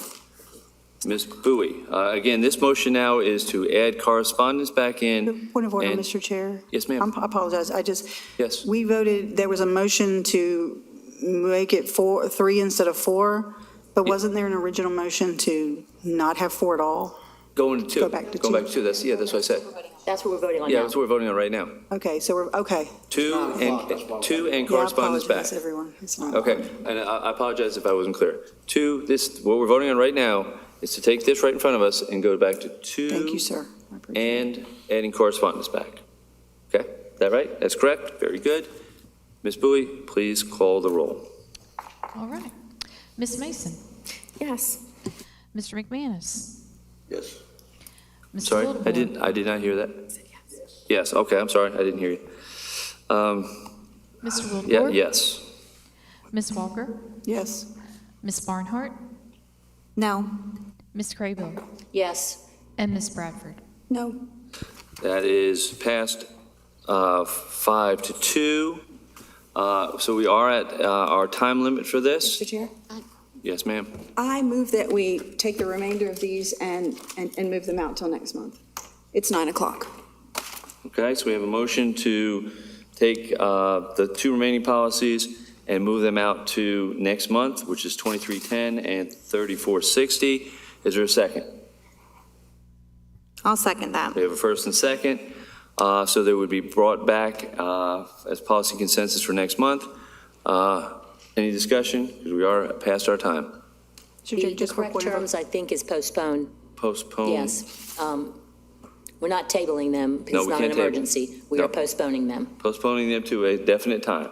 That's exactly I correct. just wanted clarification on which ones we were postponing. that's Again, all. we voted on the first 2, so the Right. other 2 is 2310, Okay. 3460. Okay. We've already passed everything else. Okay. All in favor, signify, so again, to put postpone, no, not to postpone, to move, to postpone, yeah, I was right, postpone to a definite time, which will be next month. All in favor, please signify by saying aye. Aye. All opposed? They are postponed till next month. They'll be taken up at that time. Policies for first reading, Ms. Barnhart. So there are 2 policies for the board to consider for first reading, the fraternization policy and then 7205 is standards of professional conduct. Okay? Do you have a motion? It's my understanding that Oh, it's unless first, the board. first, okay. yes, first, I'm sorry, what am I Unless the thinking? board has some. Okay, yes, Ms. Craybill? So before we vote on this as a second reading, I would like to make sure that we give the fraternization policy 6081, the proposed fraternization policy, its correct number in the 7000 series. Okay. Yes, ma'am. And I can speak to that, Mr. Chairman. I had reached out to NCSBA, so there was a couple options that she had given me to consider, and we'll consider that in policy, the relabeling of that, because that was taken from agenda review. Okay. But I don't think this needs to go back to policy for that. We just need to change the number. It's just a semantic, correct? Mr. Wildebohr? I really don't think it needs to go back to policy. I think we can discuss it and, and look why, Mr. Vogel, do you have any insight on that? The suggestion was to just change the number so that it goes in the correct series. I agree that it would go in the 7000 series and that it doesn't have to go back to the policy committee for the board to make that very minor. Very good. What number would you suggest? Oh, you just want to why don't you want to get back to her? Mr. Chair, I would just suggest that Ms. Barnhart continues her conversations with the NCSBA, and they will give us a number, and we put it in, and then she just brings it forth next month with the correct number. That's all I'm asking. Very good. Any objections to that? If not, we'll carry on with our policies for second reading. Ms. Barnhart. Policy, excuse me, not policies. There are two to consider, so I'm toggling back and forth. For policies for second reading, there are two to consider, or just one. My apologies, I had left off the 5008, and so at the agenda review, I said I would bring that back to the board for second reading in November. So then the policy to consider is the invocations, and Point of order, we skipped the discussion on 7205.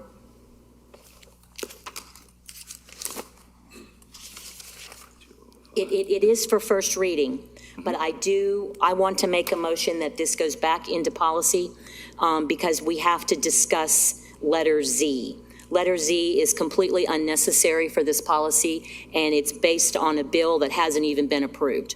So I would like to make a motion that we send policy 7205 back to policy committee. Okay, we have a motion from Ms. Craybill. Is there a second? Well, initially, Mr. Chair, she made a point of order that you had moved on without discussing it, so maybe you should rule on her point of order. All right. I do find that your point of order is well taken, so we will go back and discuss it. Thank you, Mr. Chair. You're welcome. And you're making a motion now to send 7205 standards of professional conduct back to policy committee. Is there a second? There's a second. From Walker? Ms. Walker will second. All right, discussion? Oh, no, I'm done discussing. I just think we need to have a more thorough conversation about that and give board members the opportunity to make official comments before we move on to the second reading in November, because this is a big one. It's a compilation of policies that we already have, which I'm not opposed to, putting them all in one place, but I am opposed, I think I'm opposed, and I think the rest of the board who was not sitting in on that policy committee meeting needs to take a closer look. Okay. So we have a motion and a second. If there's no other discussion, Ms. Bowie, would you please call the roll? Mr. Chair, just to be clear, this is a motion to refer policy 7205 back to the policy committee. That is correct. Yes, sir. All right. Ms. Mason? Yes. Mr. McManus? Yes. Mr. Wildebohr? No. Ms. Walker? Yes. Ms. Barnhart? Yes. Ms. Craybill? Yes. And Ms. Bradford? No. It will be put back to policy committee on a 5-2 vote. Thank you for catching that, Ms. Craybill. We will carry on with our policies for, our policy, once again, I am corrected, policy for second reading. Ms. Barnhart. Thank you, Mr. Chairman. This policy, the reason when we were looking into creating this policy, I wanted to bring forth before the board what the laws were.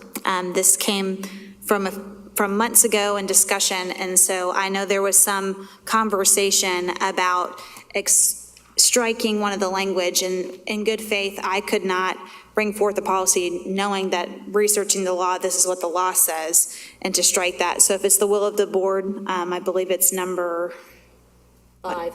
Number 5, and is it B? Yes. B as Okay, in number boy. 5 and B. So if that's the will of the board to strike that and pass it, then that's it. But I could not in good faith bring a policy knowing that we were not abiding by the law, which was the whole point of creating this policy. So that's why it's brought forth the way it is. Okay. We need to, at this point, we need to have a motion before we can discuss, so. I will make a motion that, Very well. Yes, ma'am. that we strike B number 5 from the policy, and that we add in a legal reference Lund versus Rowan from the Fourth Circuit, which says that county commission, one of the things it says is that county commissioners will not give invocations from the dais. And so that was my reasoning for adding that in. Okay, so we have a motion. Lund versus Rowan, I brought that up at the last meeting. So we have a motion to strike B5 and to add, I'm sorry, say that again? Add the Lund versus Lund. Rowan case from the Fourth Circuit. Mr. Vogel knows what that is and could easily insert that for us. Okay.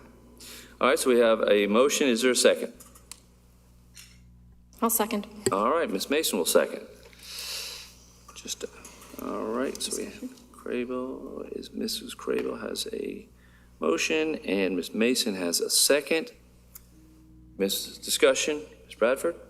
Mr. Chair, I would like to ask the attorney a question about the Lund versus Rowan and why it wasn't included in this.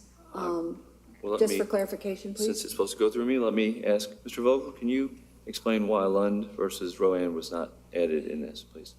There's no, Mr. Chair, there's no requirement to include certain cases and not other cases. The Lund case is a decision of the U.S. Court of Appeals of the Fourth Circuit. It is precedent over our jurisdiction, North Carolina. It can be excluded because there's no requirement to include that case, or it can be included. I just want to note that the board member to my right gave a description of what the board member thought the holding was in that case. I gave advice at the policy committee's request on what that case stood for. Would you mind sharing that with us? Yes. The Lund case provides an interpretation of the circumstances under which a board can have invocations at the start of a meeting. In that case, the board had a requirement that only board members can give the invocation. And the Fourth Circuit was troubled by that as well as some other things and decided that the invocations that were given by that particular board did not comport, were not compliant with the First Amendment. But the court expressly stated that it was not saying that there was some outright prohibition under all circumstances for board members to give the invocation. Rather, there might be circumstances where board members could give the invocation. Thank you, sir. Ms. Craybill. So I thank you for that clarification. I went back and listened again. That wasn't quite what I remembered, but you are the attorney, so we'll go with that. But this policy came from a compilation of other policies that you got from the NCSBA, and two of the other ones from districts that are similar to ours referenced that. So I thought that that was, if it was good enough for the other counties that we model, such as Cabarrus County or other larger ones, then it is good for us as well. Okay. Ms. Walker? So I guess only thing I have to add to that is we're getting, I guess, a little bit of a disagreement, but I feel like if it's not going to be out of place there, then why would we not add it? I mean, if it's used in other districts like that, I'm okay with putting that in. Okay, so in front of us now, thank you, Ms. Walker. In front of us, we have a motion to take policy 2315 to strike the fifth, number 5, and move that everything up, and then to add a legal reference at the bottom. Ms. Bowie, would you please call the roll? Ms. Mason? Yes. Mr. McManus? Yes. Mr. Wildebohr? Yes. Ms. Walker, Yes. Ms. Barnhart, Yes. Ms. Craybill, Yes. and Ms. Bradford. No. That passes 5-1. Excuse me.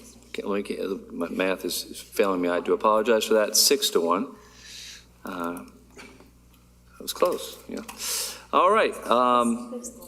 That was the end of that. So we will carry on to new business.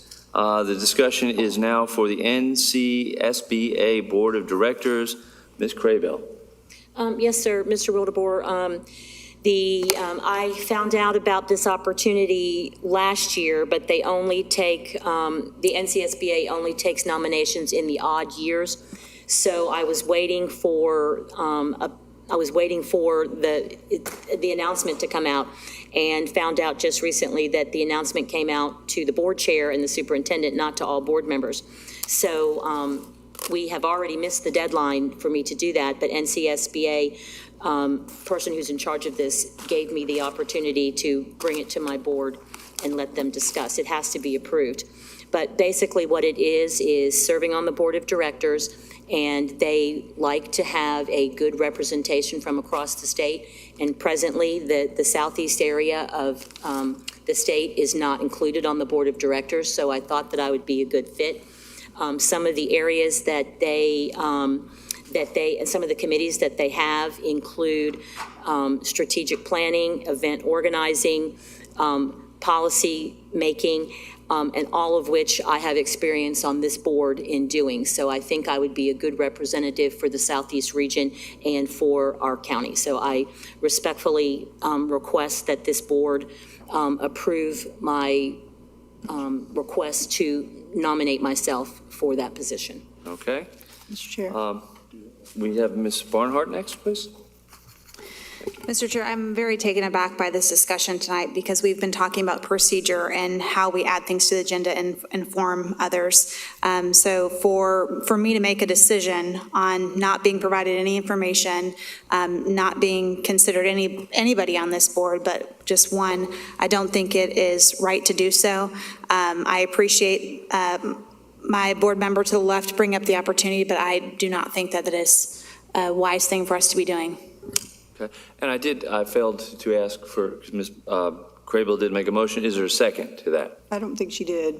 But I didn't make a motion. I respectfully requested. So I will respectfully now make a motion that I receive the endorsement of our board to apply for the NCSBA Board of Directors opening. Okay. And is there a second? A second. Okay. Ms. Walker will second that. Now we're in the proper place to have that discussion. Ms. Bradford? I don't understand, Mr. Chairman, how in one moment we can say, don't surprise us, and in the next moment we bring surprises before the board. I can't support this because I didn't know about it, and it's 9:15 at night, and I know nothing about it. And so I am not going to not going to vote in favor of this because it's a surprise. It was added to the agenda at the last minute with no notice, and it just, if rules for thee, but not for me, we can't go there. Please, yes, let's keep that. Ms. Craybill? Yes, and with all due respect, this letter did come out to the board chair at the beginning of August, to the board chair and the superintendent, and it was not shared with the rest of the board. So that is why no one knows about it. And when I inquired on September 29th, when this would be coming out, that's when the email was shared with me again, that the board chair and the superintendent had already gotten this letter. So I asked, did that mean I was out? Or does that mean that the board chair did not think that I was suitable candidate for this? Or did he just forget to send it out, and it was an oversight on his part? And that is what I am assuming, that it was an oversight, so that is why it is a surprise. It was not a surprise to the board chair because I brought it to his attention immediately. And I'm grateful that he recognized that and gave me the opportunity to ask my fellow colleagues for support in representing our district and our region. Okay. Mr. McManus. Is there anyone else that's interested in that position? I might be interested in the opportunity, but the deadline has already passed, and so it sounds like Ms. Crable, I'm sorry, Mr. Chairman. Yes, ma'am. It sounds like Ms. Crable received special permission to create an application, so, Okay. Ms. Walker? I'm a little bit confused. I know we talked about surprises, but to me, this doesn't rise to the level of surprise. I feel like one colleague is asking the rest of her colleagues whether she can have permission to apply for something that will benefit us all. And I'm not honestly seeing the downside at this moment. And I don't see why I would not vote to uphold that, as I would probably do for others. Okay. Ms. Bowie, would you please call the roll? And again, the motion here is to allow Ms. Craybill to pursue the North Carolina School Boards Association Board of Directors position.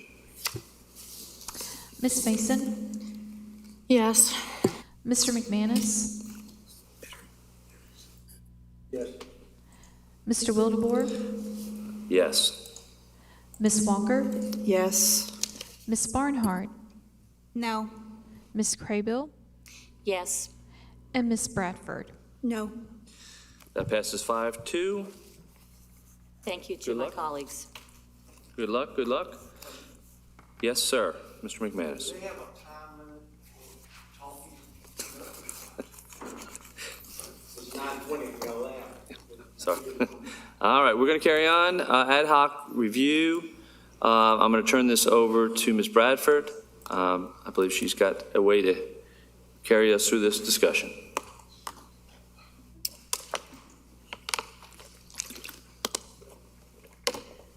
We have 4 things to consider.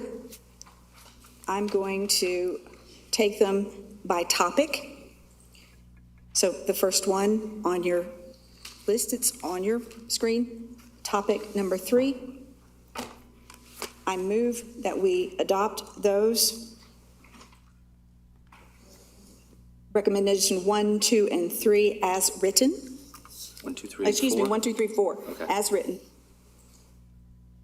Is there a second? I'll second that. All right, Ms. Bradford. Motion, second. Ms. Barnhart, give me 1 second to look it over one more time. Okay, any discussion? Ms. Craybill? Yes, I'd like to amend that motion that we take each one of these topics one at the time and decide upon that. This is a big chunk of information, and I think we need to discuss them separately. So my motion is to amend is to review topic 3, topic 4, and topic, I'm sorry, I missed the first one. Topic 3, topic 4, and, oh, wait a minute, and topic 6 Mr. separately. Chairman, point of order. Point of order? I asked that we consider topic 3, and I made a motion about topic 3 and topic 3 only. That, then I misunderstood. You said to take it as presented. So basically, let me clarify. From my understanding, topic 3, recommendation 1, 2, 3, 4, that would be what we vote on. Okay, I'm as a sorry. block. I will retract my motion. Okay, thank you. All right, is there any, so we have a motion, we do have a second. Is there any discussion? Ms. Mason? I know that this was discussed with the ad hoc committee as I was on it, and one of the concerns that I had about recommendation 3 was pulling the MOUs off for the agenda review, and then the chair would then recognize that those were pulled off for the regular meeting.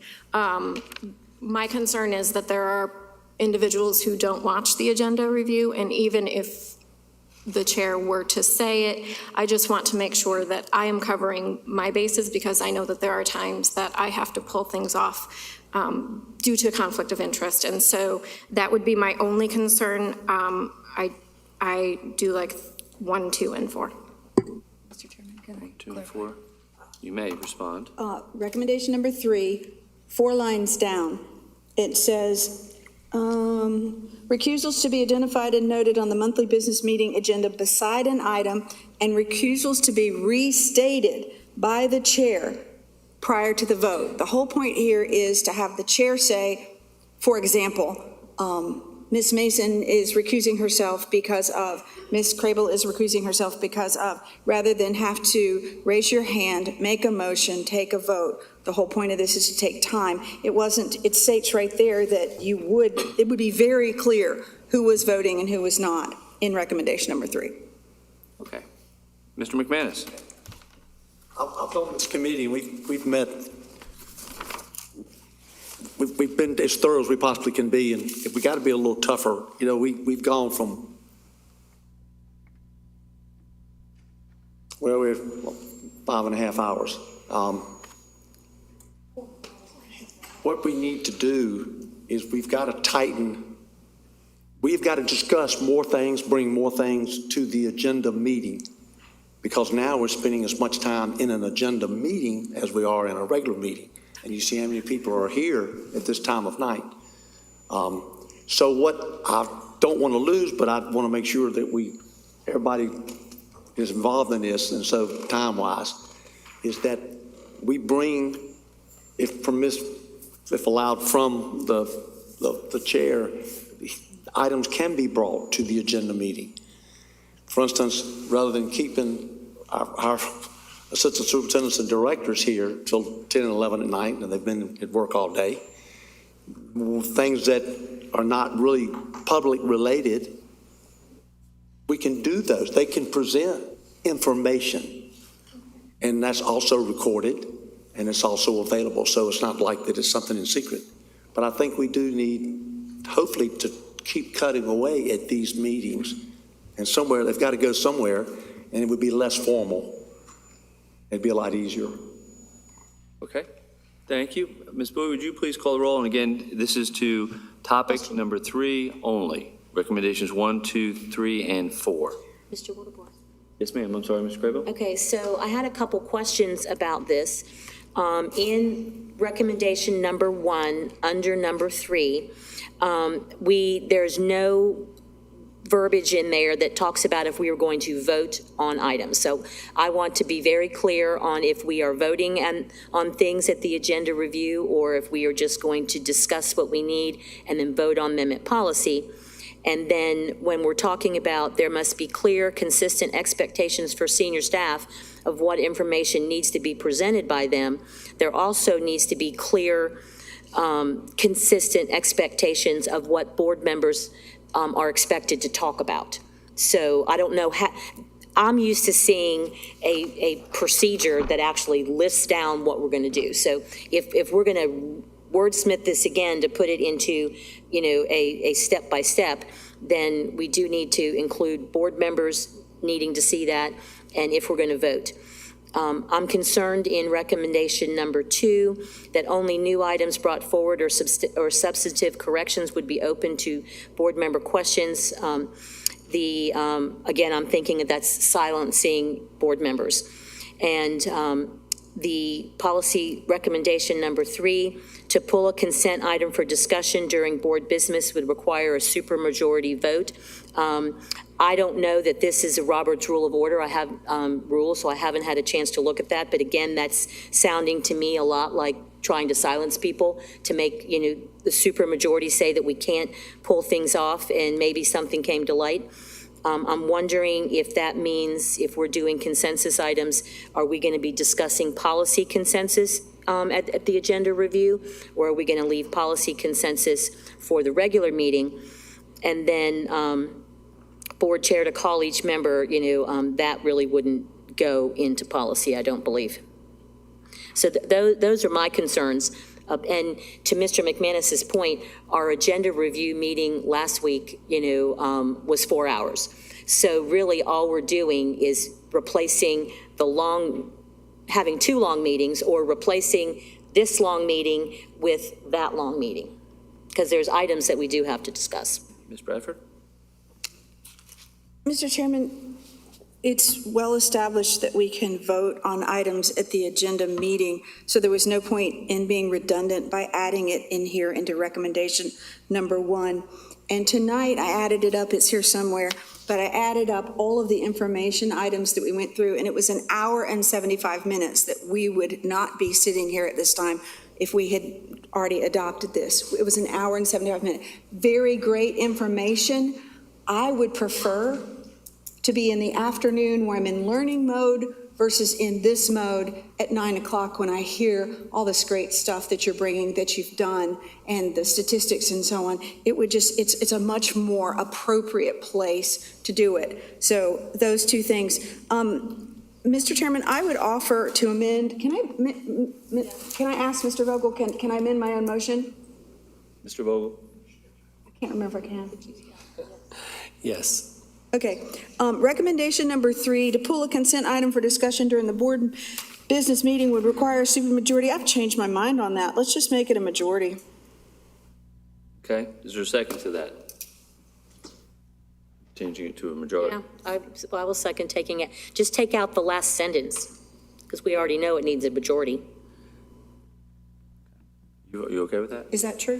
Yes, it's Because true. Okay, yeah. anytime we do, Yeah. okay. Yeah, just absolutely, strike that okay. sentence and then let's move So, on. Mr. Wildebohr? Yes, Ms. Craybill?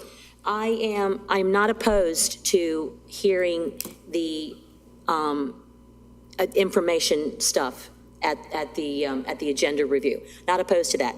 And I'm not opposed to anything in here, except for I want to be clear if we can vote, because if the public if we are expected to vote and it doesn't show up in the description, then I'm going to call foul that we should not be voting.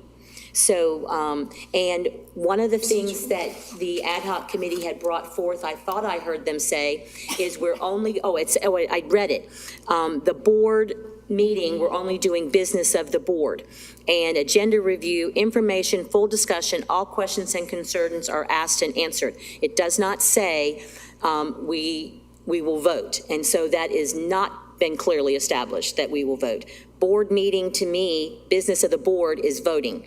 Agenda review, information, full discussion, questions does not include voting. And I want it to be, I suggest that we consider we're either going to vote or not vote at that meeting, because it's only 1 week later. We had allotted 15 minutes for this. We're 5 minutes in. At this point, we have a motion we need to vote on, which is was Ms. Bradford's amendment, and second by Ms. Craybill, to strike that line. So let's discuss that, and then we can go back to the main motion, which is actually what we were just discussing. So the amended motion is to pull consent item for discussion during the board business meeting would require a supermajority to strike that whole line. Ms. Bowie, would you please call the roll? Ms. Mason? Yes. Mr. McManus? Yes. Mr. Wildebohr? Yes. Ms. Walker? Yes. Ms. Barnhart? Yes. Ms. Craybill? Yes. And Ms. Bradford? Yes. Okay, so that passes 7-0. That will be struck. We have our main motion in front of us to pass topic 3 with that amended. Ms. I Walker? haven't spoken yet. I'm sorry? Are we getting ready to vote? Because Yes, I ma'am. haven't had a chance to speak yet. Okay, I'm sorry. Yes, you have not. I know, I've been quiet. It's weird. Are these going into any type of document, or are these just what we're going to adopt and they're not going to go into, I didn't know if they were going in any kind of official document anywhere?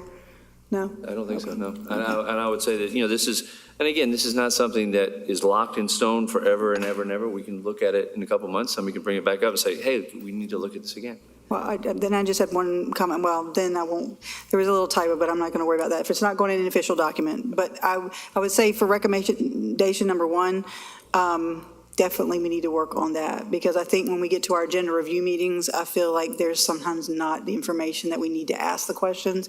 And so I really hope we take that one extra seriously. And I will just say to Ms. Craible's point about no voting, I agree. I think we should not be regularly voting at agenda review meetings. If we're trying to move all our information there, I think that's a great idea.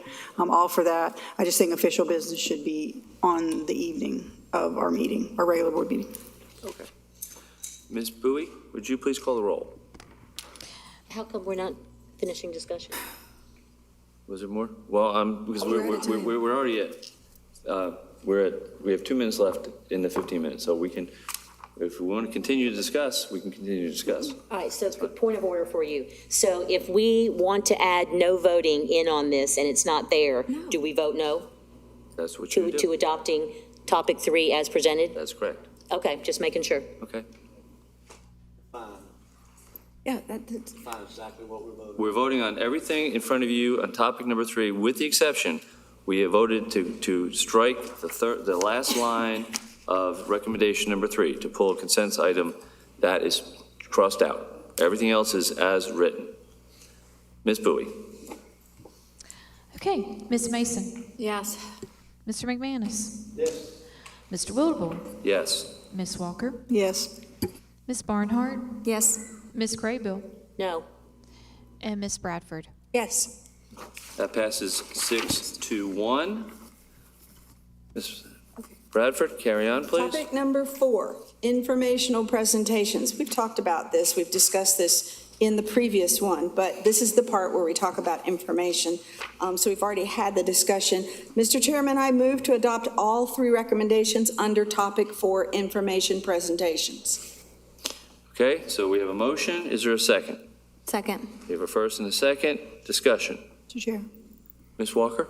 didn't we just, the correspondence thing, I think that we didn't strike that with the last policy. I'm sorry, did you say that again? The recommendation number 3 says to drop correspondence. I think we just fixed that in the other policy where we changed that to leave it in there. Right, and that's policy which would supersede this recommendation. That's a good point. So would you like to make an amendment? I mean, do I need? Yes, Mr. Chairman, I will make an Well, amendment. or you can make an amendment. I was meaning, I move to adopt recommendation number 1 and recommendation number 2 under topic number 4, informational presentations. okay, so we have that changed. Ms. Craybill? Yes, it's not a recommendation, but I don't know where the informational stuff, I don't know what that first paragraph means, but I am opposed to limiting our agenda item headings. I think that is an arbitrary and not accurate description of what we're doing. So if we are limiting our headings, then I'm gonna have to vote no. But I don't see it in the rest of the, I don't see it in recommendation 1 or 2. So I'm respectfully asking for a clarification on that. We are out of time, so what I would recommend, or what I'd like to do right now is to make a motion that we extend this discussion for another 10 minutes. Can I get a second on that, please? A second. We have a second first. Is there any discussion on that? We will add, again, we have to vote on it, but again, my recommendation is to add 10 minutes to the discussion. All in favor, please signify by saying aye. Aye. All opposed? We will add 10 minutes to the discussion. Thank you very much. Yes. Ms. Bradford? Clarity. This So, is Mr. to, Wildebohr, can I ask for clarification? Yeah, and that's what she's doing. That's what I'm asking her to do. it's really 2 pages. It's divided into 4 sections. One is topic 3, that it deals with agenda items on the agenda. We've dealt with that now, but we had a lot of discussion about all these other parts. We're now talking about topic number 4, informational presentations. So we're only talking about recommendation 1, recommendation 2, under topic number 4. Topic number 4, recommendation number 1, recommendation number 2. There's no time limit there in that section. It's not there. And looking at my chart, we had an amendment, and we did not get a second, so I will go ahead and second that so that we can carry on this conversation. She had deleted number 3. So just to clarify for everybody that Ms. Bradford, but Ms. Bradford declared or deleted recommendation number 3. We had the motion. There was not a second. So let's go ahead and vote on that, and then we can get back to the primary motion. The motion in front of us, again, is to delete recommendation number 3. All in favor, please signify by saying aye. Aye. All opposed? Carries 7-0. That recommendation 3 is deleted. We're now discussing the motion in front of us to adopt recommendations 1 and 2. Ms. Mason? My only concern with recommendation number 2 is that some of the committees that I'm on meet like the day after, or they meet between the agenda review and the actual meeting. And so I don't want to limit how much we are able to talk about, because I know that there are events that some of the committees plan out. I know that some of the other board members have really promoted some of the events, like the curriculum event. And so I want to still be able to do that, and I would like to leave the committee reports on there. Ms. Barnhart? Mr. Chairman, I would think that that would be able to go under announcements. Like, I think that's a good point to bring up and make, and so, but the committee report itself, if I'm reading this correctly, then that would allow for it to be at the next agenda review, but the announcement can still be made for different events, and I think they should be at the regular board meeting as well, so. Mr. McManus? You can also consider adding those reports that were ready at that time, and then some might not be ready. Any other discussion? If not, let's go ahead. Look one more time. Nope. All right, so in front of us are to accept topic number 4, recommendations 1 and 2. Ms. Bowie, would you please call the roll? Ms. Mason? Yes. Mr. McManus? Yes. Mr. Wildebohr? Yes. Ms. Walker? Yes. Ms. Barnhart? Yes. Ms. Craybill? Yes. And Ms. Bradford? Yes. That passes 7-0. Ms. Bradford? Okay, topic number 6, closed sessions and agenda review and board meetings. We are only talking about topic number 6. Topic number 6. There are 3 recommendations. Mr. Chair, I move that we approve all 3 recommendations, recommendation number 1, recommendation number 2, recommendation number 3, under topic number 6. Okay, there's a motion. Is there a second? Second. We have a first and a second. Discussion? Ms. Craybill? See, maybe I'm reading this wrong, but recommendation number 1 seems to be a little bit redundant because we are already doing personnel report at the agenda review closed session, and that is the only thing that we vote on because it makes it to the agenda. So I'm thinking that recommendation number 1 is redundant because we're already doing it, and unless this is just, solidifying what we're doing. And then, yeah, okay. Ms. Walker? I guess my question for recommendation number 3 is the optional closed session at the end with a supermajority vote. I don't think we should dictate what we have to talk about legally, and I feel like we shouldn't. I think if we need one, we just need one at the end. I don't think we should have to have a supermajority vote for that, because at times we might actually have to. I mean, what would stop that from happening with a supermajority vote? I don't know what we would say no to that for. I guess that's my question. Ms. Bradford? To address those 2 concerns, this ad hoc committee has been in force for 3 or 4 months now. And before we started doing this, we had the personnel reports in the board meetings. But since we've been working as an ad hoc committee, we've already made recommendation number 1 sort of start, but this sort of makes it real. That's the way we're doing it. And to speak to recommendation number 3, I don't think any board member here would not vote on some legality of something that we had to do, like tonight. No one's going to vote that when this finally ends, we're going to have a closed session. But if on occasion a board member had it in their heart that they just wanted a closed session because they wanted one, this would make it go to a majority vote. A super majority vote. It would just take one more board member to say, yeah, okay, we're going to go into closed session on this that wasn't advertised, that wasn't this, that wasn't that. We'll go do that. That's what it was about. Mr. McManus? In retrospect, maybe we just need to eliminate that. I don't really remember us ever having any animosity towards an additional closed session because we all realized it will support it, whatever subject matter might be. You make a motion or amendment, sir? I will, yes, sir. To just take out the supermajority vote? Yes, just take out that whole thing. Okay, we have a motion. We have a I'll first second and a that second. amendment. We have a first and a second. This is to take out the supermajority section of Can I offer recommendation. amendment to that? No, you're only allowed to make 1. No. Okay.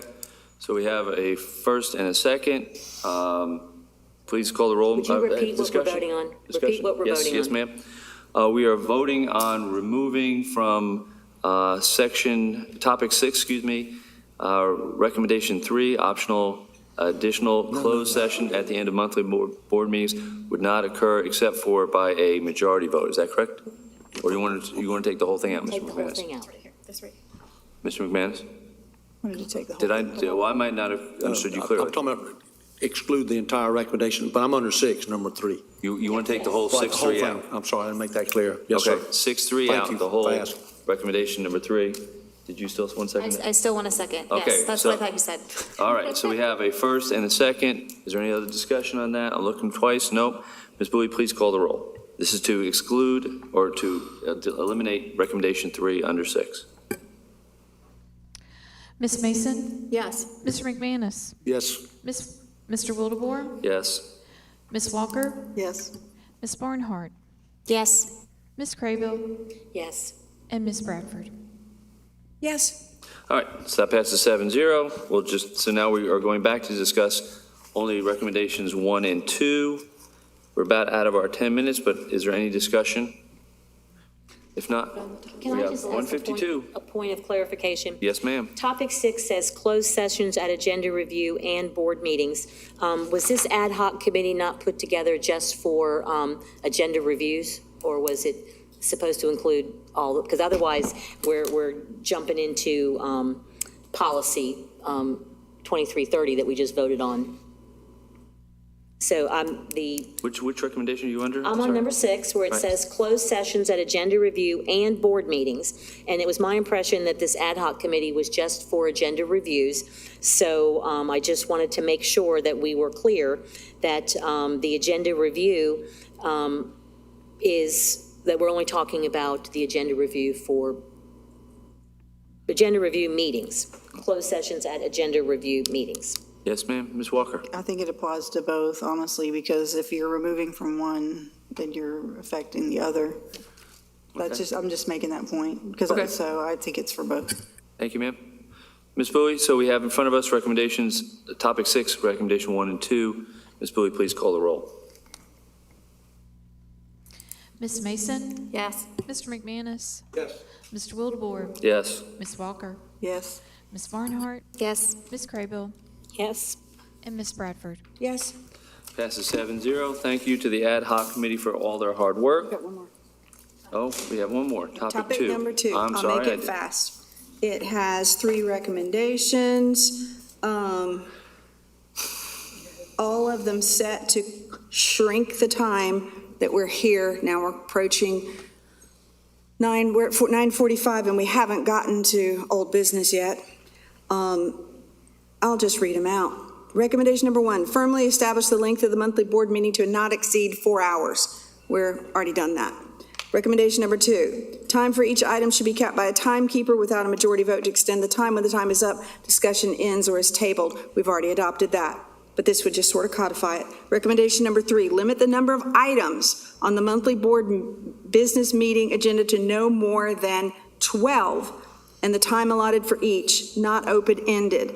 For example, somewhere in here it says we had 23 items on whenever this started, because that's where I used it. I don't know how many we have tonight, somebody can look. But they're just too long. So that the time allotted for each item will not be open-ended. We're already starting to do that. Items that have not been addressed are tabled, and are not tabled, but postponed till the next meeting. Sorry. Okay. And Mr. Chairman, I move that we adopt recommendation number 1, recommendation number 2, and recommendation number 3 as written. Okay, is there a second? Is there a second? No second. Okay, is there a motion then? Is there another motion? I make a substitute motion, Mr. Chairman. I make a motion to adopt recommendation 1 and 2 as presented under topic 2. Okay, so there's a motion to accept topic 2, recommendations 1 and 2. Is there a second to that? I'll second. We have a first motion and a second to Mr. McManus. Any discussion? Yes, Ms., oh, go ahead. Okay, Ms. Walker? You first. I It think doesn't matter, you can go first. I always go to the right. I guess my question would be, if we're going to establish 4 hours, which I'm not entirely opposed to, I think we need to make sure that whatever we do that's time-sensitive and most important gets done earlier. That way, I mean, because if we set ourselves to a hard 4 hours, I mean, I don't want us to go forever, trust me, but I feel like if we set, we're going to have to make sure that our agendas are timely. I don't know. Does that make Okay. sense? Thank you, ma'am. Ms. Craybill? Yeah, so tonight we had an unofficial timekeeper and who was doing a good job of trying to pay attention and keep time, but we went over on several things and we didn't call time. So one of the things that we did here in the Robert's Rules of Order training was that if you don't do it consistently, then we're in violation. So that would be something that we need to really think about when we're asking someone to keep the time. And then, so I'm asking then, what about if a staff member underestimates the time that they need? So that's what was my biggest concern there. And speaking of time, we are out of time for this discussion. So we either need a motion to extend or we need to vote. So What's the vote? the vote is on, What's the motion? well, the motion right now is to. 1 and 2? 1 and 2. So we can either take them. Mr. Chair, can I make a motion to extend for 5 more minutes? I had one more point to make. I apologize. Would you like to add 5 minutes? Yes, sir. Okay, you have a motion to accept, to extend 5 minutes. Is there a second? No one? Second. Okay, first and second. 15 minutes. I'm sorry, we have to vote on that Oh, first, and then I'm we'll go sorry. back to it. But all in favor of adding 5 minutes to this discussion, please signify by saying aye. Aye. All opposed? No. Okay, so that passes 6-1. And we will carry on with Ms. Walker. So I guess, good Lord, hold on a second.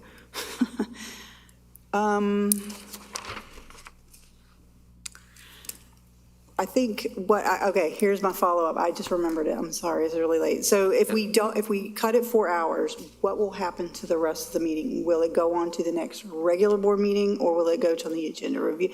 Because number 2, read number 2. Tables the next meeting. Postponed. Yeah, it says next meeting, but it doesn't say which meeting, because next meeting Board meeting. technically will be an agenda review meeting, right?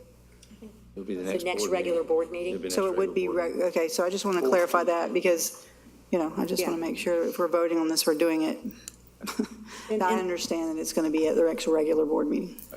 Was that amendment? Do you want to amend it to add that word? Excuse me? I mean, if you wouldn't mind, I would love to amend it to put regular board meeting, Okay. just so we're clear. So we have a motion to, amendment to. Second. To make that regular board meeting. We have a second. Any discussion? If not, let's all signify by saying aye. Aye. Any opposed? Carried 7-0. Now, any other discussion? If not, our main motion is to topic 2, recommendations 1 and 2. Ms. Bowie, please call the roll. Ms. Mason? Yes. Mr. McManus? Yes. Mr. Wildebohr? Yes. Ms. Walker? Yes. Ms. Barnhart? Yes. Ms. Craybill? Yes. And Ms. Bradford? Yes. Passes 7-0. Again, thank you to the committee for their hard work. I appreciate that. We're going to carry on with our next. Mr. Chairman, Ma'am? I can't remember how you do it, but we need a break. Oh. Just 2 minutes. We need a break? All right, let's take a 2-minute break. A what? 2-minute 2-minute bathroom break. break. We'll be back at 9:55.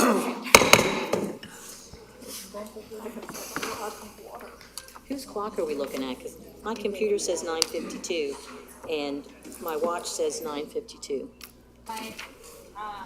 Mine says 9:53. So 2-minute break is 9:53. Not the official time. Oh, my gosh. All right. Thank you for getting that for me. I'm probably gonna have to use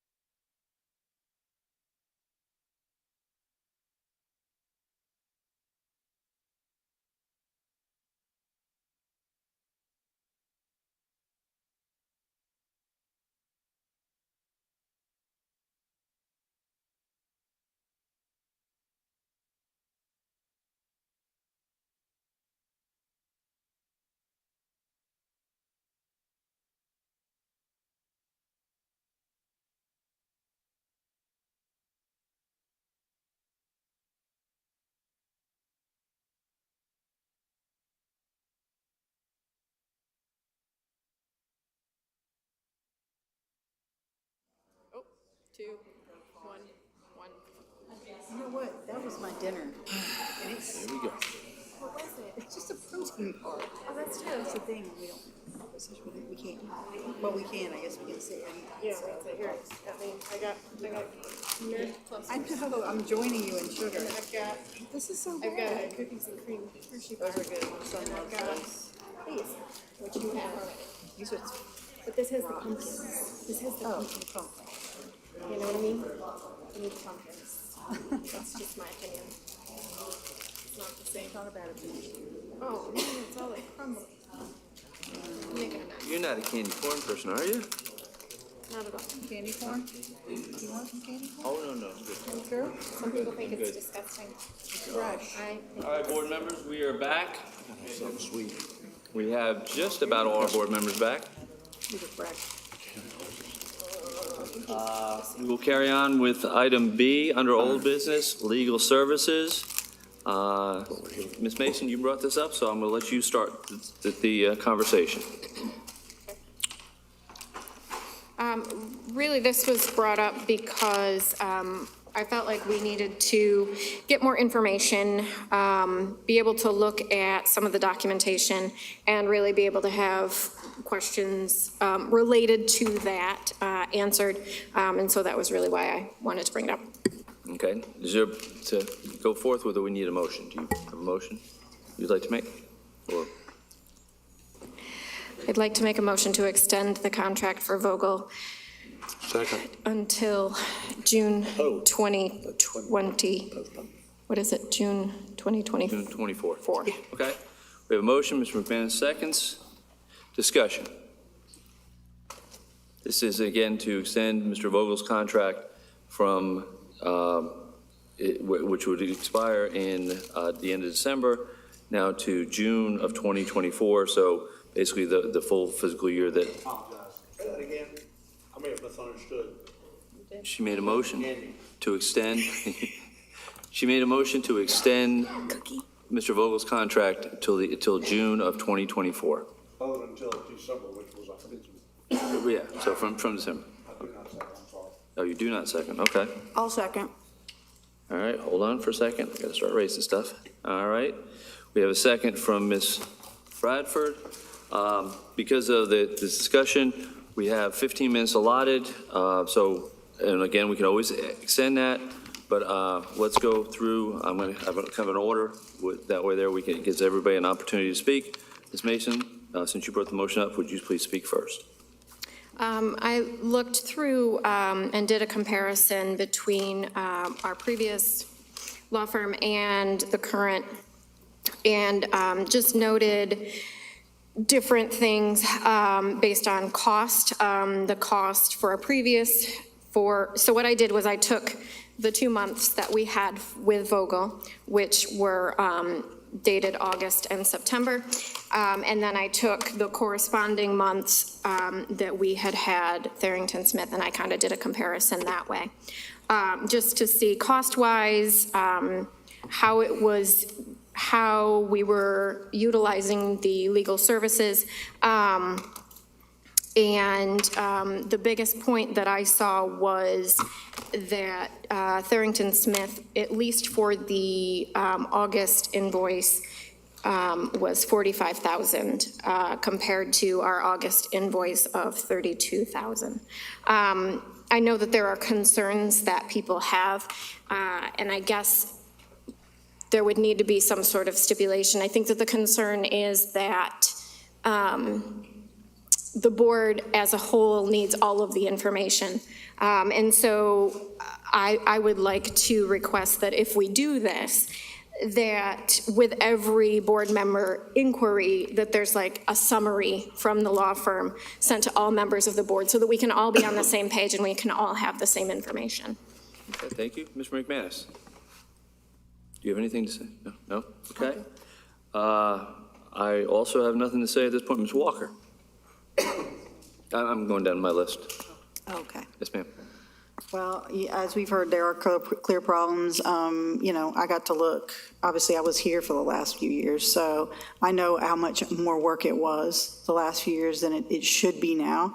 I don't think, and we haven't even discussed money, I assume, and we're still doing hourly, which, honestly, I have a lot of questions about what we're being charged. I mean, I'm just concerned that, I personally am concerned because I don't feel the trust. And there are a few reasons for that, but we had the concerns with the FERPA violation, other things. If we're going to get summaries, are we going to be charged for that too? I just feel like if someone gets advice, then we should all get it, and I don't think we should be charged extra for that. Because I really want to make sure that we're being good stewards of our taxpayer money here, and I don't feel like so far that is the case. So I don't really feel, there's a lot more I could say, but I don't want to. I think I have made it known what my concerns are. Definitely the FERPA violation is a problem for me. I would like to know, I'd like to have a guarantee that won't happen again, because I feel, and especially if the district says we feel this is a violation, then that should be listened to and it should be done in a timely manner. I think that's a very big concern for me. Also, last thing I'll say about the bill, I feel that's a lot of money to have someone come into our meetings. You talk about a 3.5 hour drive both ways. It's a big concern. I think what we should have waited till December, honestly, because that way we could have really kind of had a look at, how we are, using our money, and maybe had looked at other options that are closer for us. So, and I will just say this, I said the last thing. I have one more last thing, which is basically, I don't appreciate the emails that we get politically for this law firm. I feel like the email we got originally from Mr. White was very, very, that crossed the line for me big time.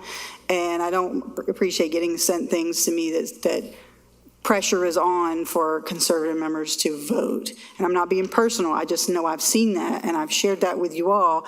I think that is really against our ethics policy to be doing that kind of stuff, which is very partisan. And I try hard not to be that way, and I really don't think there's a place for it in the Board of Education, for our county, for any county, but I will just speak on our behalf. And I don't want to see that anymore. I don't know if I can stop that, which I don't think I can, but I'm voicing my opposition right now to that kind of behavior. The statement here, I've sent it to you guys, so you've seen it. So I would appreciate no more of that, because I need some trust too, and I don't have that with this particular firm. So that's mine. All right, thank you. Ms. Walker, next is Ms. Barnhart.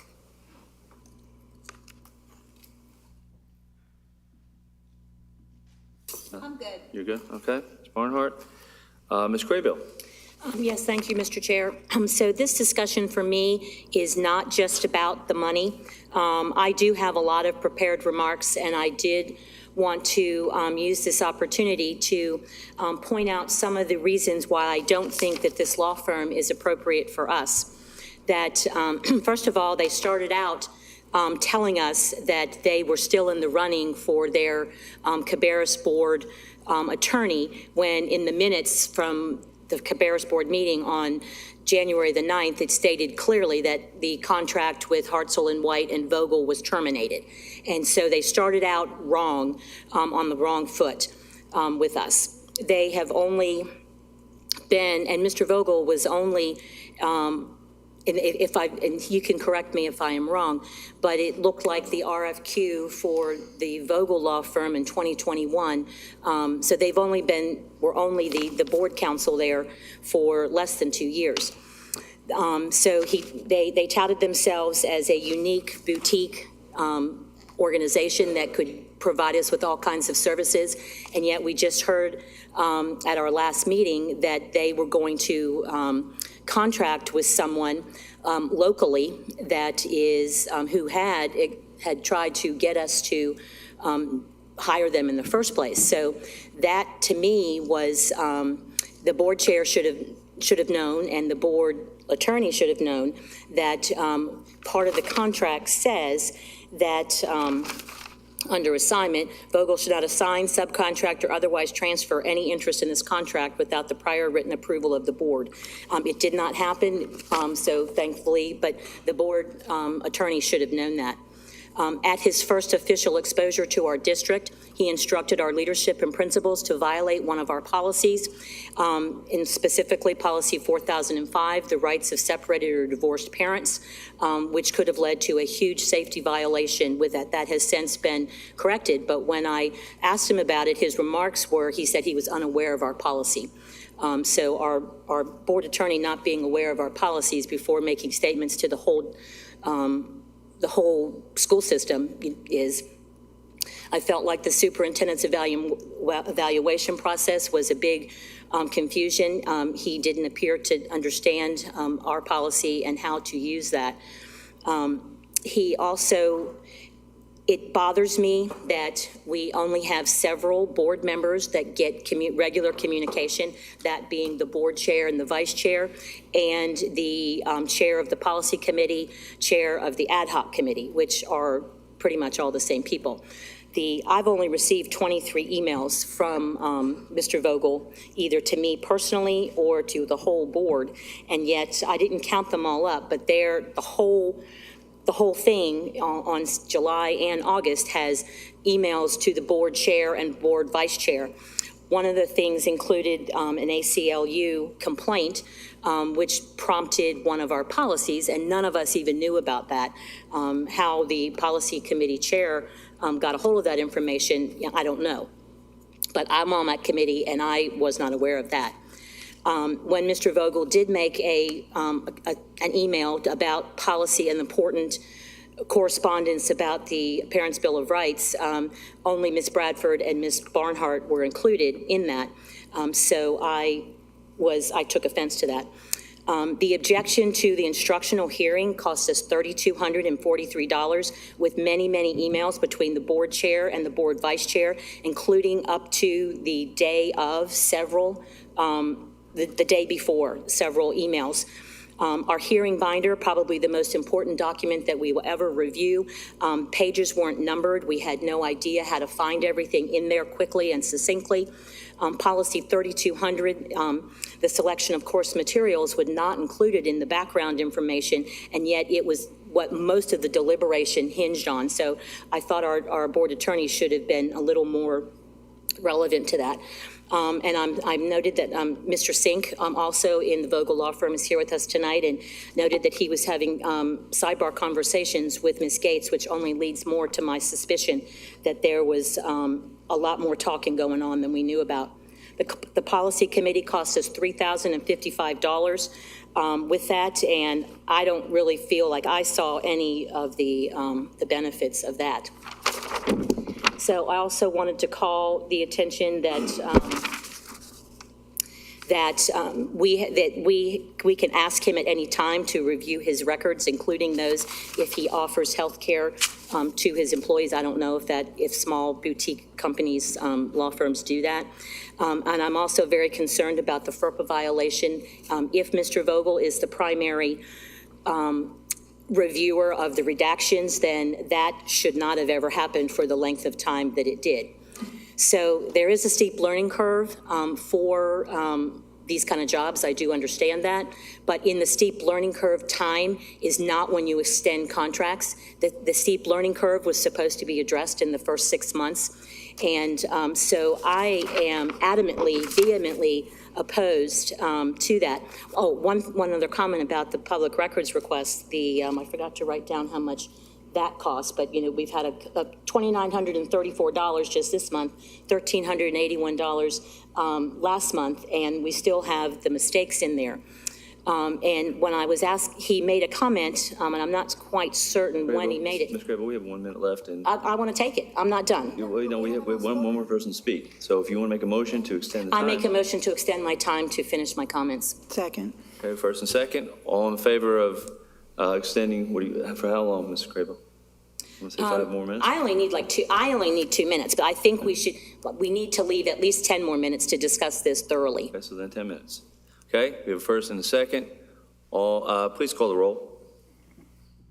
Ms. Bowie, sorry. Ms. Mason? Yes. Ms. McManus? Yes. Mr. Wildebohr? Yes. Ms. Walker? Yes. Ms. Barnhart? Yes. Ms. Graybill? Yes. And Ms. Bradford? Yes. Okay, that passes 7-0. So when he was talking to us that there had been an uptick in public records requests, that there was some sort of error in the preparation of one of them, and the comment was, "It's okay, this happens." Well, we can't have this happens when we're talking about public records requests and potentially confidential information.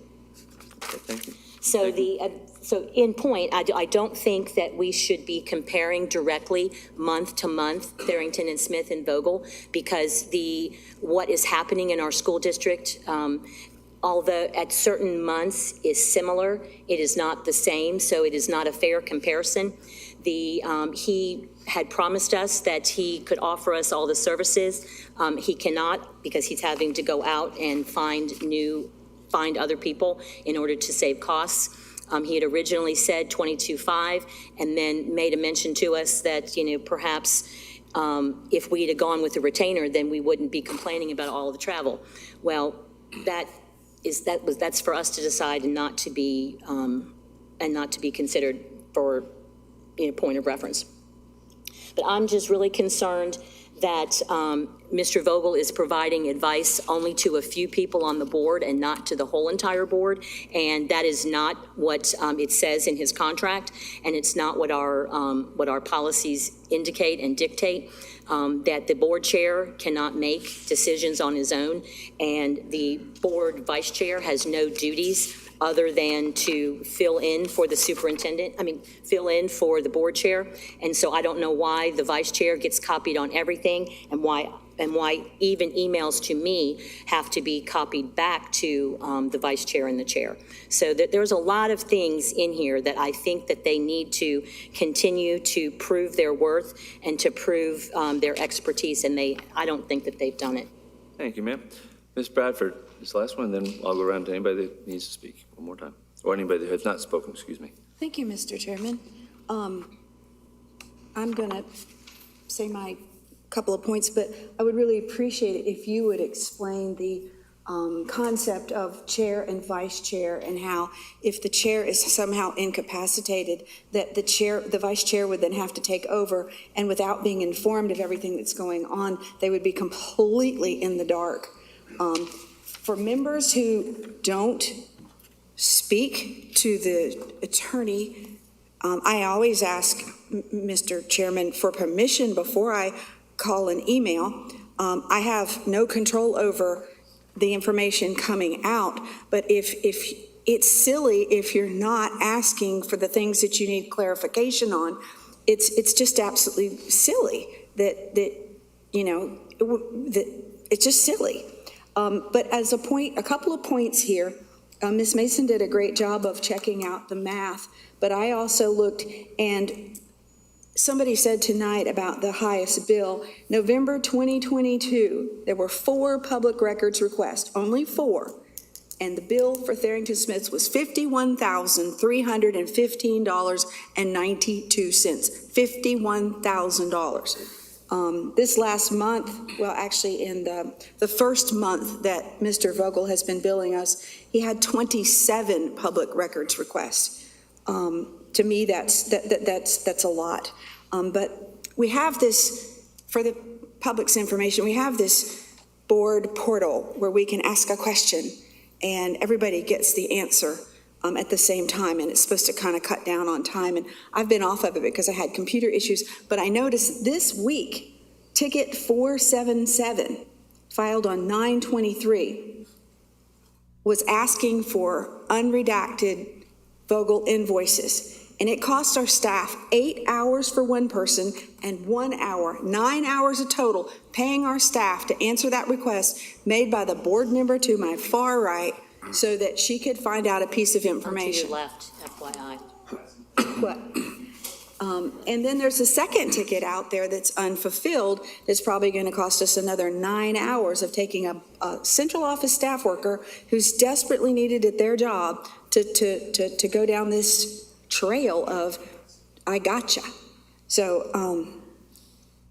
I'm in favor of doing this. I think we need to put this to rest. I'm just in favor of it. Thank you. And I'm going to go around to those that have not had an opportunity to speak. The first one would be Mr. McManus. Okay, thank you. If I'm out of line, please let me know. I don't think I am. I received an email dated August 23rd of 23, and this was when 3 members of the present board were responding to the GOP after yell out at one of the meetings about not doing what they were elected to do. And there were 20 items listed of what they had done. Number 4 said, hired an unbiased and highly experienced legal counsel. Today I received an email. I do not know where it came from, but it says Board of Education to action. I think this also was, well, it is. It was to the GOP about the Vogel Law Firm is the only conservative law firm in the state and has been under attack by Democrats. I'm not sure that's unbiased, and that's why I hesitate. We need to wait till December to see where we are or where we aren't. But to me, this clearly indicates that there is biasness. Thank you, Mr. Chair. Thank you. Ms. Barnhart, do you have anything you'd like to share? Well, I'm partially considering extending this discussion for another 51 minutes because I did think this is going to take an hour and 16 minutes for proper discussion. This is October, and the contract is set to end in December. So as a board, if we waited for a discussion to be in December, then we would potentially be without counsel because we would have to take a few months to even have that into consideration. And so while as a board, we agreed on the contract time, I think it's fair to consider an extension or a transition out here in October. I was already in favor of this last month, and I'm still in favor of it. Okay, we have just over a minute left. We've heard from everyone at this point. The motion in front of us, and with a second, is to extend Mr. Vogel, or excuse me, the Vogel Law Firm, PLLC, which is now to end in December through the end of June. Ms. Bowie, would you please call the roll? Are we at point of order? Are we at the end of our 10 minutes that I asked for? I don't think people We talked. actually have 2 minutes left. Okay, then I would like to request that we go back around. Okay, well, because I haven't had an opportunity to speak yet, so I will take my time to speak. This is a very interesting, and as I said before, everyone gets an opportunity to speak. I have not spoken on this, and since we have just a little bit of time, I am going to discuss, this is a very difficult situation. I think it is. I was the one, if you remember, that kept the votes were there last time for a year contract. I was the one that said, we had said it would be 6 months, and so it was a 4-3 vote that kept it to a 4-3 vote, to a 6-month situation. I think that's very important to remember. We've never had an attorney, to my knowledge, that we've ever had a 6-month term for. And I think it is a situation, as I shared with one of my fellow board members the other day in a discussion, that if we are going to move to a different law firm, now's the time to start doing that, because we need to look at that opportunity to find a new law firm if that's the will of the board. So with that in mind, I think it is important that we do give that extra time to do that. As my fellow board member just mentioned, if we waited until December, at the end of December, we vote. The vote is 4-3 to go to a new law firm. Then what do? Do we extend we're scrambling at that point. So I think it was a smart idea to do this a little bit before, so that we do have that opportunity to look at what we want to do as a board. If we choose to stay with the Vogel Law Firm, then we choose that. If we choose, on the other hand, not to do that, if we choose to go to a new law firm, then we do need some time to go ahead. And I don't know that we would be able to get an RFP out in time anyway. But that's what I was thinking about the whole situation. It is going to be, it's going to be a tough vote. There's definitely some room for growth. There's no doubt in my mind on that. But we do need to, figure out what we want to do and then go, because we do need a good strong legal firm to be able to do it. I'm not going to go into individual, accusations on, Mr. White or anybody like that. I mean, that's, in my mind, we never went to Tharrington Smith and told Tharrington Smith that they could vote, they could hire somebody or they couldn't hire somebody. So with that being said, Ms. Bowie, would you please call the roll? Ms. Mason? Yes. Mr. McManus? Mr. Wildebohr? Yes. Ms. Walker? No. Ms. Barnhart? Yes. Ms. Craybill? No. And Ms. Bradford? Yes. That passes 4-3. We will continue with our budget resolution.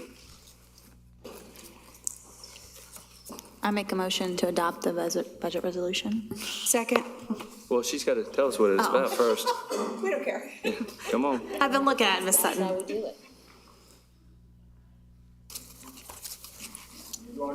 So I just, Yes, good sir. evening, everyone. I just wanted to give just a little bit of information. Dr. Faust gave a really good update earlier, so I won't go back through all of the information that was previously shared. But I just wanted to confirm with you, in case you were wondering, the budget plan that we brought to you in April, the state budget that was passed was in line with this, with the 4% raise that we had included in our budget document. The only difference was the bus driver raise was more, but we have state funding available for that, so that's not going to impact our local budget. So I just wanted you guys to know that we can move forward with the plan that's already been presented, and that's what the resolution is before you tonight. So just request your approval. All right. Do I hear a motion? I make a motion to adopt the budget amendment as presented. Okay, we have a first and a second. Is there any discussion or any questions? Ms. Craybill? Does this budget resolution hinge on the athletic stipend schedule, or are we talking about that separately? So that was included in the original budget plan from April. It's the same, the only changes to the athletic stipends was the 4% increase that we talked about, and we were adding the esports and also adding the girls swim coach, the high schools. But may I ask a question? Yes, please. So, wondering why the middle school athletic directors make less than the coaches, and why the high school athletic directors make less than some of the coaches. It's based on how long the seasons are and how many games are in a week. So that the athletic director and coordinator, it goes all year long. Okay, so you're talking about the middle school? Middle school and high school. I mean, the middle school athletic directors make $280, and that is less than all the coaches except for the cheerleaders. So, I mean, they have year-round duties and require, some of them, like at middle school, well, yeah, they all teach. They all have regular jobs too. So, and then at the high school level, they make $440 a year, and we've got like our head football coach making almost $1,200, and we have our summer weight trainer.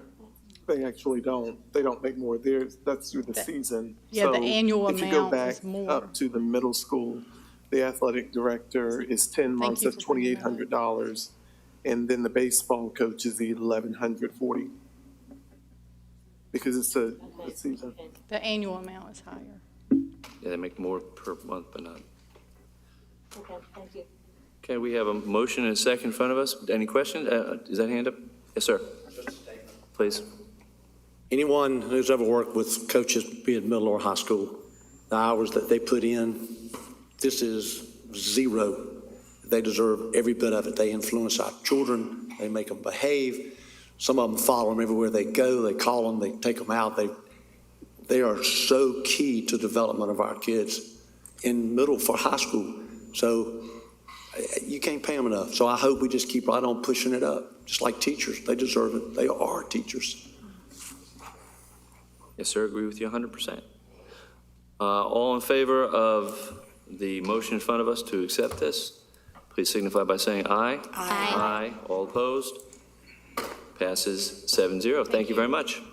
Committee reports. Head Start Committee. Sure, board members, before you have before you the September 2023, and it's the enrollment data for August in Head Start. I was talking with Ms. Miles about, since we have an encompassing program that has both Head Start and NC Pre-K, and we have local classes, so moving forward, we're going to be looking at showing you not only the Head Start liaison, but then kind of encompassing the other pre-K classes so that you're aware of all of those. But I had forwarded a few of the letters of approval and support of the Head Start grant that we just had to reapply for. The application is due on November 6th. And so that's going to be in the process and in the works. And we're meeting together as a committee this month again. So if there's any specific questions about the data. Ms. Barnhart. Ms. Walker? Why does it say 0 wait list? Is that just because that's for this current year? I know we got a report that there were a lot on the wait list, so. Specifically for the Head Start program, we've filled all the slots in the Head Start program, is how I would translate that. Yeah. I'm getting a nod over there, so. Any other questions? If not, we'll carry on with ACE's report. Ms. Mason. I am excited to announce the New Hanover County Schools Advisory Council for Exceptional Students is presenting a parent and caregiver virtual forum. They want parents to join for a Q&A forum to engage about topics regarding special education in New Hanover County Schools on Monday, October 16th from 6:30 to 8. There are flyers that I believe are being handed out. I've also seen posts of this on social media where parents can register, and you can ask for whatever translation interpreting services you need. Those will be worked out as well. Excellent. Thank you, Ms. Mason. Legislative Committee, Ms. Barnhart. Yes, Mr. Chairman, the Legislative Committee met and we were discussing a few networking opportunities. When this first started, this is a new committee for New Hanover County, and we were discussing 2 networking events, one with Pender and Brunswick County, because we'd like for our superintendent, us as boards and county commissioners to come together to kind of see where the overlap of needs are.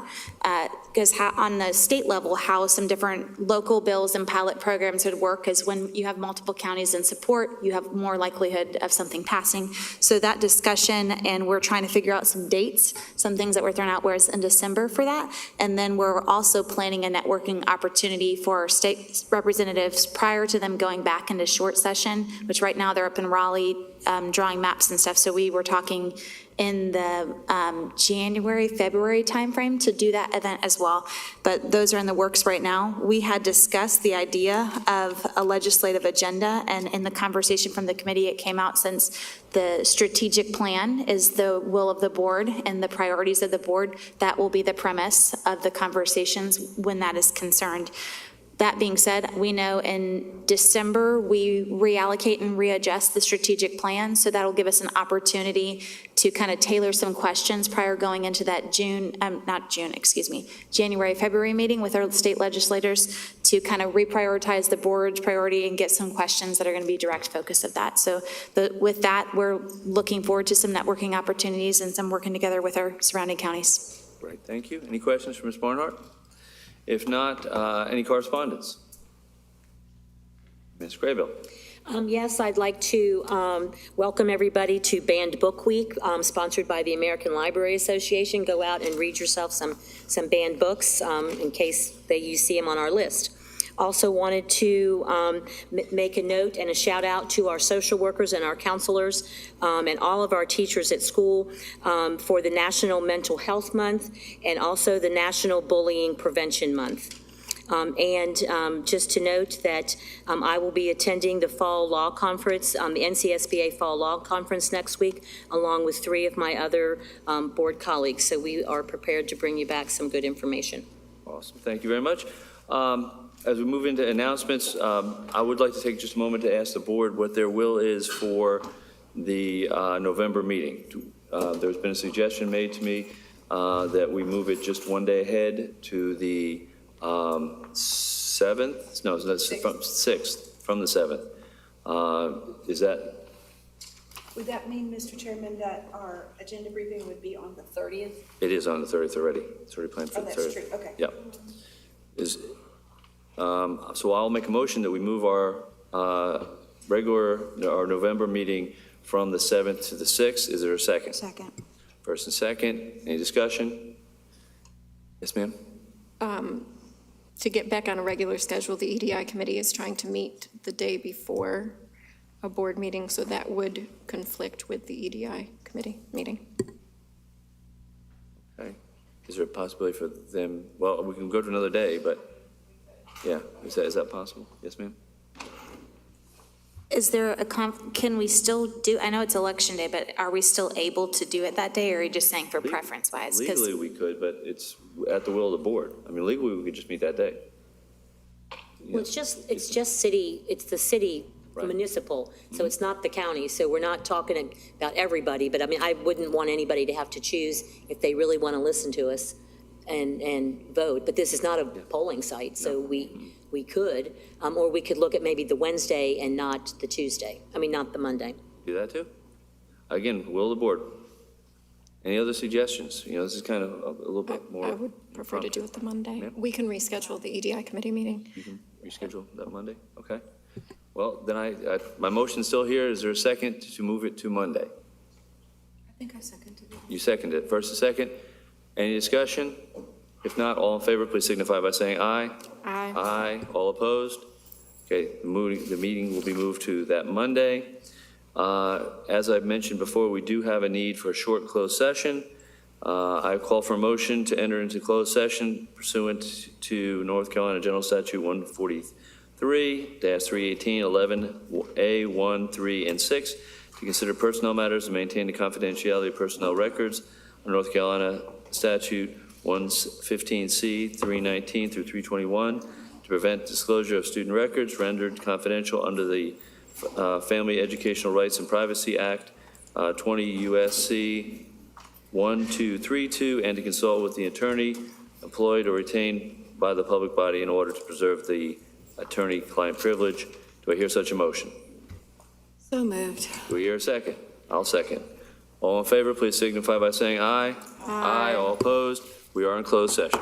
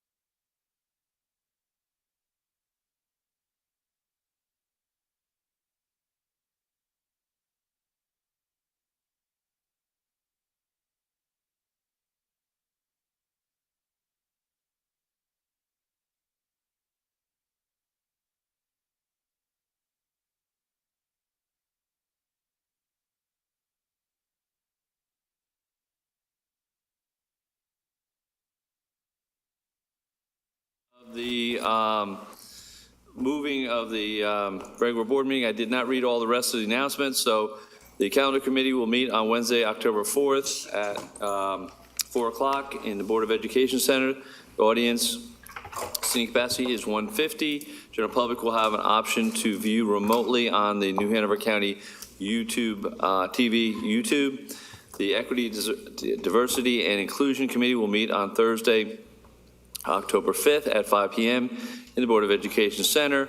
The audience capacity is 150. The general public will have the option to view remotely on the New Hanover County TV YouTube. The Policy Committee meeting, will meet on Tuesday, October 17th at 10 a.m. in the Board of Education Center. The general public will have the option to view remotely on our TV, on our YouTube. The Board of Education will host a town hall on Tuesday, October 17th at 5 p.m. in the Board of Education. General public will have the option to view remotely on the New Hanover County TV YouTube.